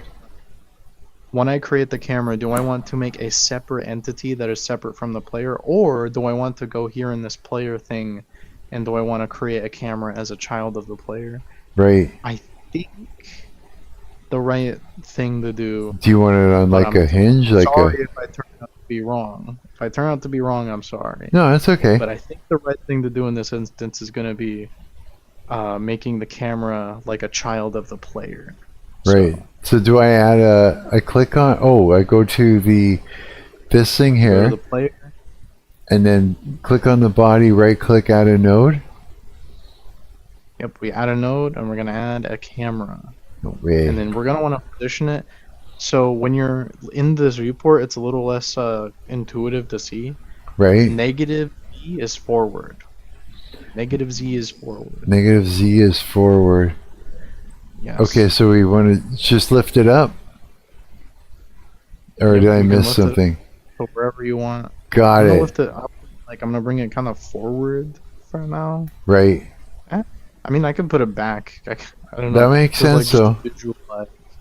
No, that makes sense. And now, Okay. if I save this, I Control S, save that, and we play the game. We now have a camera. I see it. We have a camera. We Okay. have a camera now. We can view the world we worked so hard on. Cool. Okay. This is so cool. Godot rules. Now, I'm trying to think if there's anything we can do. If there's any, is there anything we can do Before we write a script? before we like start like programming? Yeah. Not to imply I'm scared or anything, No. but I do expect that to have like a lot of troubleshooting when we get there. Oh yeah, Like, absolutely. Trying to get trying to get your VS Code to like be properly configured to work with Godot and like all that stuff. Oh look, I just realized there's a debug. What do you call it? Console underneath. Comes with its own debugger. Yeah, that's cool. Am I a good student? You're very what's the word? Attentive. Very attentive, very compatible. Okay, well then that's great. So go to project. You said? And I'm just like looking around thinking about like is there anything Yeah. super important that I'm missing out on like telling you. So we'll be adding a script to the camera itself, we're going to be writing like a player look script, eh? Is that the thing? We're gonna have to do that. So I guess if we are doing programming, I'm gonna make a Okay. new folder called SRC for source. Under res? Source code. Under res? Yeah, I just put it directly under res because it's not a scene, right? A folder, and we'll call it SRC. Yep, and here I'm just gonna create. It is going to be a C# script. It is going to inherit. Well, I'm gonna make it inherit. on me.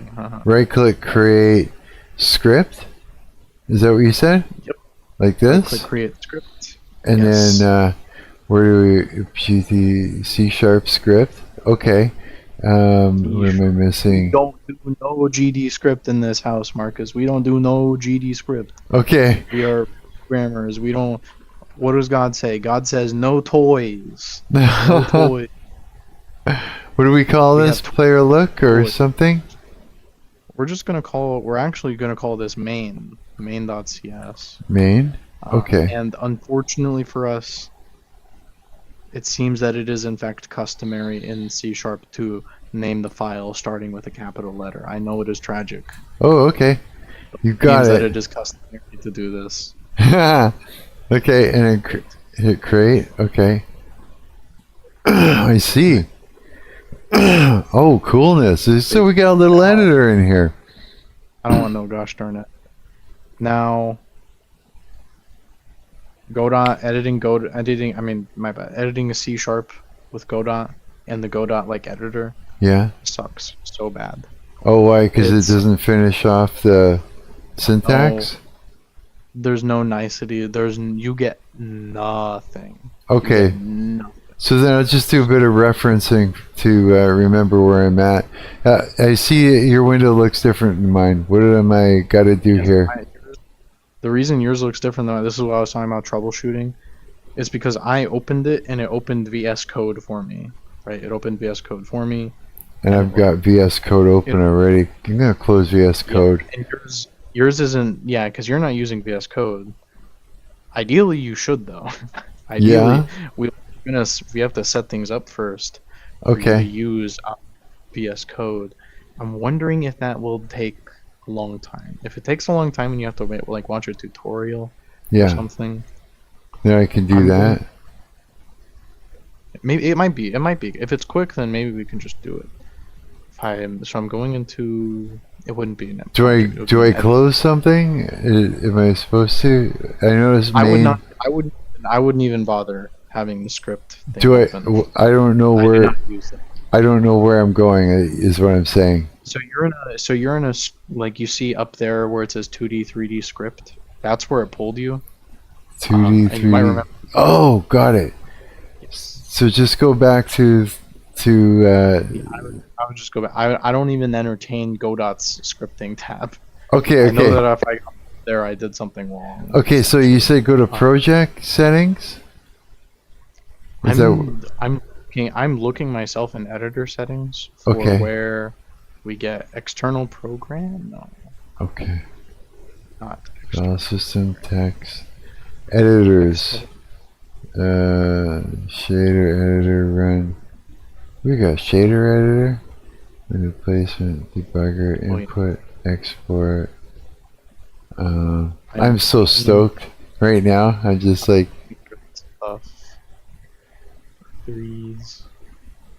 So we went like external editor or something, right? External programs, file system, external programs. Terminal editor. You'd think that's where it is. That's where it ought to be, but I guess not. No way. External, use external editor. External, extet, and now we have to give it an exec path. Now let me. So click on use external editor. Is like that? No, we're not done. We're not done. Text editor. Actual, I mean, you do actually have to. What is going on? Use external. Why is it just on? You can see mine is not. Mine's different. Yeah. This one. Editor settings general. External, and it just turn it on. What happens if you just turn it on? Oh, advanced settings. There you go. Settings. Okay. My bad. Turn it on. I should have known. Executable path. Is that where I look for? Now I have to figure out what to do because you're on Linux. And yeah. You probably looks different than what I have to do. You're on Windows right now? Yeah. This is my Minecraft computer. This is my gaming computer. No way. Yeah. That's right. So you got a GPU. Okay, so would I hunt for VS Studio is what I'm thinking. And so if I were to do that, I would go and look for... So, do you know the terminal command on Linux to open VS Code? I would have to... Let's see, if I go like this... Because if you don't know, then we have to figure it out. Let's find out here. Let's see here. I'm just looking on the internet. VS. So. Okay, here I'm gonna have to look it up. Yeah. Let's go Ubuntu. Open VS Code terminal. Open terminal Visual Studio Code about it, or launch VS Code itself external. Putting integrated. Hang on a second. Ubuntu. Set up VS Code. Open type code dot. Okay. Try Go dot. That's what I'm thinking. Just go straight to the thing. Set up VS Code as your editor for Godot and Ubuntu. Follow these steps, right? VS Code, download so the first thing we have to do is find the path for. we have to find the path for VS Code Right. on whatever your system is, which it could be anywhere. So we have to. Yeah, that's not. Yeah, it's not that simple. Hang on, let me see. There's a command. There's a command for it. If you just open a terminal right now, it's going to be. So the first thing we need to figure out is, okay, if you type in code dot, that should just open VS Code in a current directory. Code dot? In a terminal. No, it Yes. doesn't. It doesn't just. It doesn't just do that. Oh, here. That's what it does. We need put in code dot. It doesn't. It doesn't. A code space dot. My bad. It's code Okay. space dot. Code space dot. You're telling it to open code Got it. and space It did current it. directory. It did It it. did it? Yeah. Okay. Yes, I trust the authors. Sorry, what'd you say? Yeah, sure. Yeah, sure. Whatever. But that means that it works. That means that we know. That means that you have VS Code and it's So using the. close it now, or Yeah. Now the second thing we want to do is we want to find where is. So you run the where is command and then code after it. what's We're the gonna where run is? code. The where is command is just the two words where is like put together. What? Like And it- that? And it'll return for you the location of the whatever executable you way. run through. So then So I you can type in where is space code dot space dot. You don't need to do the dot. You can just do code because that's the executable. Where is code? It tells you right there, motherfucker. And so I just copy just copy the fucking text that it says it is, and then go back to our. I guess. Well, hold on. Not all of that. You don't want to copy all of that. Oh, You just want to copy the first one, which is user bin code. user bin code. Got it. Yes. Okay, now what? Can I close the terminal or no? I think so. I I can always open Now it it- again. Now where it says exec path, we want to put in that path Okay, so I can right click paste. in GoDot's editor settings. Okay, That's and where. executable flag. Oh, look at that. Project go to file line colon. Okay, now what? So it just did it. Wow. Okay. That's And badass. now it should work. Godot might need a restart, but it should work. Okay. So make sure it's control. Hold on a second. Make sure control save. Now, if I go over to my main and double click Script, it, It should. If it doesn't open in VS Code, then it should open do it. when you restart. Do I double click main.cs or Yeah, sure. Go for it. nothing? Do I right click and say open? Open. Nothing. Should I just close it and reopen it? See if it needs a restart. Yeah, it should just So open just nice and just close it, it eh? should fight. Okay. Yeah, I think so. It might And need a then- restart. Then open up Godot and go like this, FPS, and then okay, hang on. Okay, now double click main. It disappeared. Oh wait a second. Yeah, it just disappeared when I did that. Is it closed? Okay. Hold on. That I mean, it might have crashed. Godot might have crashed. So in that instance, Let's open up Godot again. what's the terminal command for Godot? Oh, you open it in the terminal? If we run Godot through the terminal and it crashes, it might give us a crash log. Oh, we can okay. Figure out what happened. Okay, so what do we do? Where just put in Godot space dot in the terminal? We don't. You might not need to I don't think you need to do the dot. No. No. So Just run Godot. just Godot, right? Yep. If that is the Command for it. Godot not found. Okay, did so we you need to mean- figure out the actual command. So we- Yeah. Can you see that? see what there is a delay on the stream. Okay.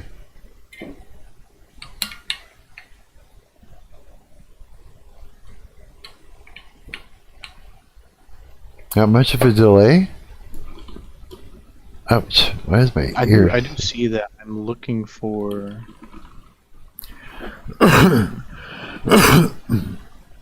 Excuse me, sorry. What did you install Godot through? Was it APT? I don't know. I don't remember. It was a while back. Hmm. APT probably. Like through terminal? I don't even know. Should I look for it or anything? Is there a way to find out? It's not. This isn't like your fault. I'm genuinely just trying to figure out like what is the command to like run. Because it's like you click on the Godot icon to open it, and it like under the hood it just runs a command.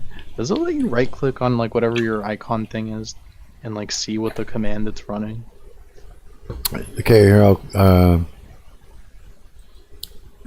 for Godot, right click, new window or pin to dash. It gives me if I right click on the icon to open it.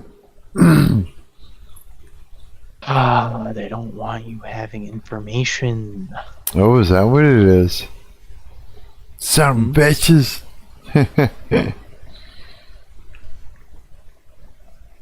Are we stuck? Let's see. We just have to figure this out. Next.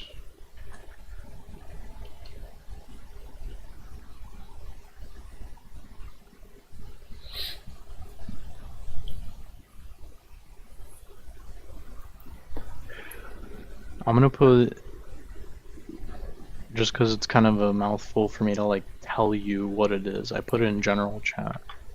A command that we can use to search for packages that you have installed. Oh, grep. So the whole command line, everything so there. We're gonna, so it's app list -- installed, and then we can run that through grep for Godot. And package name and so just copy that whole line. Yeah, you would copy that. You would replace package name with Godot though. Oh, okay. So if I go like this and I paste that in and Searching what this command I is. change to go dot like that, and oh fuck, as if it did that.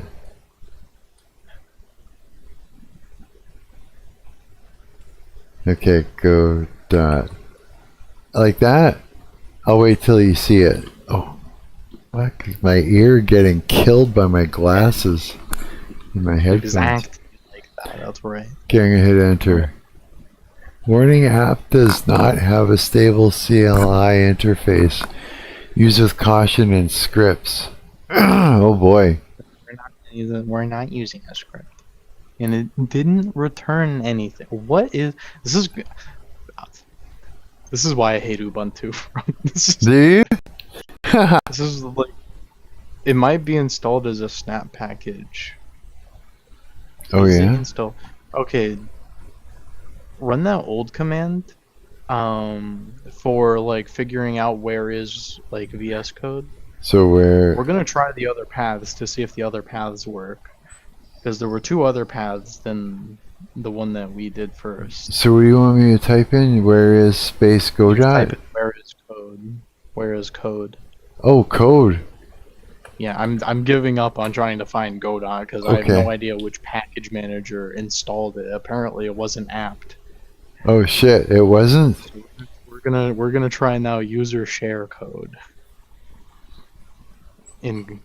So you want to open Godot and like go back to the external editor and. I see. So we're gonna copy. We're gonna copy that path, right? Go back into Godot, right over We're here. just gonna run through all of these until we figure out the right one. Right. Got it. Essentially. Okay. So open that up. If we don't find the right one, I kill Go myself. to project settings or editor settings.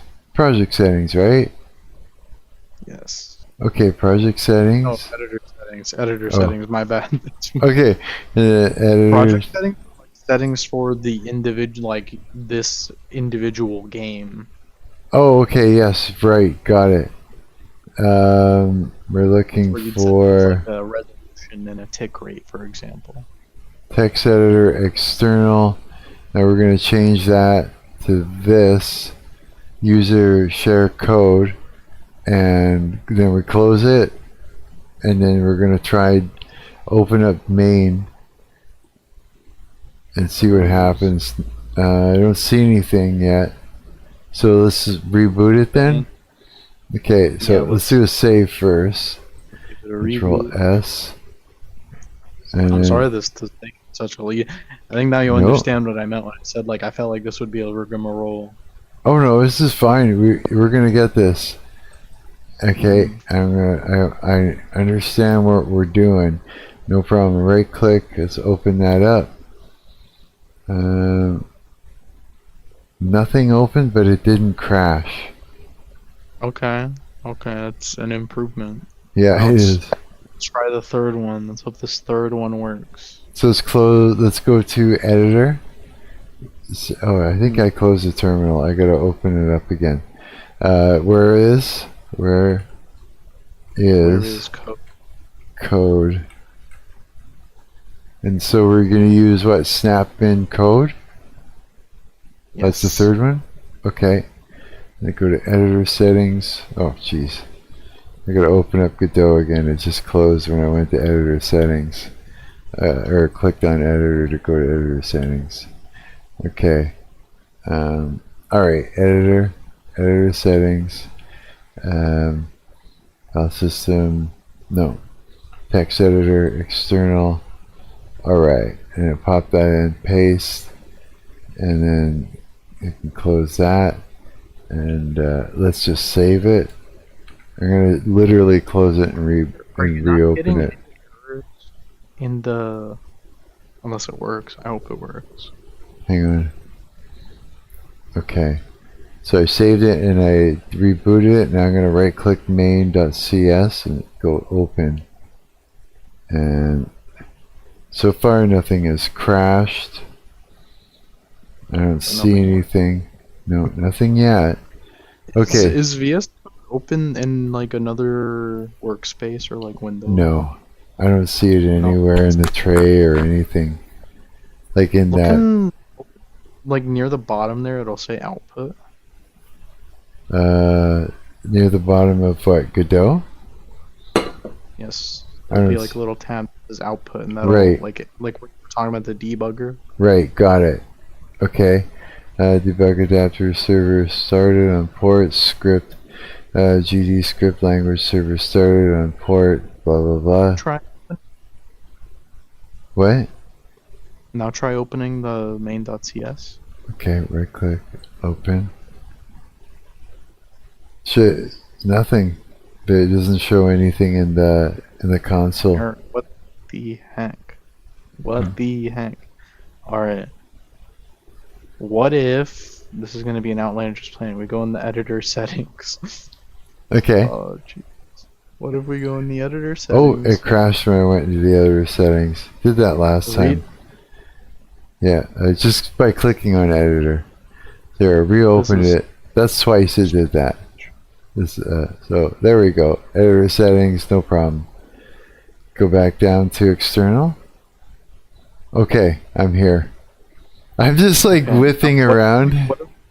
What if we turn off advanced settings and Okay. we just use external editor? Maybe it'll like automatic. I'm thinking it might automatically find VS Code or something. Okay. Okay, I did that. I'm gonna Control S. Now I'm just gonna try right click open it, and I don't see it. Nothing seems to be opening. Should I close my terminal, or is it okay sitting open like that? Oh, it crashed. I clicked. Yeah, it crashed. Okay. Ah, jeez. It's just turned off in a sense. Okay, turn it back on. And now I'm back into now I'm back into my project. Should I write? Maybe I didn't. Have you ever used a Flatpak? I might have before. I just don't really remember. I haven't installed anything in a while, so I haven't had to use the terminal much recently. Is that even... No, it's because it asks for a path.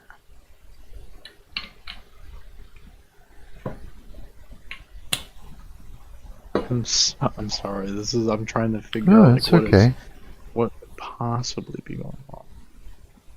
It says I gotta download the .deb package from the official VS Code website and install it using sudo apt install /filename .deb or not dot, but That's here. stupid. No, that's wrong. It's VS, generic, you already yeah. have it. It opens. It opens just fine, doesn't it? It does, yeah. Try open like in the terminal going to, the file, like the Godot. How to put it? Like in the terminal navigating to the file system for your Godot. Okay, project. so what do? I just put Wherever you put it, like how like ls and cd. yeah, ls. So if you could just like find where it is. I'm my bad. I wasn't paying attention. It's okay. But if you can find where you put it. I don't know. Blender debug, desktop documents download. Hang on a second. ls. Was it ls.a or something? Is it .a? No. Oh, fuck. ls-a finds hidden files. That's what it was. Blender cache contact desktop documents .NET downloads of PHP public. Hang on a second here. If you're looking, you see any weird things where it says hack by Dewey and hello Dewey.txt, it's just that's just my buddy and I screwing around learning how to do shit. He was teaching me stuff. Let's see here. I'm not sure what I'm looking for. User bin. Do I follow? Might be downloads. I don't see why they'd put it in a hidden directory. Downloads? So we just CD, right? Downloads? Or something like that? Yeah, an LS. When you live in Manitoba? Oh, these are all downloads. Crap. Okay. It might be in documents. Okay, let's go. Like your whole Godot, like your entire project is like just a folder on your computer somewhere. Let's see, does Godot tell you all this stuff is? Weapons.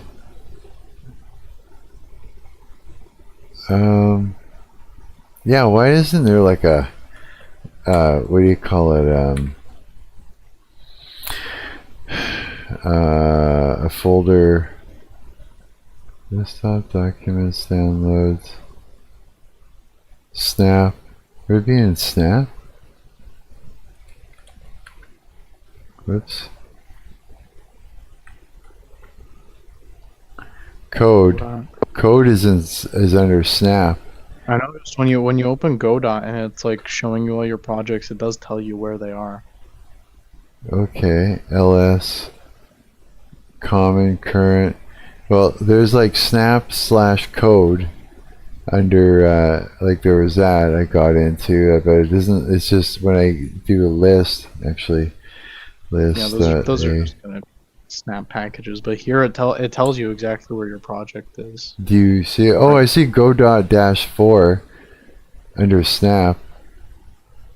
I mean when you open Godot, it tells you, it gives you a string of where it is. Well, I don't. Oh, it's but can you see this? I'm seeing that. Yes. See Godot.4. So saw that as a snap package. Oh, that is a good hit. Where am I supposed to be looking? Get out of I'm saying Snap? when you open Go, like we're right now we're looking for where your actual project is, Right. folder wise. Oh. When you open Godot, it shows you where it is. Like here it shows. Is that what we're looking for? We're trying to find the project file? Yes. Oh, okay. Got it. Okay. So I have to actually, what do I do to find that? If you open Res? Godot, where it is. It's open. Like just like you know when you open Godot and it shows you your projects. Okay, then I have Like to when you close first it. open it. I'll close it and then I'll reopen it. And then, okay. Yeah, home, Madmark, Snap, Godot, 4, Common, FPS. Okay, so you want me to Okay. go there? In the terminal? Yes. You need to go Okay. there to that place. Okay. So we're gonna go change directory, home slash dash mark slash snap. I wonder if I can just put it all in there. Go dot dash 4. That's where I was too. Common dash FPS slash FPS. Let's see if I got that right. Here, let me just bring it over here. Let's see what that does. Yeah, I got this in there. List. Okay. All right. So we're we in. we go in the source directory. Should I Well, we're gonna close see Godot some- right now? You wanted me to close? No, you're- Okay. Do we want me to open my project? We want to CD into the source directory. No, I mean like Godot is open. Should I close it? Should I No, get fine. into? Should I go into my project in Godot right now? Or just you leave can it? if you want, but it won't matter much. What do you think I should do? You want it open? If it doesn't matter, do I need it open? It really doesn't matter because we're not checking Godot right now. We're checking VS Code. We're seeing like maybe it's not open. Maybe it's like refusing to open that file. Right. Okay, so I'm in that folder. What am I doing next? You want to type code, like you want to like to open VS Code, and then for a path you give it main.cs. So I You're typed gonna in. open that file in VS Code. So I typed in code, and then space. You want to open or you want to CD into the source directory first. Of what? The source directory of the project file. SRC. What's Yeah, that? because right now you're in like the root of the project. You want to change directory into the SRC, the source file, the source folder. I mean. SRC. Change directory Yes. SRC. Okay. Yes. Okay, got it. This is the same one you made. You Okay. made it a little bit. Okay, I'm in. And we got Okay, now main.cs. Yes, you wanna. You would type code and then main.cs. Got it. So code space main.cs, like that. Yes. It did. It opened. It opened. Yeah, it opened up. Okay, now what the heck is going on? Why is it not open?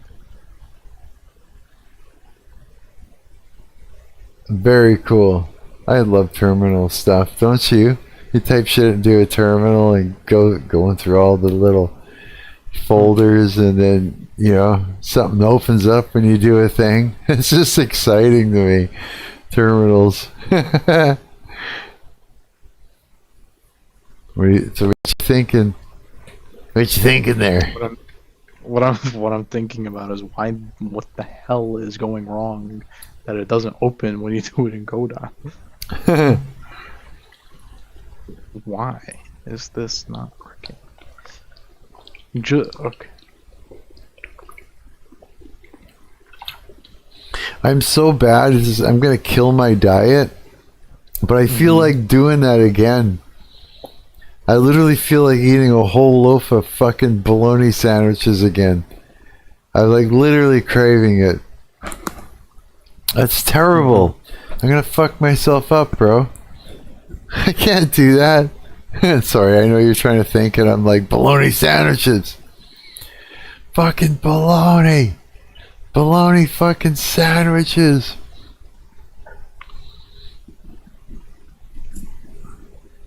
I don't know about you, but I'm like really enjoying the fuck out of this, dude.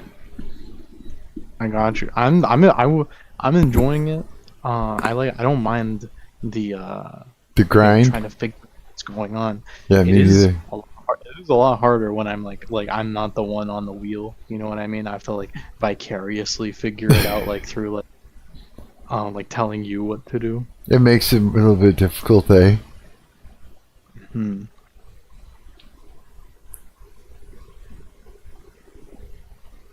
And What were the 3 paths? Can you type where is code again? into the terminal, sure. So type in where is just space code. Do I do a dot? No, eh? No dot. No dot. Okay, there we go. When you put a dot just means current directory. Oh, okay, got it.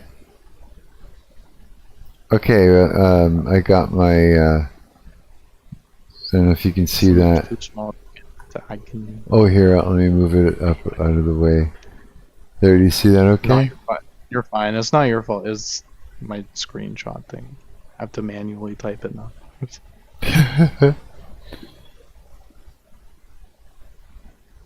User bin code, user share code, snap bin code.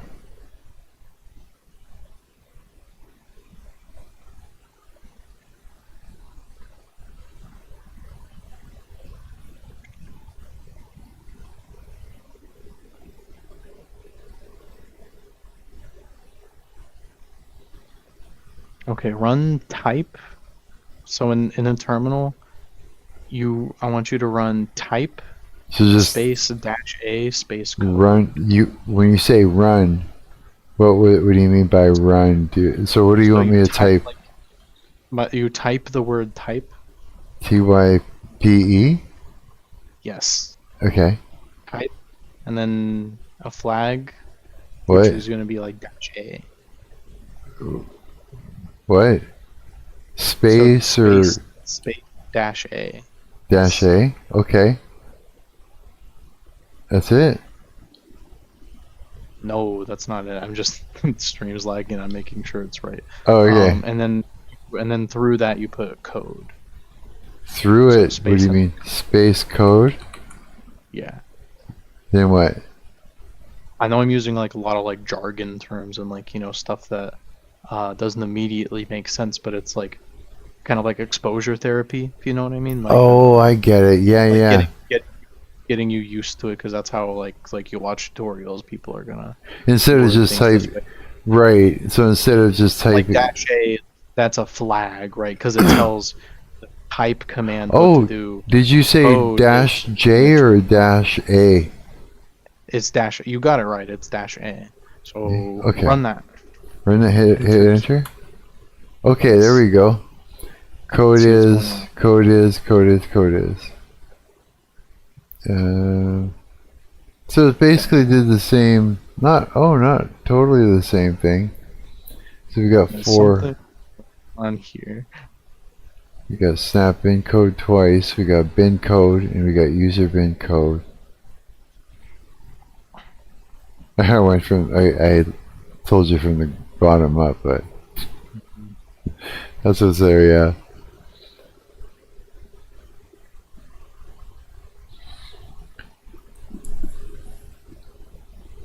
It's because okay, I'm just running this through some stuff. So because we have the snap version of Godot, I'm finding this out now. Apparently, snap packages are security sandboxed, and that's why it's like refusing to access VS Code. So VS Code wasn't the problem; it was Godot. Oh, should we just reinstall it in another way? So exec, it should be fine. It should be fine, but we need some. It's looking like we'll need different exec paths. But so what? the exec path, actually not different exec flags. I mean, so if we go in Godot and we go to the exec path and exec flags, Going to Godot? yes. Okay. We look at like where we're deciding the path and the Oh, flags. so I open up my project so we can get into it. Yes. Okay. And then go into editor. I'm learning too. I didn't know snap packages were isolated until today. Where'd you tell me to go? Where we have been going, where we get the Editor settings? execution flags, and execution Oh, yeah. path. External. Yes. Turn on advanced settings again. Okay. And then what? Yes. And that's so now in the execution path, we're gonna do user bin code. So it's like /usr bin code, like the first one we tried. I gotta go in. I gotta pull up the terminal here. And user bin code. Okay. Yes. So copy that, and then paste that in like so. Okay. And then just hit close, or Now hit close. We're gonna try a different set of exec flags. I put them in your general chat oh, okay. because it did automatic exec flags, but apparently they were not being very nice. Now, do you want me to grab that whole line and copy it? That whole line. Okay. And then Whole line. now we're gonna paste that paste that in there like so. Yes, we're gonna see if this works. Okay, make sure you use. Okay, now just hit close. Yes. Okay. Save. Sure, why not? Okay, now right click main and see what happens. Do open. Oh wait, no, it disappeared. Oh, but wait, Visual Studio's open still. Oh, I have to close it. Let's find out if I it wonder just opened, I wonder dude. if it like kind of worked. That's what I'm wonder. wondering. Okay, hang on. Let's reopen Godot. And it probably best we did anyways. It needed to reboot.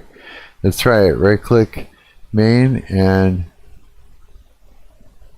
open. Anything happen? Let's see here. I don't see anything in there. Hang on.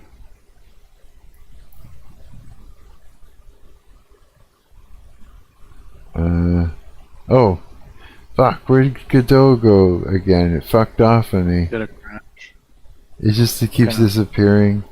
Unless At this it's... point, I think it might be reasonable to just get a new Godot. Yeah? Okay, so should I...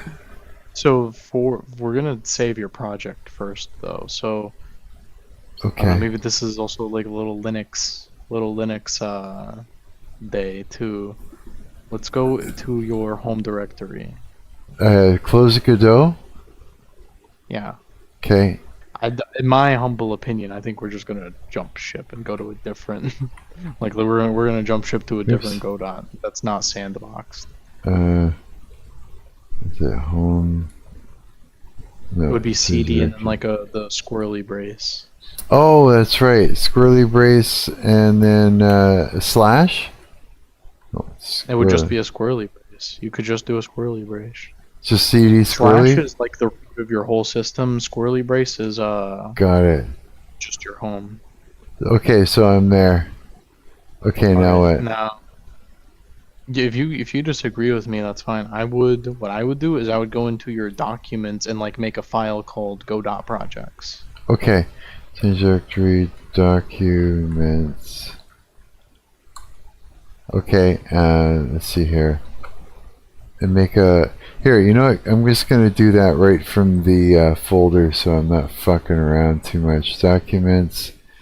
And create a new folder. And in the terminal, you could do mkdir to make a directory in the Oh, yeah. terminal. Let's do that then.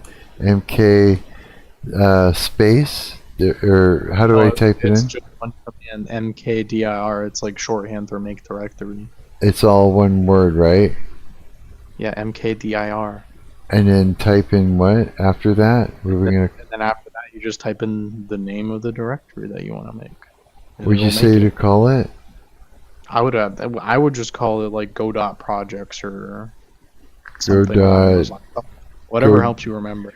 Go dot underscore projects, or Sure. Yeah. that's okay Go to dot do that? Yeah. That's Project. fine. Okay, that's what we're doing. Does that look good? I don't know if you're probably waiting for the thing.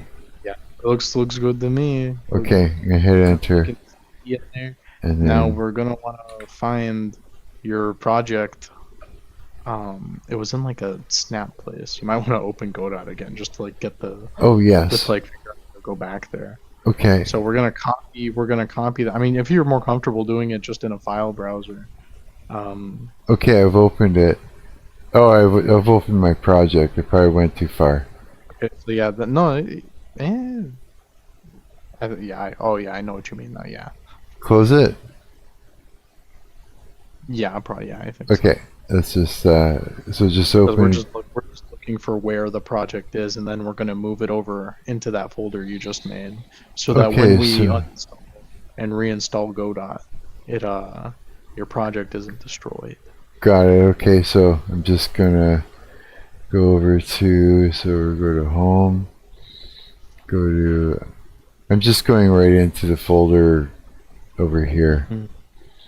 Where the fuck did I put it? Home. Where?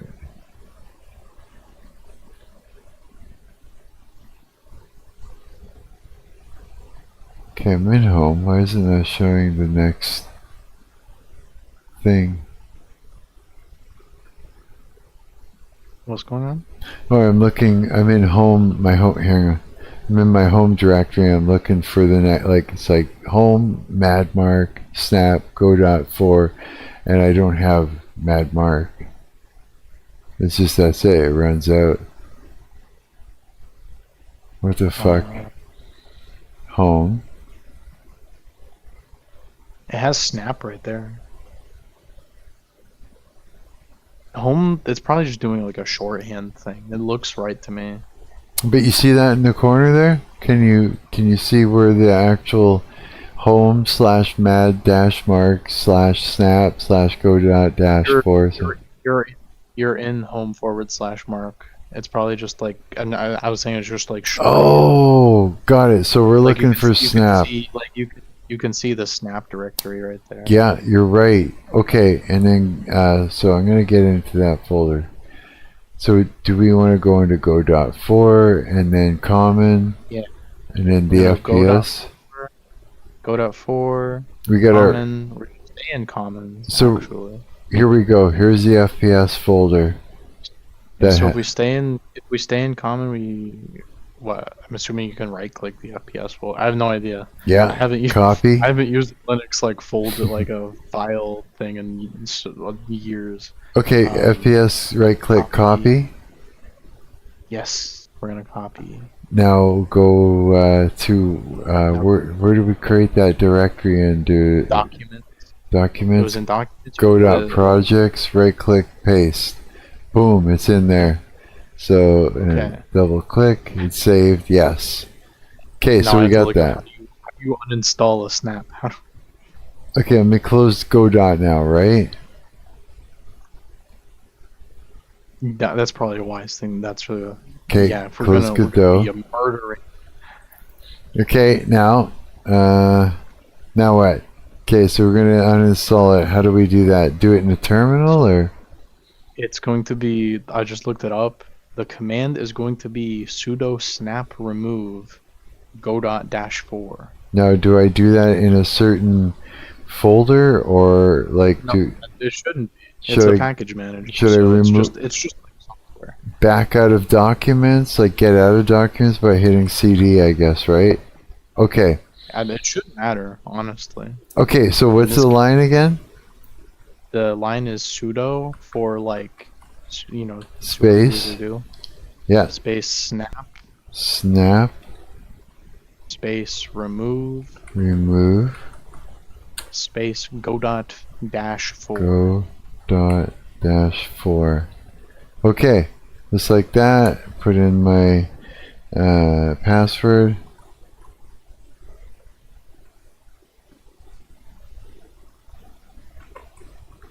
Oh, I couldn't remember my password for a moment. Okay, sorry, try again. Oh, jeez. No, I just didn't have the right password. Are you sure this is your computer? Yeah, You didn't steal, did you? there we go. Disconnecting go dot. It's can you see that? It's doing the thing. Disconnecting go dot for save data snap remove snap blah blah blah. There. Okay, it's removed. It says go dot dash 4 removed snap data snapshot saved. Now what? Now we're gonna try this. We're gonna see. But first, we're just gonna see if it works to do like sudo apt install go dot dash 4. We're using Sudo- apt this time. The Sudo normal apt. one. Should we do sudo apt update first before we do that? Sure. Why not? Okay, sudo apt update. That way it grabs all the things. Because I knew I wanted to do a sudo apt upgrade. Sudo apt upgrade. That way it does all those things. And nice fresh everything. I smell mice. I hate that. Oh, I hate that. Little bastards. Did you know they strife? What does that mean? You know, in a game where you strife to the left and right. The game struct. It's like a. Like, you know, you can move forward, backwards, and you strife to the left or the right. Oh, strafe. Strafe, yes. Yeah. I know what you mean. Sorry, yes. I did not know a mouse could strafe. So that's how you say it then, because I never knew. It was always fucking with me to actually say it. But they strafe. Little bastards strafe. The mice. Yeah, they're fucking weird, man. They'll like do side steps. They do. They do. They brrr to the side. It's like, what the fuck are you doing? They'll Well, strafing. you gotta turn that way before you go there. You have to. I think they want to keep their eyes on you, or I don't know what the hell that is. They just totally just strafe. They off to one side. It's like, what was that? If I ever see a mouse, I'm like, I don't know. I'm glad I own a 22. Okay, so we did it. We did all the sudo updates. Okay, so what do we do now? Sudo install. Sudo apt install, and then it's gonna be go dot dash 4. Install go dot dash 4. Yes. Okay, 2 L's in install or 1? Yes, there's 2 L's in install. Okay, I had to make sure. No app pack. Wait. Building dependency tree done. Reading state information done. No app package go dot dash 4, but there is a snap. Snap install go dot dash 4. What's the name? Nah, we're doing that. Now We are adding a PPA. We are gonna add this PPA. I put it in the general chat. added PPA. I can. Yeah, I just. That whole thing. I don't like making you just copy and paste stuff, but like I Nope. do not. That's I don't know okay. if I want to say all that. Paste all that. Okay, like that. Yeah. And then hit enter and do the. Okay. And then we want to update the package list again. That would be sudo apt update. You don't have to upgrade this time. What? I already did it. I already put it in and hit enter. What are you talking about? And it says there's an error. What? So you wanted me to do a sudo apt update before I did that? I already did the thing that you put in. And so now we got error PPA. Can you see that? I don't know, there's a delay, so I'm not really sure where you're at.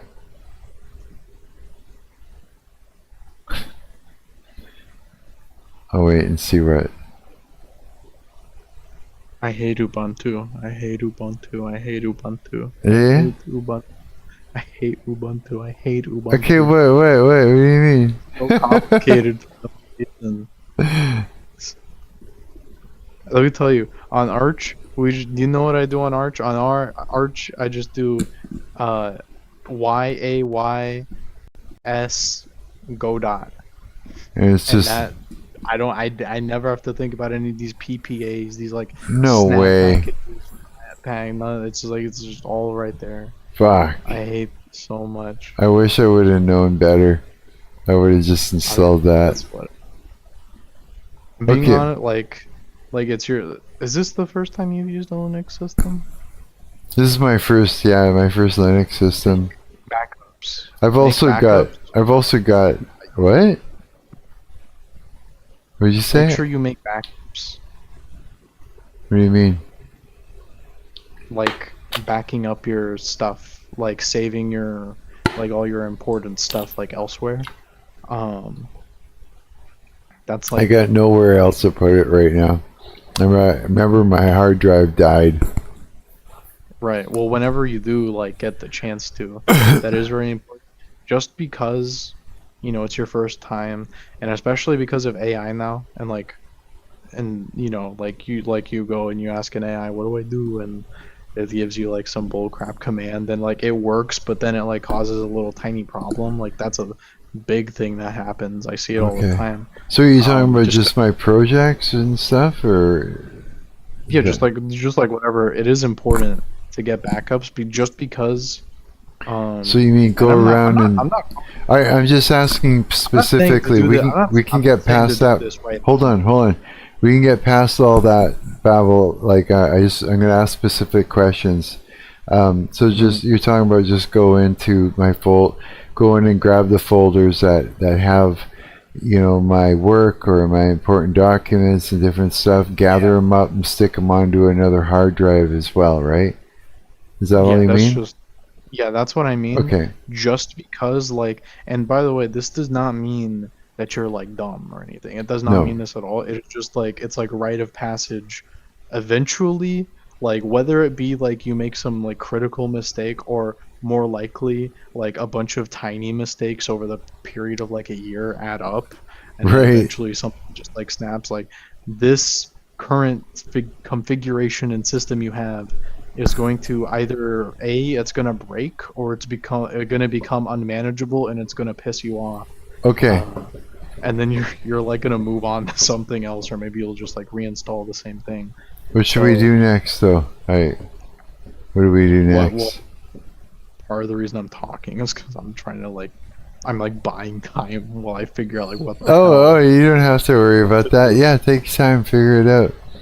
But I'm like looking up like how do you just install this through APT?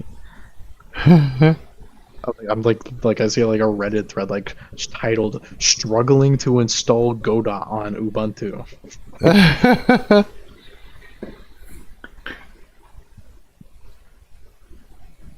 I can Reddit, eh? Mm-hmm.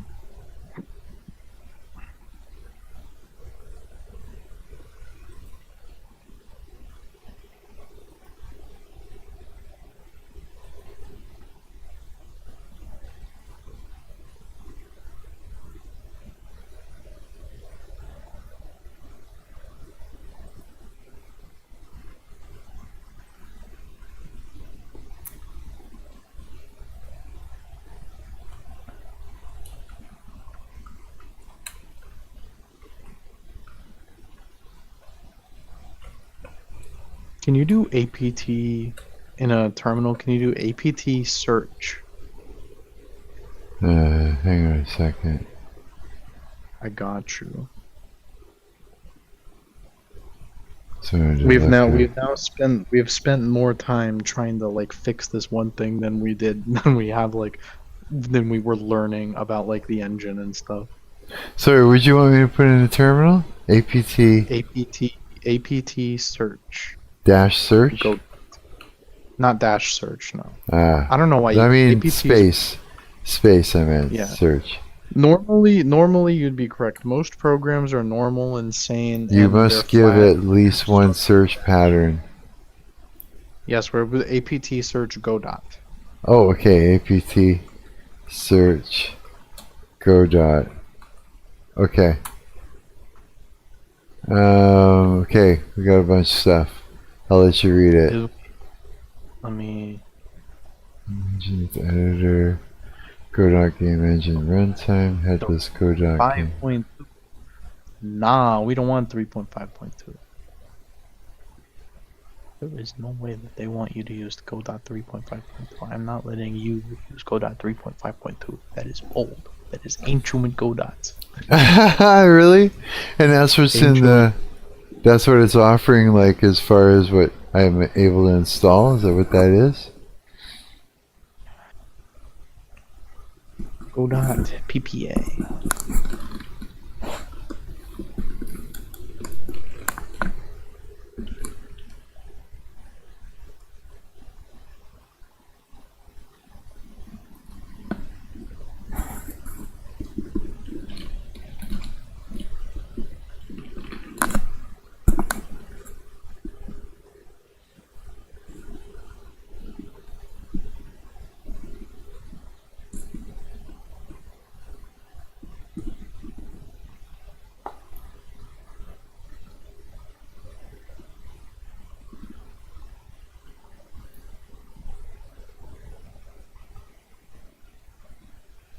I feel like I need another coffee, I think. That's what I need. I'm gonna make new coffee. I'll be back here. I'm still, I can still hear you. I'm just gonna do this real quick. Here, get that. Set that aflame first. Heat that shit up. Do my little fucking method.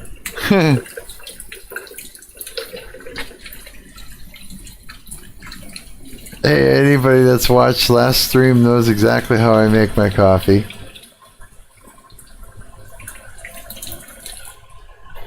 You think about it, I got a lot of weird shit on my streams. It's all kinds of stuff. I created a really good thumbnail for last stream finally.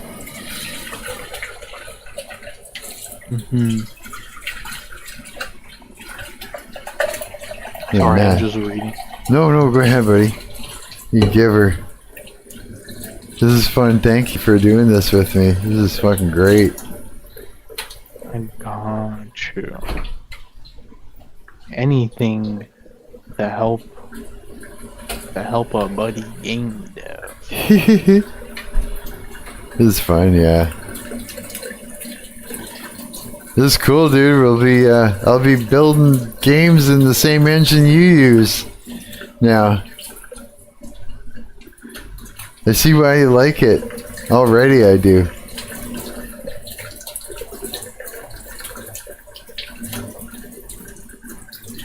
But yeah, I know Unity really well, but this is a little. It's just a little bit. I don't know. It just seems a little bit. I don't know how to explain it. I like it. I like the way it's set up. It's different in a good way. As if I gotta piss now that I got everything pulled out and I can't just leave it here because the bugs will just like yeehaw and crawl in it and I'll come back and then not even know the little fucker's been fucking around. So I gotta follow through and then I'll go piss. That's okay, I can do it. I can handle it. I seen one running around the bathtub there taunting me while I couldn't get up off the can to fuck it up.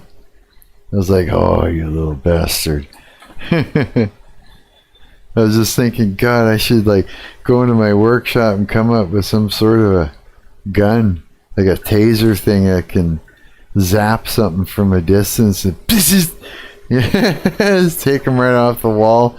Zap! Yeah. I found what might be a holy grail. Ooh. You know what I just thought of? I've got like all these old disposable camera circuits, like flash circuits.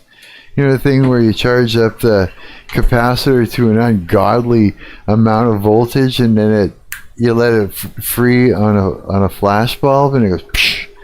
Like, I wonder if I could.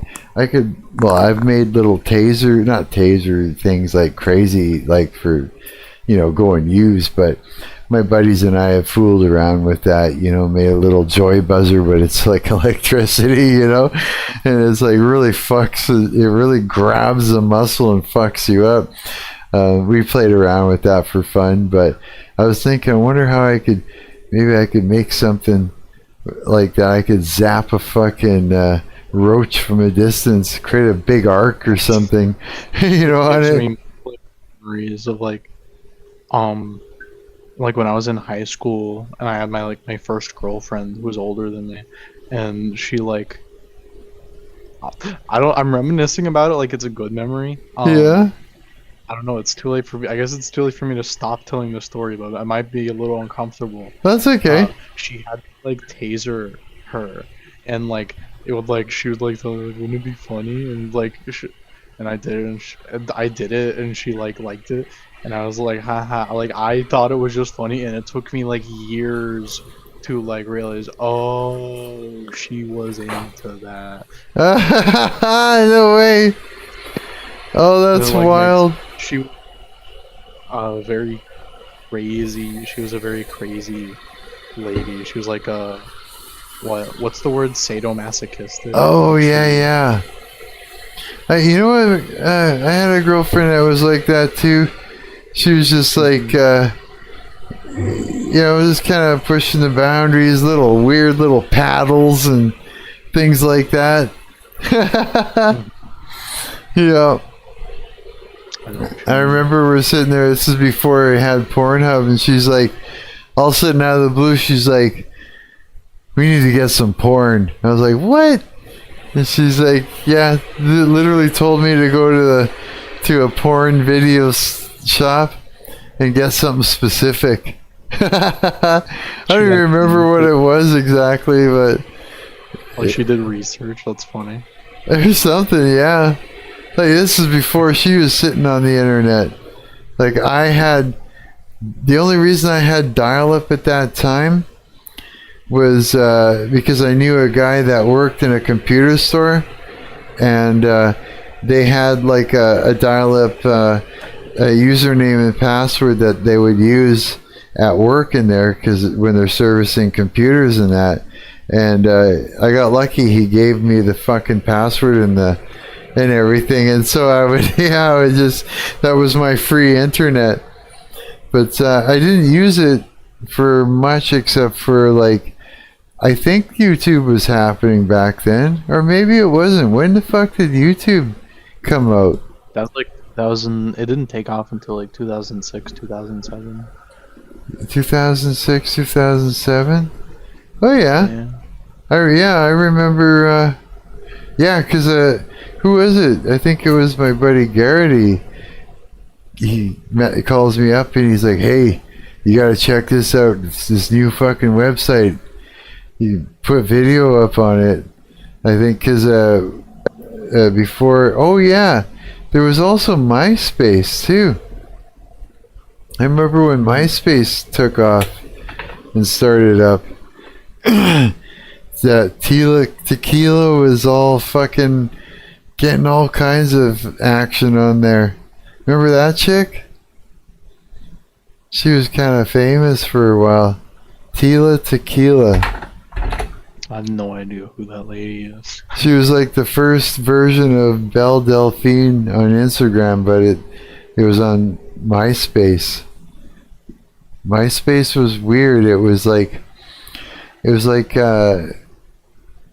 having your own sort of, place where you could post videos or anything. It was like a blank canvas that you can create a web page on. It used to be. It gave it to you from scratch, almost, pretty much.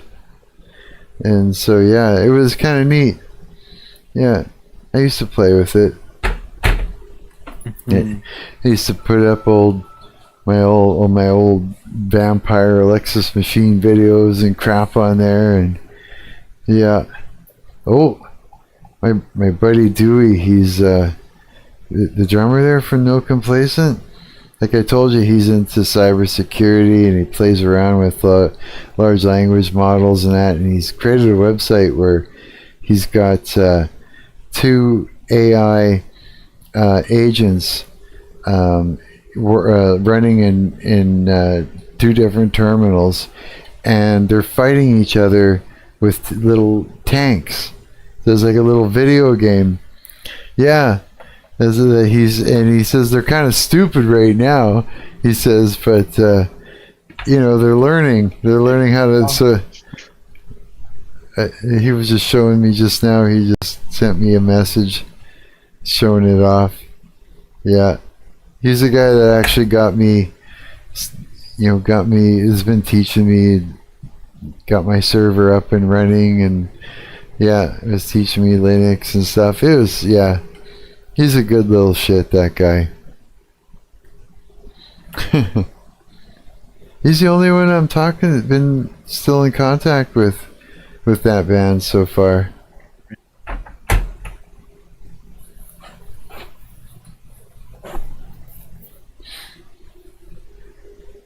I think with the other guys, it's just too much of a weird situation or something.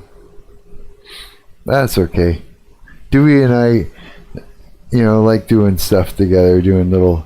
He's like, I hope you don't mind me sending you stuff. You're the only other dev that I know. I was like, yeah, no, fuck yeah, buddy, I'm proud of you. Absolutely.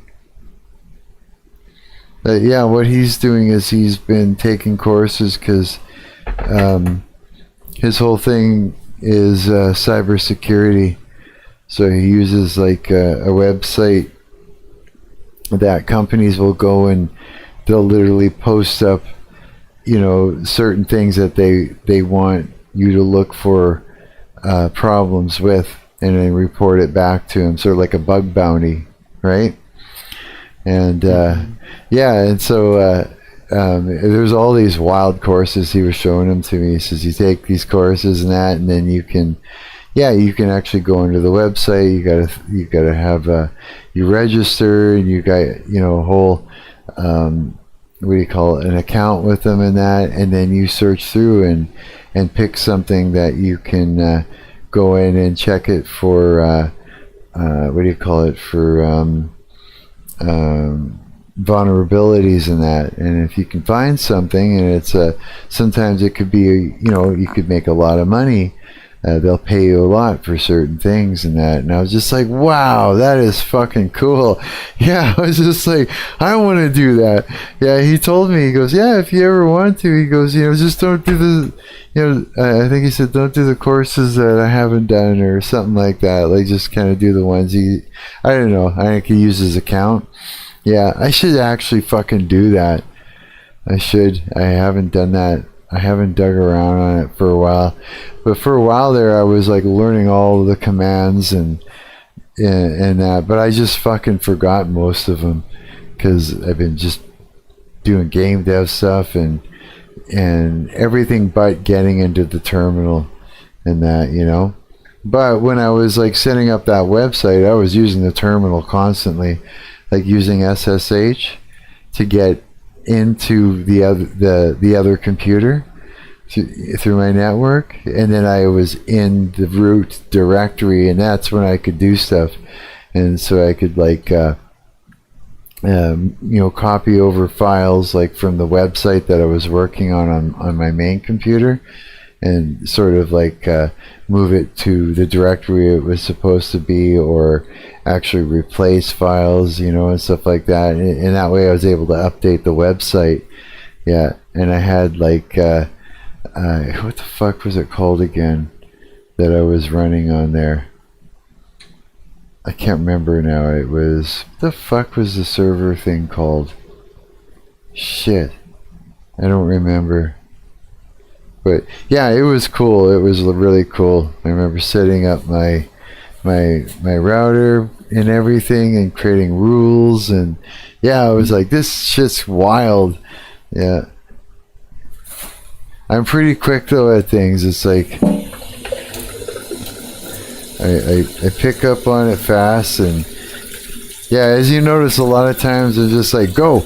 I'm just like, go ahead, just say it. What's that? Sorry, I cut you off. You do have patience. I do have patience? Yeah, I do kind of, yeah. Like I'm very used to trying to teach people about these things and having to like kind of coddle them and like like make sure like kind of like jingle keys and trying to like well, now hold on, now stay interested. Oh really? Yeah. So it's different, eh? It's different teaching me. I don't know. It's like teaching. That's like I'm just kind of like helping out.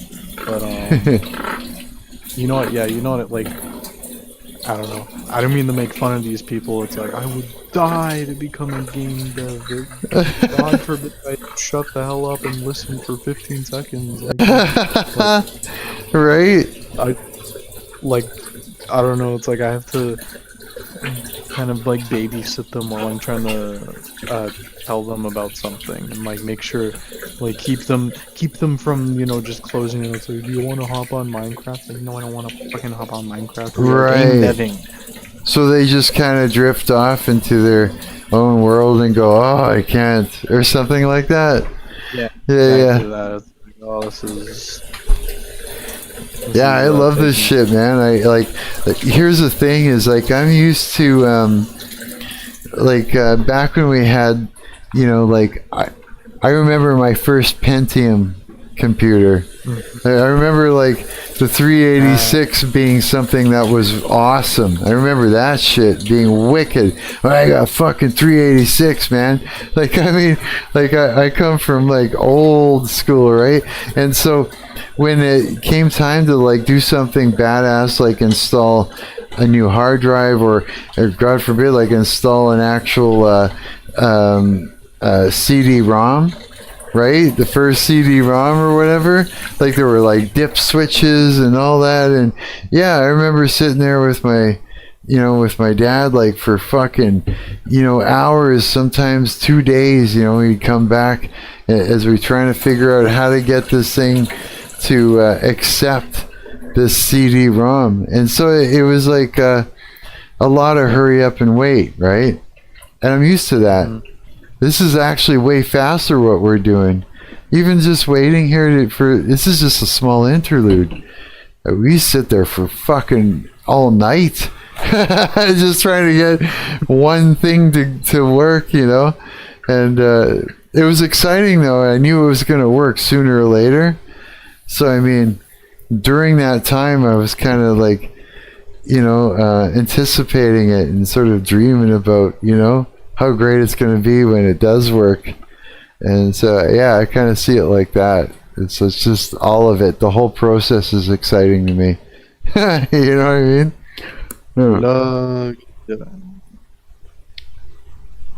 Love game dev. Yeah, me too, man. Me too, I do.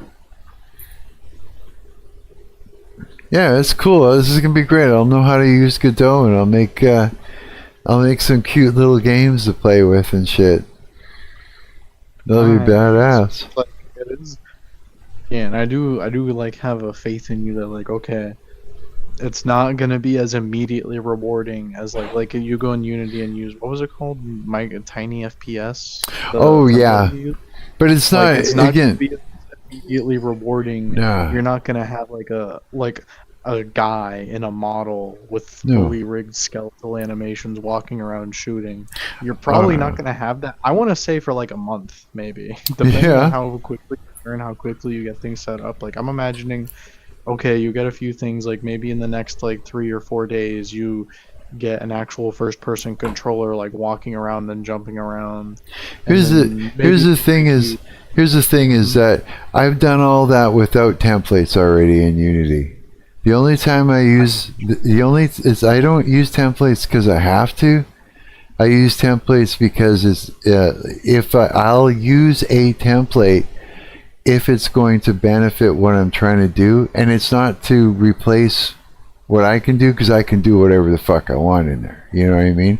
But sometimes there's something that I can, that I see something and going, you know what, if I take this thing, I could gut it and create and use this small shell and then build what I want to build out of it, you know, build it out within that little tiny eggshell that's actually going to give me an opportunity to do a thing. See, this is what a lot of people don't understand. Yeah. I'm not a pussy, you know, like I'm not like, oh, I can't, it's all got to click together. It's like, fuck that, I can program whatever the fuck, you know what I mean? I'll sit there and go right from scratch. In fact, my very first thing that I ever made in Unity was right from fucking scratch, you know? Like I said, sometimes I take on templates as a challenge, just to go, okay, let's take what, you know, or what this person created, this asset thing. It's sort of like a creative challenge, you know, like Flooded Grounds, for instance, right? That whole pack of artwork, right? Like I was going, let's take what this guy created and let's try and make it what they were imagining it to be, right? So it's like a creative endeavor, like, you know what I mean? And then I'll take that and then I do it my way. So I build systems around it and everything else, you know what I mean? I do things to optimize it so the damn thing actually runs, you know? Sometimes, like for instance, that horror FPS kit, you know, it's got some systems in it, right? But they're not good enough on, you know, as it is. I have to actually go in and make it something that I want it to be, right? But I mean, the thing is I can do all that shit without it. It's just that sometimes I find it interesting creatively to take something and flourish it out just to see. It's just art to me. It's all artwork, sort of, right? And so that's the only reason I'll use something that's there. But otherwise, I'll just fucking build it myself. Like, you know, same thing with the models too. Like every model that you see in that WebGL game is all mine. Every single fucking one that you see in there, I created that. The guns, like the weapons. What's that? Is that the one that's like all neon? Yeah, like it's like it looks like a little bit like the Micro FPS game because I wanted it to. I wanted it to look like this is what you could do with the template if you had some skill and you know, some know-how. And to take something like a bird, and to take something like that, and actually, you know, somebody skilled and seasoned, what they could do with a template like that otherwise somebody who is just learning would do with it. And because I see a whole bunch of what everybody does with it, and it's just crap.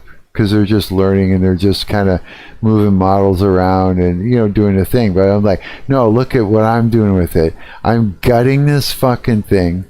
I am like, like with that Micro FPS game, I kind of, sometimes I want to stay true to it. So, you know, in order to, so that way when someone looks at it, they recognize that template and go, holy fuck, look what that guy did with it. Is what I was leaning towards, right? But I didn't need to recreate those shapes from scratch and use the shapes and make it look like I used the template. Like I made it look like I used the template. I didn't fucking use the template. You know what I mean? Like not really. It's just that I wanted to creatively make it, like art-wise and everything else, make it recognizable, but make it look like I pushed it way beyond anything that you've seen anybody do with it. You know, to inspire other people to go, hey, you know, look what this guy did with it. Maybe I could get in there and take this thing and dream beyond what's there instead of just moving around and using the models that are there.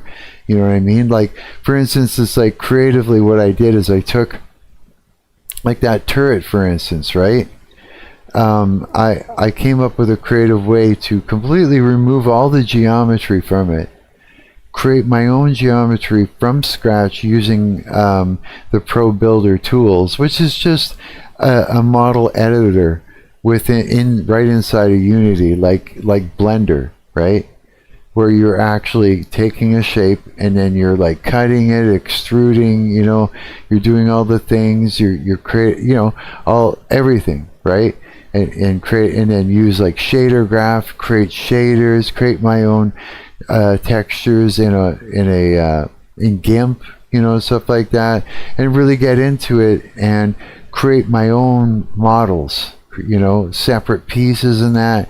And then I came up with a creative way to gut the skeletal thing that the code was attached to, and then insert my own model chunks and pieces, which wasn't an easy task. Like, I had to trick it, you know, and stuff like that, in order to put everything together, and then to get it to sort of act in a way where you would actually recognize that was the turret, but look what I did to it. You know what I mean? I took something that looked like a pussy and turned it into this fucking massive thing. Oh, you know, something crazy and overly intimidating. You know, so it's like it's sort of like it's like an exaggerated, like, holy fuck, you know, this thing just turned into a monster. You know what I mean?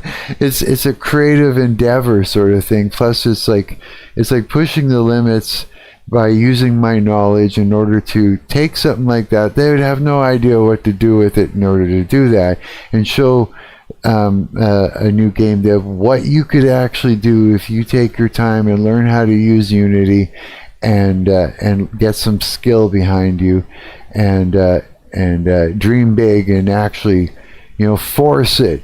You know, like whip that bitch, whip that pussy. You know what I mean? Force that shit into something that it isn't, right? And in order to do that, you kind of have to. And so I made it look like I stayed true to it. So all the little shapes and the things and all the models, I redid all that. Any kind of gun or anything, I made my own guns. I made my own animation to the guns. I did everything different, right?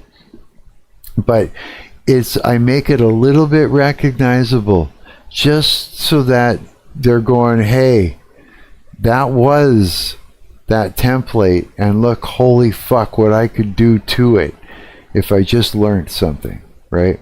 And that's what's behind that. Plus, the other thing is turning it into a WebGL game like that, and then pushing the fucking limits so that way I'm getting insane frame rates and shit like that within a browser, even with particle engines flying off and smoke and fucking sparks and crazy shit, you know what I mean?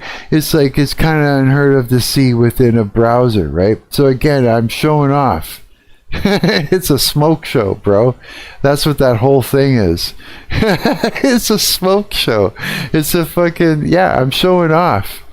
But the thing is that if someone doesn't know what the fuck I did, and they go, oh, they hear the word template as a buzzword, they look at me and they start playing it down. They think, oh, you snap together a thing, and you know, if you could just learn, it's like, fuck you, I learned something, and I did something that was way beyond what you think I did, and I just laid that out for you, so now you know. And anybody that's watching, now they know. You know what I mean? There was no what's the word, novice when it comes to what I'm doing. There's nothing novice that I did. You know, there's nothing newbie. I can tell you there's a lot of newbie to what I do. But I definitely agree about it is a challenge. Well, yeah. It is a challenge to use. I don't see all the good in it that you do. That's in that there is a challenge using other people's work and trying to build on someone else's work, because it is very easy to find that, for example, if I'm using someone else's code in my project, I very quickly realize, oh, this other person is a worthless retard. I should have just done it myself. Or it's like I'll download some model to use as a base for something I want to do. Yeah. And earlier very quickly, I should have just done this myself. Whoever was working on this model is a goddamn retard. Well, here's the I should have thing. just done all this myself. Yeah. It doesn't. I agree with you. It's a challenge. I just don't see all the. Well, I here, don't see all the in that challenge. here's the thing is number one, you get to see under the hood of how somebody created a system, right? And to the point where you know it inside and out, and then you can actually take that knowledge and build something better, right? Like I could experience. I could take that. Yeah, but I haven't experienced that yet. No, oh only- yeah, like Other people's stuff and seen retardation. Maybe I'll find some. Maybe it's because I'm in Godot and everyone that uses Godot is like inept. But oh, maybe, dude. Okay, so I get it. Okay, so if you're in Unity, it's very intricate. It's like very intricate, but it also allows you to do very intricate things. You know what I mean? And so, kind of like as if you're using, all of a sudden you're using Audacity.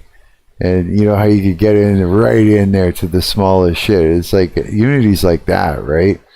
There's no click together. You get in there and it's all fucking dirty and tiny little shit, right?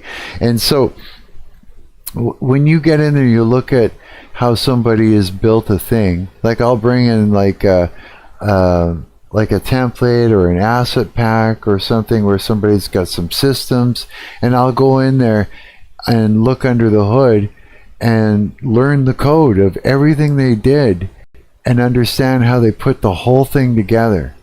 And I'm like, oh, that's ingenious, you know, or that's kind of cool, or I get it, you know. And then sometimes I just push it aside, and then I go and I make what I want to make after learning, getting an idea how somebody kind of created. It's like learning somebody created some logic, right? And so now you go and you look at how the logic that they created in order to make a system. And when you understand the way people are going about it, because there's a whole bunch of different ways to go about creating the same thing, right?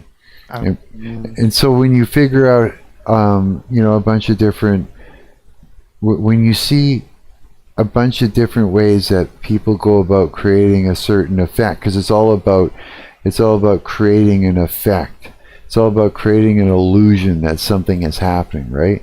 Then you can sit down and come up with a way to do something that you want, right? Because you've seen a bunch of different ways of doing it. It gives you an idea what the engine will do.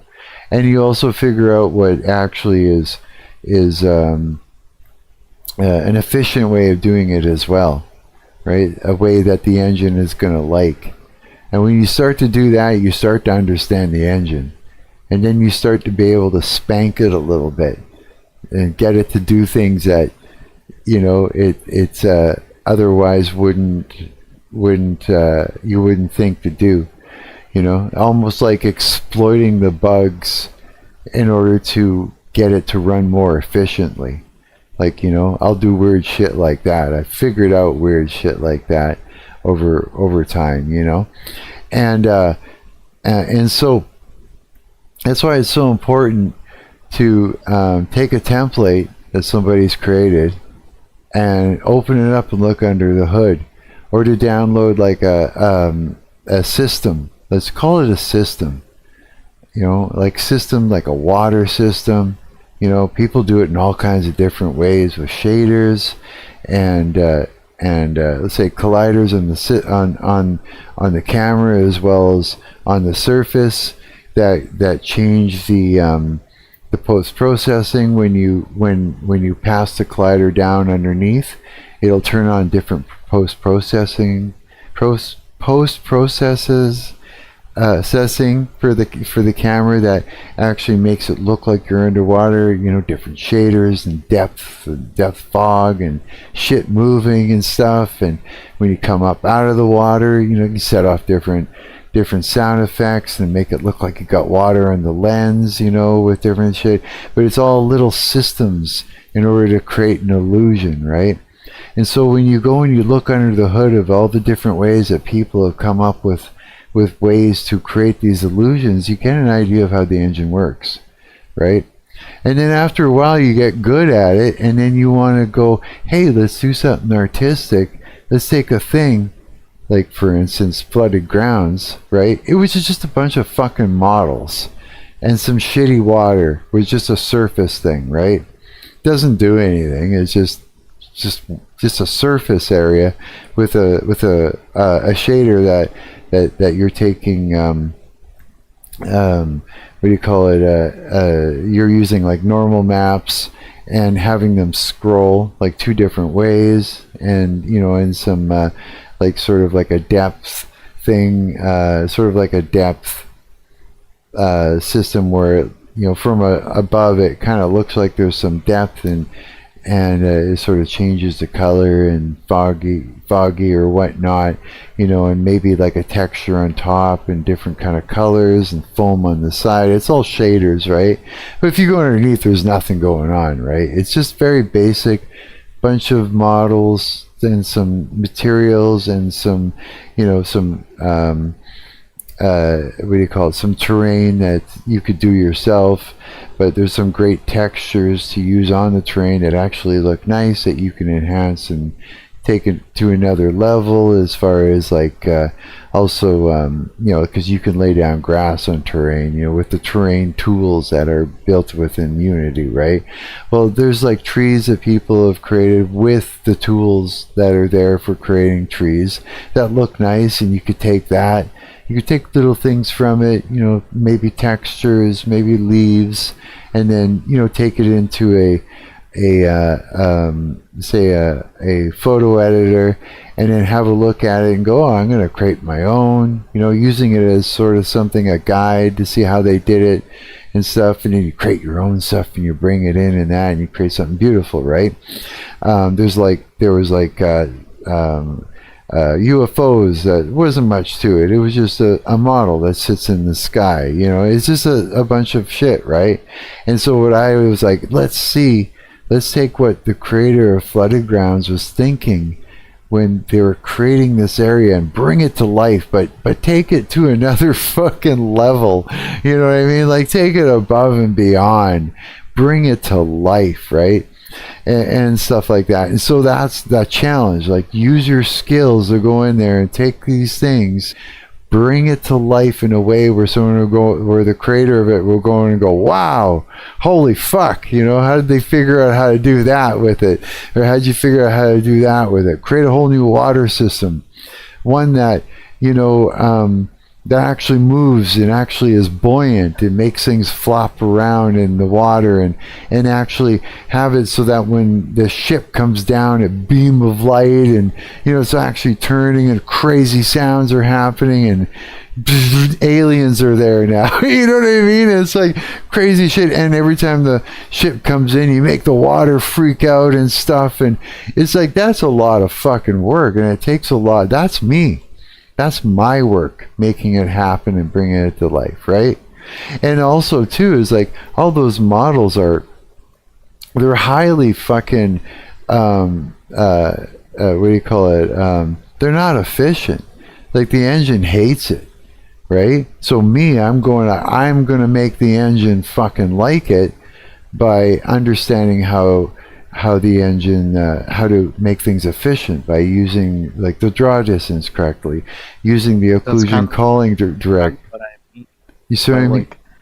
Like these things are so like, that's what I was talking about. Like, it's a challenge, like, because in general, when you're using, like, when you have like a template, or like, honestly, something I like to do, and what I think about is like, just like entire games, like, you just, like, for example, like, most recently I can think, like, okay, I know what kind of AI I want for my game. I want AI to be something like what these old Nintendo games did. I don't want like mesh A-star pathfinding. I want something more simple. I want something more performant. So I look at the AI code for like Pikmin 2 and I see, like, right, okay, what did these guys do?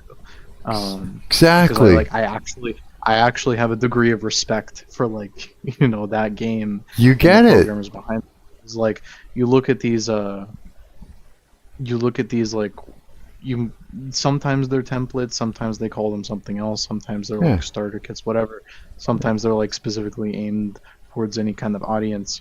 But at least from my experience, like with Godot and stuff, the big difference, and I was actually talking this with someone earlier today, is that these are made by people who like realize that they're not cut out for making video games. They're like, I'm gonna make templates instead. I'm gonna make tutorials instead. And Yeah. it's like these people, I admire that you have respect for them.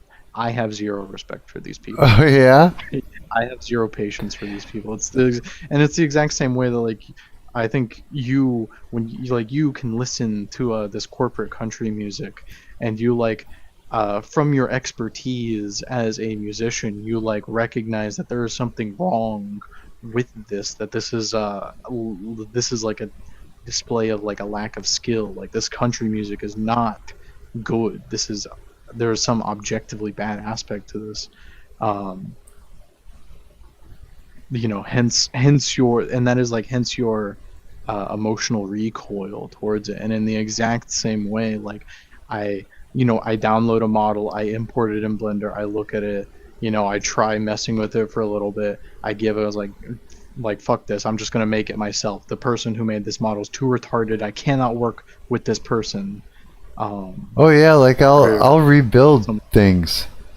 I've done that. I brought vehicles in there, but I've totally rebuilt it because it's just a mess, right? They make some cool shit, it looks good, they stick it on Sketchfab, but there's so much wrong with it that you know what I mean? Like you know how you'll bring something in and the UVs are completely all over the fucking place and overlapping each other, and you're getting warnings and bugs and shit going off in that. Yeah, you got to build your models clean. You got to make everything run efficiently in that.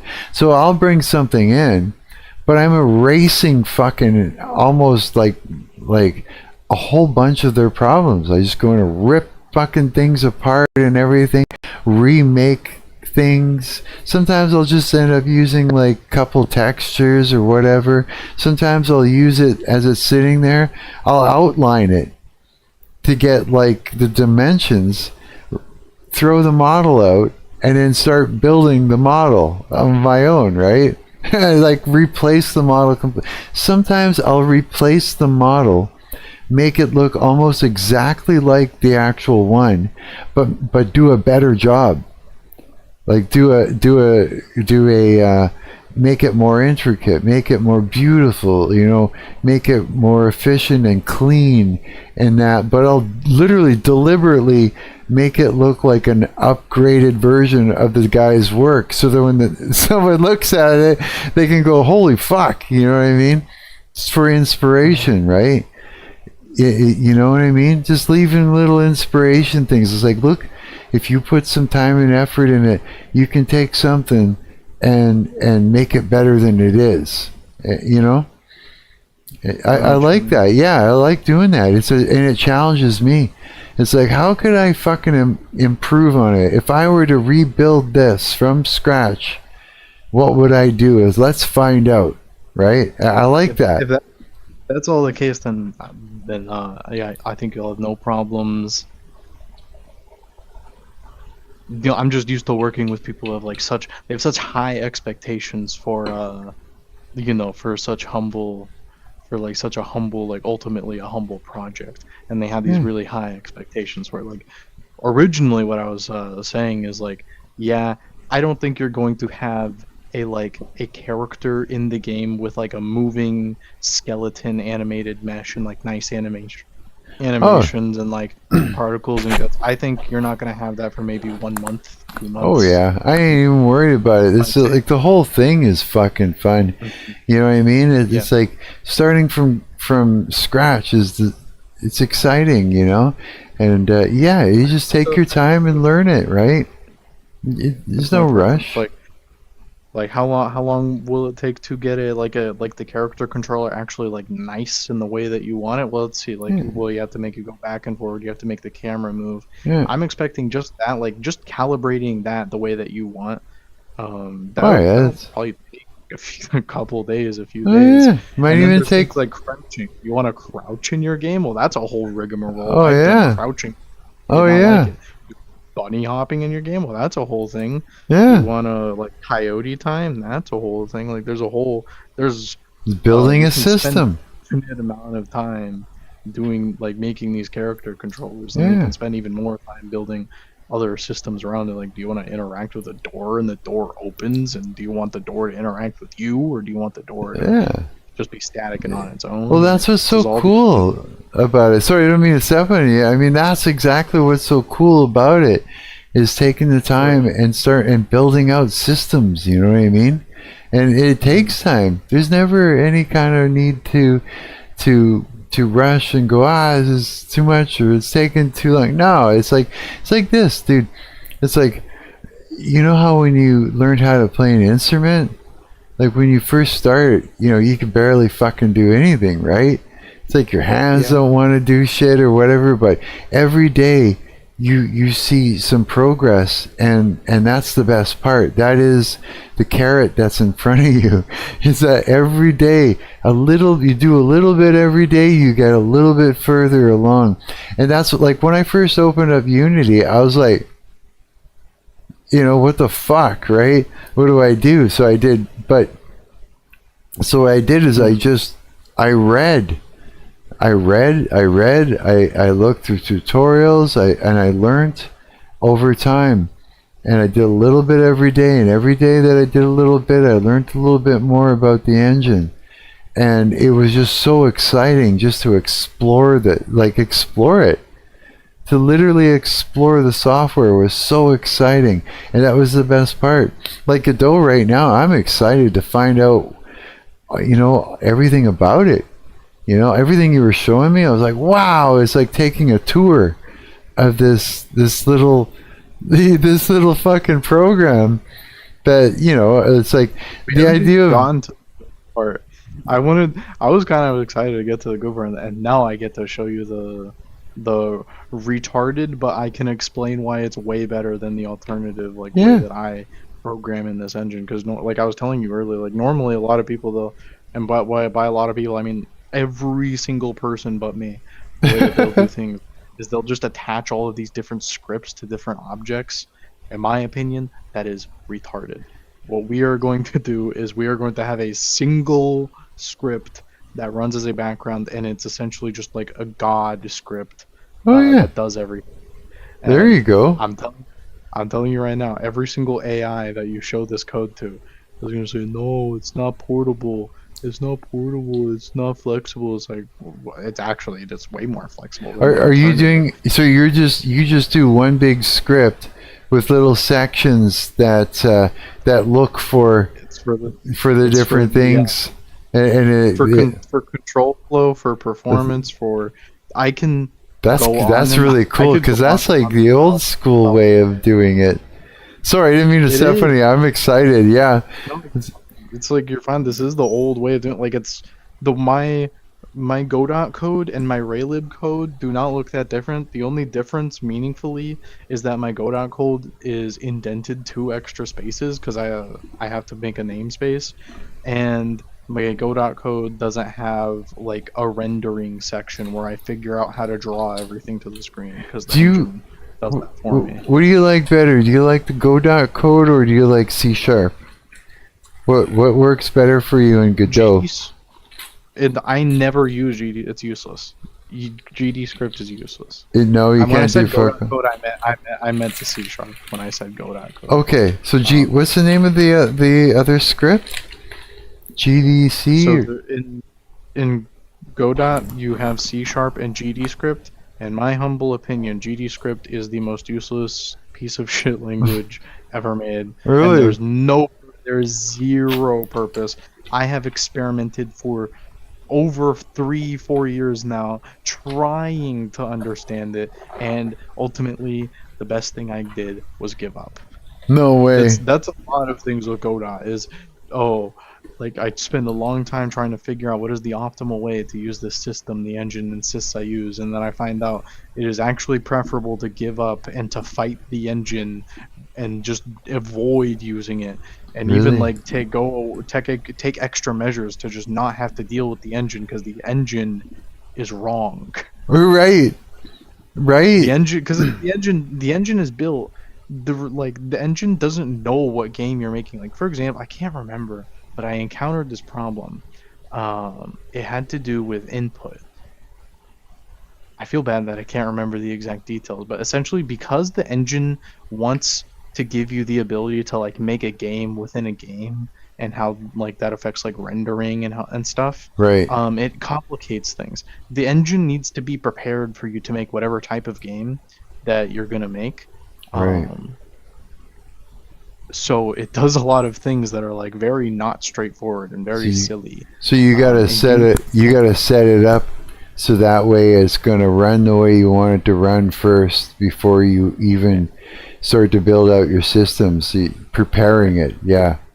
It's if you want, because the engine is not optimized to create your game. The engine does not know what kind of game you want to make. So if you know what kind of game if you know what you need to do, then you need to sometimes be willing to tell the engine no. You need to tell it no, I am not doing that. Right.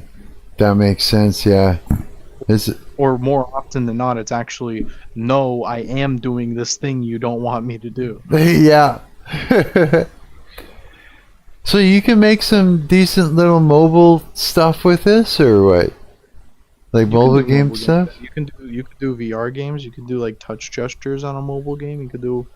No I way. haven't found something I can do in Raylib that I can't do in here. Really? Other than like rendering stuff, like there's on like okay. Well, I guess I have found a lot of stuff I can do in Raylib that I can't do in here. But for the most part, you can do whatever you want. Fuck, that's cool, dude. That's But really I didn't- cool.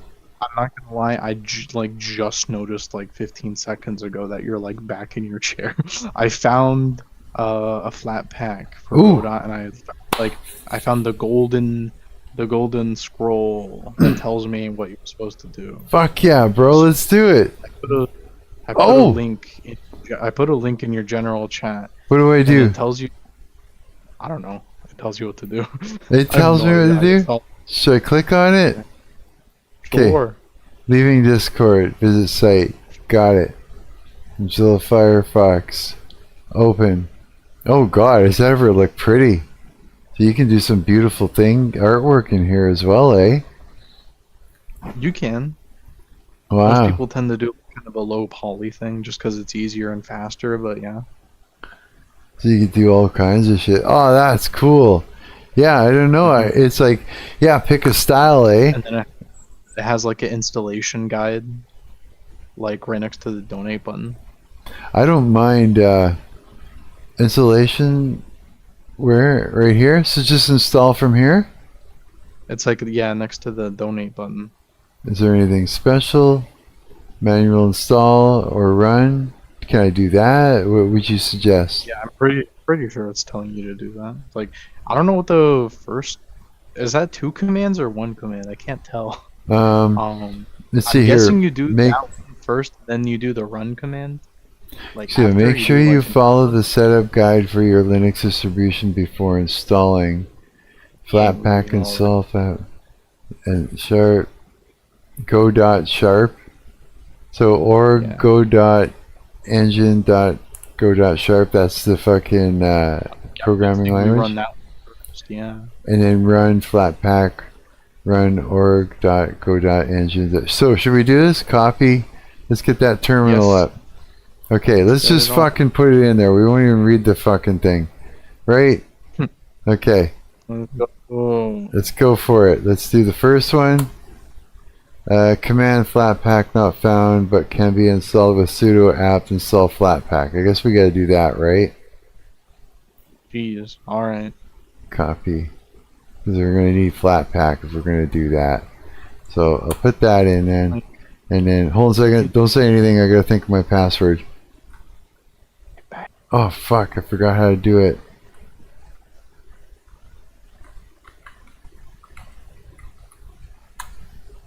Okay, good. Yes. Okay, so it's installing Flatpak.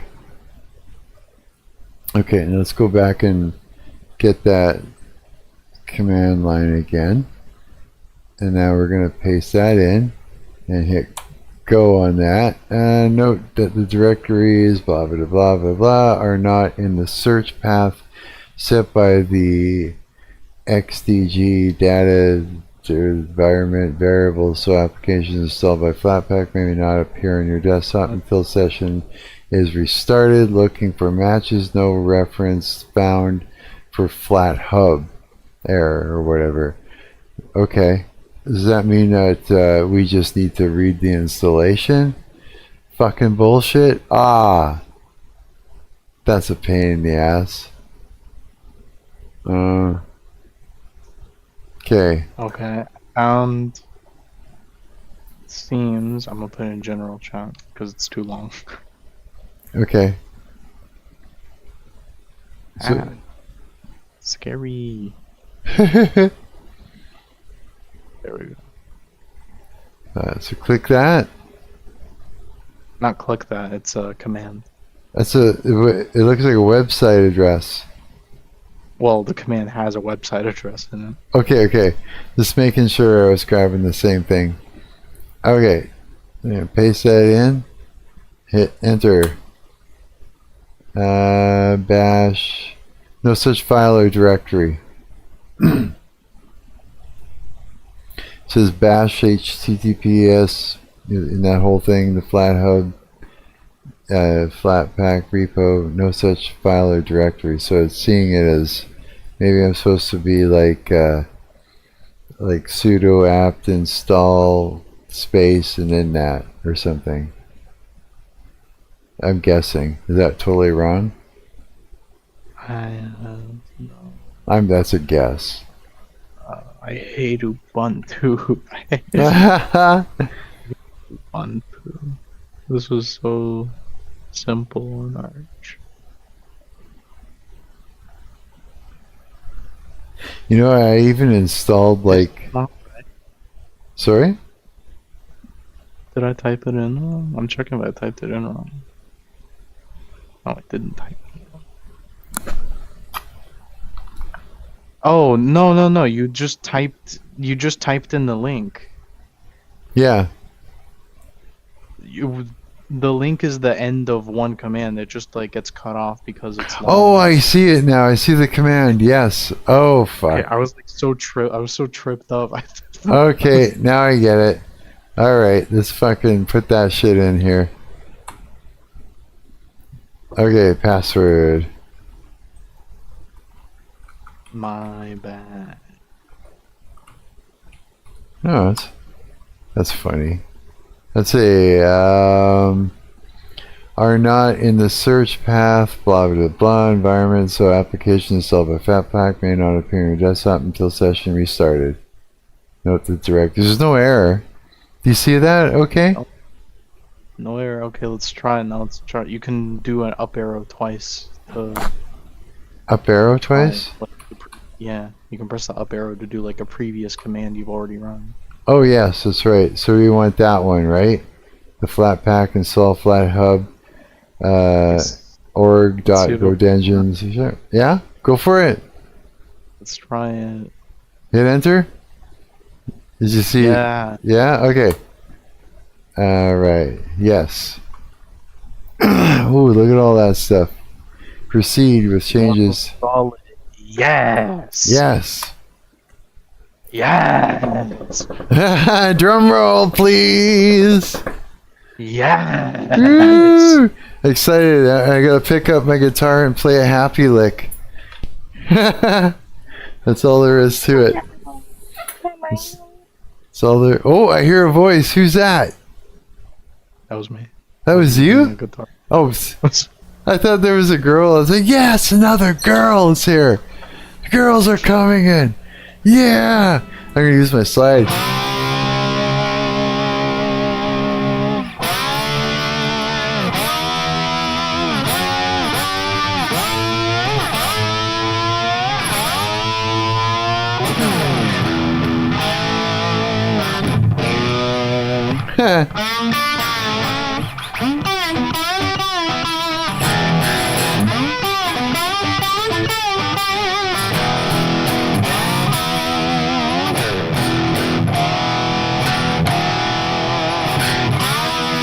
Just making shit up.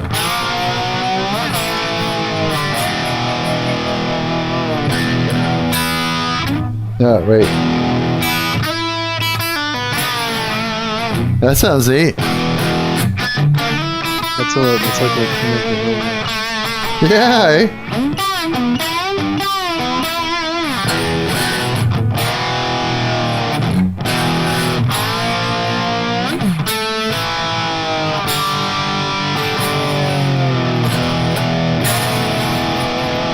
I keep losing my pick. I've been talking to people and like reaching out to other cool people and learning tips and tricks for when I become cool. Are you? And that you can get like free, like if you are willing to just make a bunch of emails, then you can just get free Free popcorn? popcorn for everything. Free Taco Bell. That sounds good. I wrote it down. They were telling me how to do it, and I wrote it down.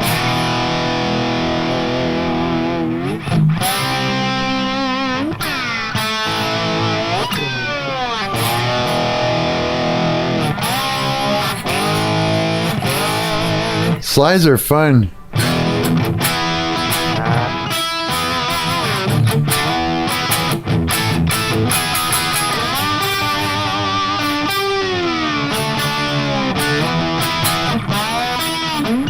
Got it. Taco Bell free taco. Step 1, make temporary email. Step 2, make a Taco Bell account in the browser. Step 3, copy the code. Step 4, log in the app after making the account. Step 5 is you get a free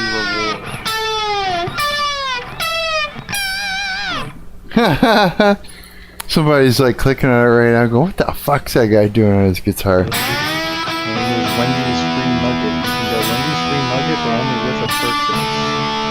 The steps for Wendy's free nugget is you make a temporary email, then you make a Wendy's account in the browser, copy the code, and then you log into the Wendy's app after making an account.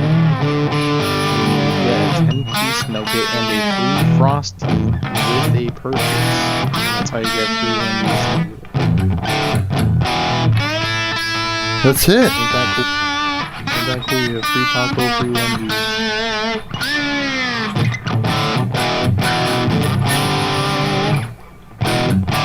I'm still hung up on the free crazy sauce I got at Little Caesars.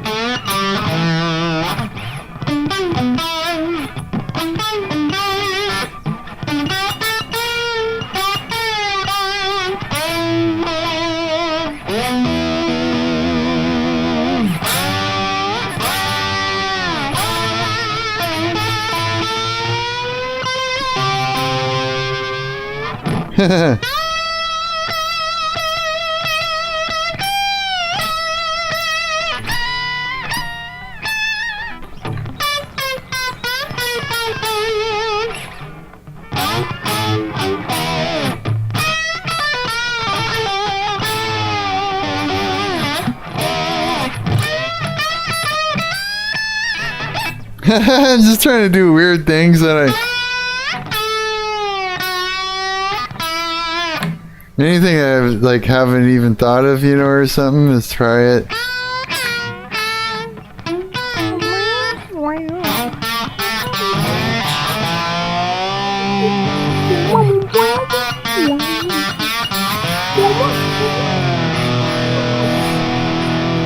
I like slide when it sounds aggressive, you know.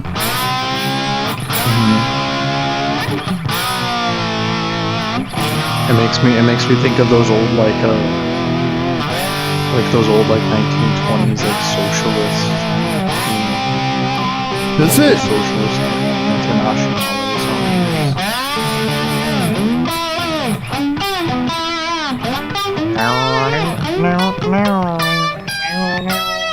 I see what you mean, yeah.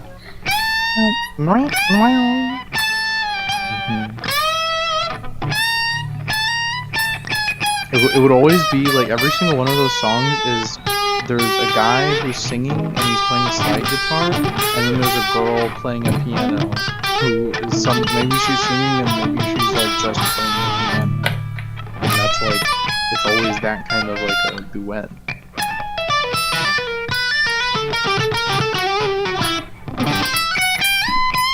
God, I'm playing like shit today. I don't care. It was fun. I makes me wonder if that's where like because that's what White Stripes is too, right? It's like just guy with a guitar and girl with a drum. I wonder if that's like on purpose, trying to be a reference. You think so? I wonder. I don't know. I wonder if it is. Ooh, it says installation complete. Putting down my guitar. Let's find out where we're at. I had the video paused. Like, well, man, it's taking so long. Really? You're like, what the fuck? Okay. Now what? We gotta do the next. Now, can you now Do the run? I don't know. However you open Godot, we gotta open Godot now. Wait, you And see this? Do you see this? Run flatpak dot or hang on. The second one. This. Do we have to run this? Second one. I guess so. Flatpak run org dot go dot engine dot go dot sharp. I guess so. Okay, let's copy that. Let's go for it. I suppose so. So just do it. We're doing it. Hitting enter. And it's doing a thing. Oh, look at that. Weird. Look at that. There it is. It open. Yeah, that's it right there. You see it? That just like I have to run Godot. I wonder if it's like in a system tray. Okay, now we want to import the project that you put in your documents. You know we can do that. So we go import existing project, and we put it where, in documents or some shit? It was in documents, and then you named it something. I forgot. No, it's not documents. I thought it was. It was It's documents. Yeah, it was. No, because there's nothing. Oh yeah, see it. FPS, and then there it is. Do I just click the folder like this and then hit select? I think it's the project.godot is the file you're looking for. That's what we look for? .godot? Okay, select. And project, importing existing project, valid project found at path. Import and edit. Import and edit. Warning, this project was last edited in Godot 4.6. Opening will change it to Godot 4.3. Open it anyways? Blah, blah, blah. Open it anyways. Oh, buddy. It's open. It's in the other window. I gotta bring it over. There it is. Oh, it's over there to the other window. Now it moved again. Come back. There it is. There we go. There's all the things. Being rowdy, we need to make it obedient. Okay, now there's something. Whoa. Yeah, we're missing. Why does it look like that? What? Because we downgraded. I don't know. Maybe 2D. It shouldn't look like that just because we downgrade like half a version. It should not look like that. What is going on? Try. I think we're missing like a shader or something. You know what I mean? No. We will deal with that later. Okay. Whatever that is. Okay, now we have to go in the editor. We have to go in the editor settings. Okay. Just like we did like 3 hours ago. File system, text editor, external, right? And then use external editor on executable path. Now, I have this secret. The path is going to be flatpak dash spawn. Ouch. You want to put it into the Oh yeah, let me do that. That's the path, and then the flags are also going to be different. Here, let me just So- copy the whole thing. Okay. So that whole thing, right?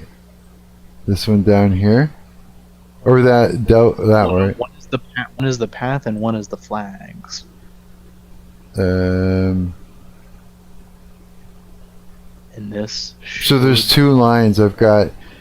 You want me to do this, the first one, or both of them, or? They correspond. The exact path is for the exact path, and the exact flag is for the exact flag. Do I just copy them and drop them both in at the same time? No, not at the same time. So do one and then. Oh, I get it. Okay. Yeah. I see it. Okay, so the path is first, so we can go and paste that in. I get it. I was thinking terminal for some fucking reason. I don't know why. And then I was like, I look over here and like, oh yeah, we're doing this. Hold on. What do you mean? You copied also like the label. Whoops. Oh, don't Where put it's X. like- Got Yeah. it. Those Got were it. just like labels, so you knew which one was which. Oh, jeez. Okay, let me try that again.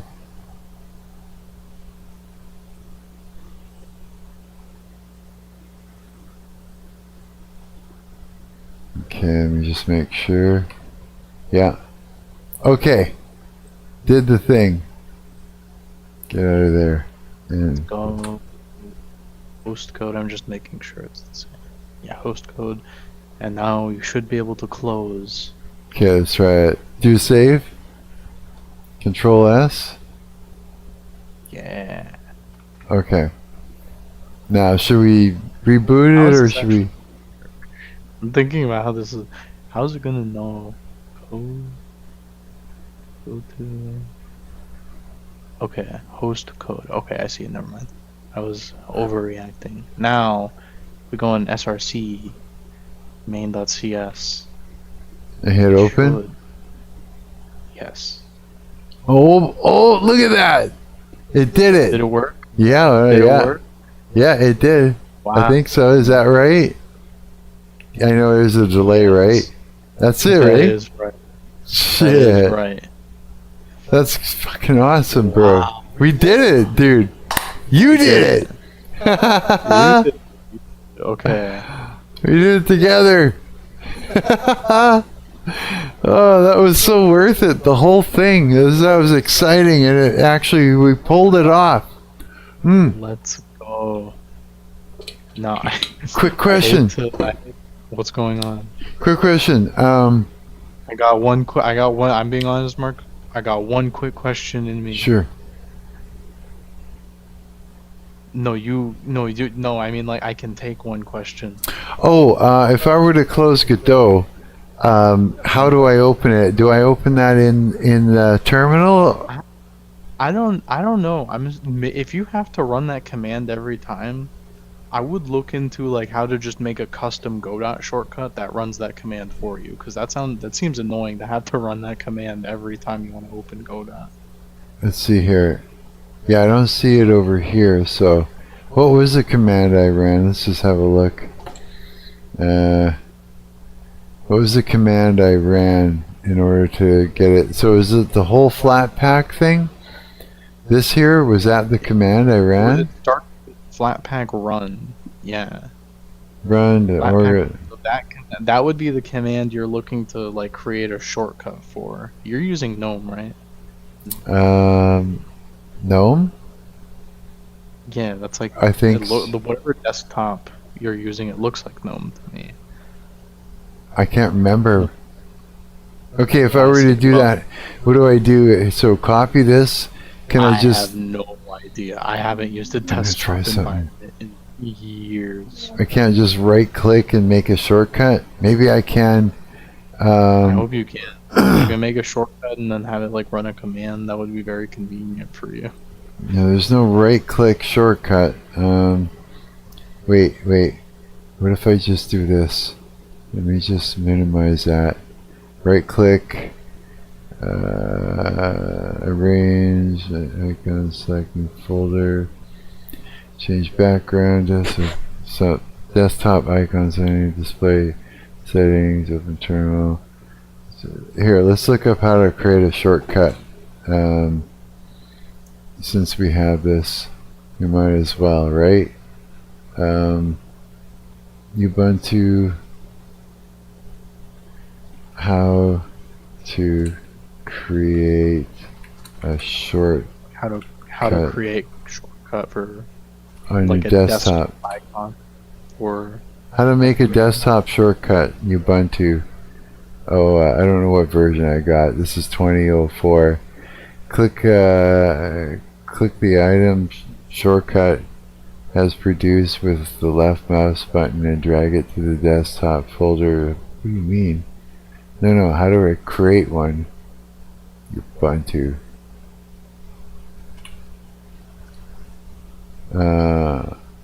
In Ubuntu. How to make a desktop shortcut icon. are you looking for it on your desktop or on Here a we go. hotbar? On like the hotbar. Oh, anywhere. I just said desktop. Ubuntu desktop from your file share. Blah blah blah. Okay, wait. To create a desktop icon, sorry, desktop shortcut in Ubuntu. 2. Copy the applications.desktop file from USR share applications, or squirrely line, blah blah blah. It's a .local/share/applications, and paste it into your desktop. Right click the new file and select allow launching to activate it. For files, folders, use Alt drag.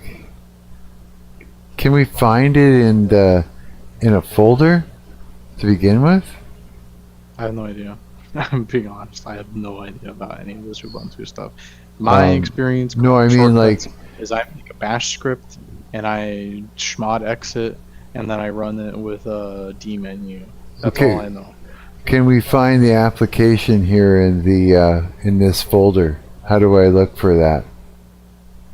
Just go into the terminal and do like a find or something, like where is? Because you have to run like a flatpak command just to run the thing. I have no idea. I genuinely do not know. So where is org? Can I do that? Copy.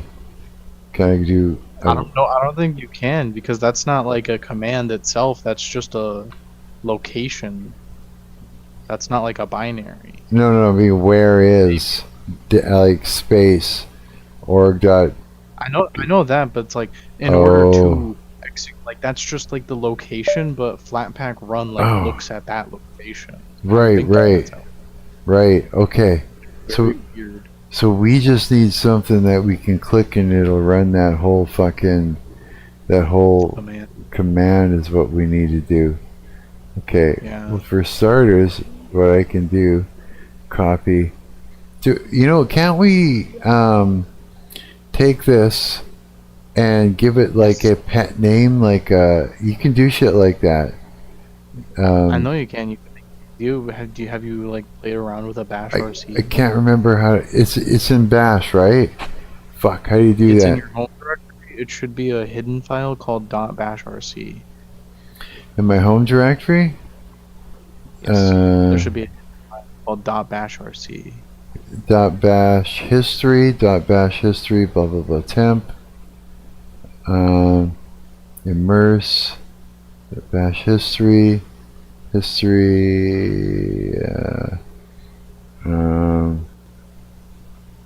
Is Ubuntu not use bash? yeah, .bash rc. Just open it up. .bashrc. Yeah, you open that up.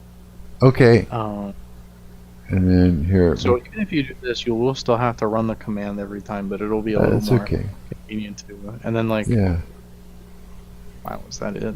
Oh, never mind. that's it. Yeah. I thought it was. You know I thought it what's- was like 5. Do you know what's going on in there? If and Yeah, I know. forest Is color. Is there an Case. alias section? Let's see. Alias. Yeah, there it is. Some more aliases. Yes, alias is how you alias is what you do. So you would write like alias go dot equals, and then you would like put the Wait. command. That's how you do it. So go dot and then paste that in and we're good. Just like that? Should work. No way. Do I have to go equals? No. Yeah, you have to. Well, yeah, you have to make sure it matches the other ones. Oh yeah, here, yeah. You're right. Equals. It needs like the single quotes too. Oh, does it? Okay. Yes. Yeah, because otherwise it's It doesn't and seem they have space either. yeah, like that, right? Oh, no space between the equals? The Whoops. other ones don't have space. You're right. It's very strict. We have to be very careful. Yeah, I know. You're right. That should work when you close and reopen the terminal. As long So as we you just save do that file. control save. Okay, so let's close and reopen the terminal. Yeah, just make sure you save. It's all You did. saved. Alright. Okay, let's reopen the You should terminal be able to- and go. that should Go. bash. Wait, is You can Godot open right now? Let's make sure we close it first. There's nothing in the system tray to know. I don't know why it doesn't show up in there. Okay, hang on. Make sure this is saved. Let's exit out of there.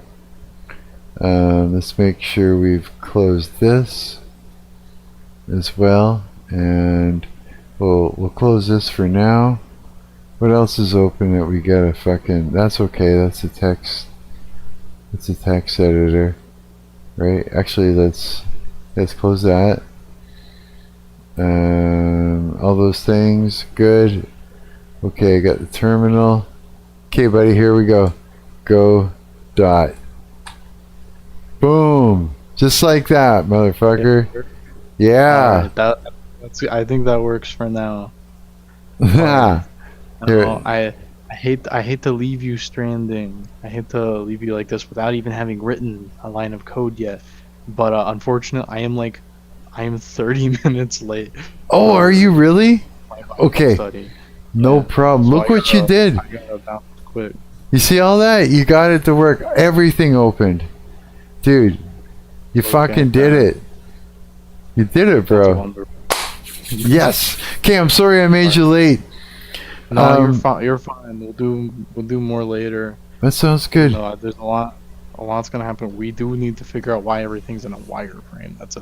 That's kind of making me scared. I don't know. Is maybe You it? can, like, maybe you can mess around with like Godot settings, like put Yeah. it in forward plus mode. See what happens if you put it in forward plus. Like mess around. Sure. You know, just mess around with stuff. Make sure. I mean, obviously, make sure that you can go back if you mess with something you shouldn't have messed with. Yeah. Yeah. Absolutely. Yeah, I'll do that. Okay, man. I'll let you go and do your thing. Fuck yeah. Okay, dude. Alright. You have a good day, Bye. man. Have Yeah. a nice morning. Yeah, you too, buddy. Oh, that was awesome. Man, that was so what's the word? Satisfying. That was satisfying. This is like what I live for, is to try and figure shit out and then to actually succeed in the end. It's like gotta be the most satisfying thing ever. How long have I been streaming for? I hope it hasn't been 12 hours or they're gonna cut off a whole bunch of it. Anybody here left in this stream? Is there a way for me to find out? Let's see here. We'll go to YouTube. Let's find out how long I've been streaming for. Maybe there's a way. Because if I stream for too long, they may not even save it. Sometimes they do that shit, eh? They won't let you do more than 12 hours. Is there any way to find out? So if I click on this, let's say, is there any way to find out? So if I click, does it say? Doesn't fucking say, does it?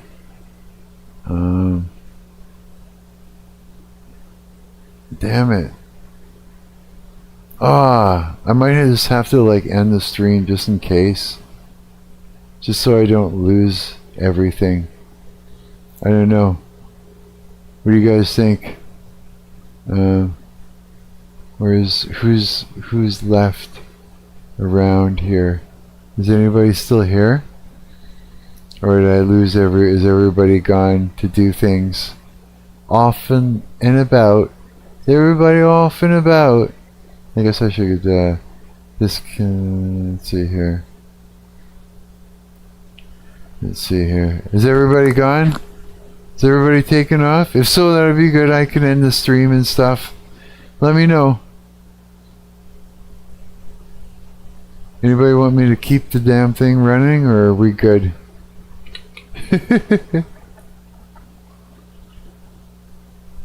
That was so awesomely fun. You know how I want to end this off? I'm gonna play that track there that I made for my friend. Where am I? Documents, LMS, projects. I have to pee. Tracks, master. No, master. Loopable. This is the one. Is that it? No, that's not it. I opened up the wrong thing. That's it.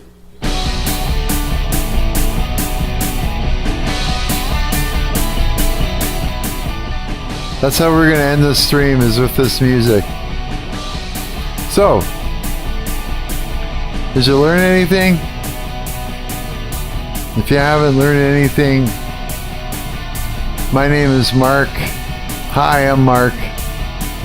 I'm your parasocial friend on the internet. Let me go and fix this thing here. Oh yeah, I gotta fix that while we're at it. Is it? Or some shit like that.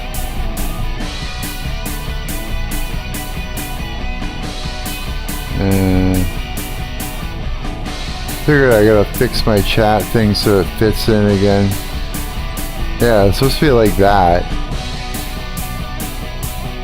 So I'm super haggard because I've been up forever and my ear hurts. Ow.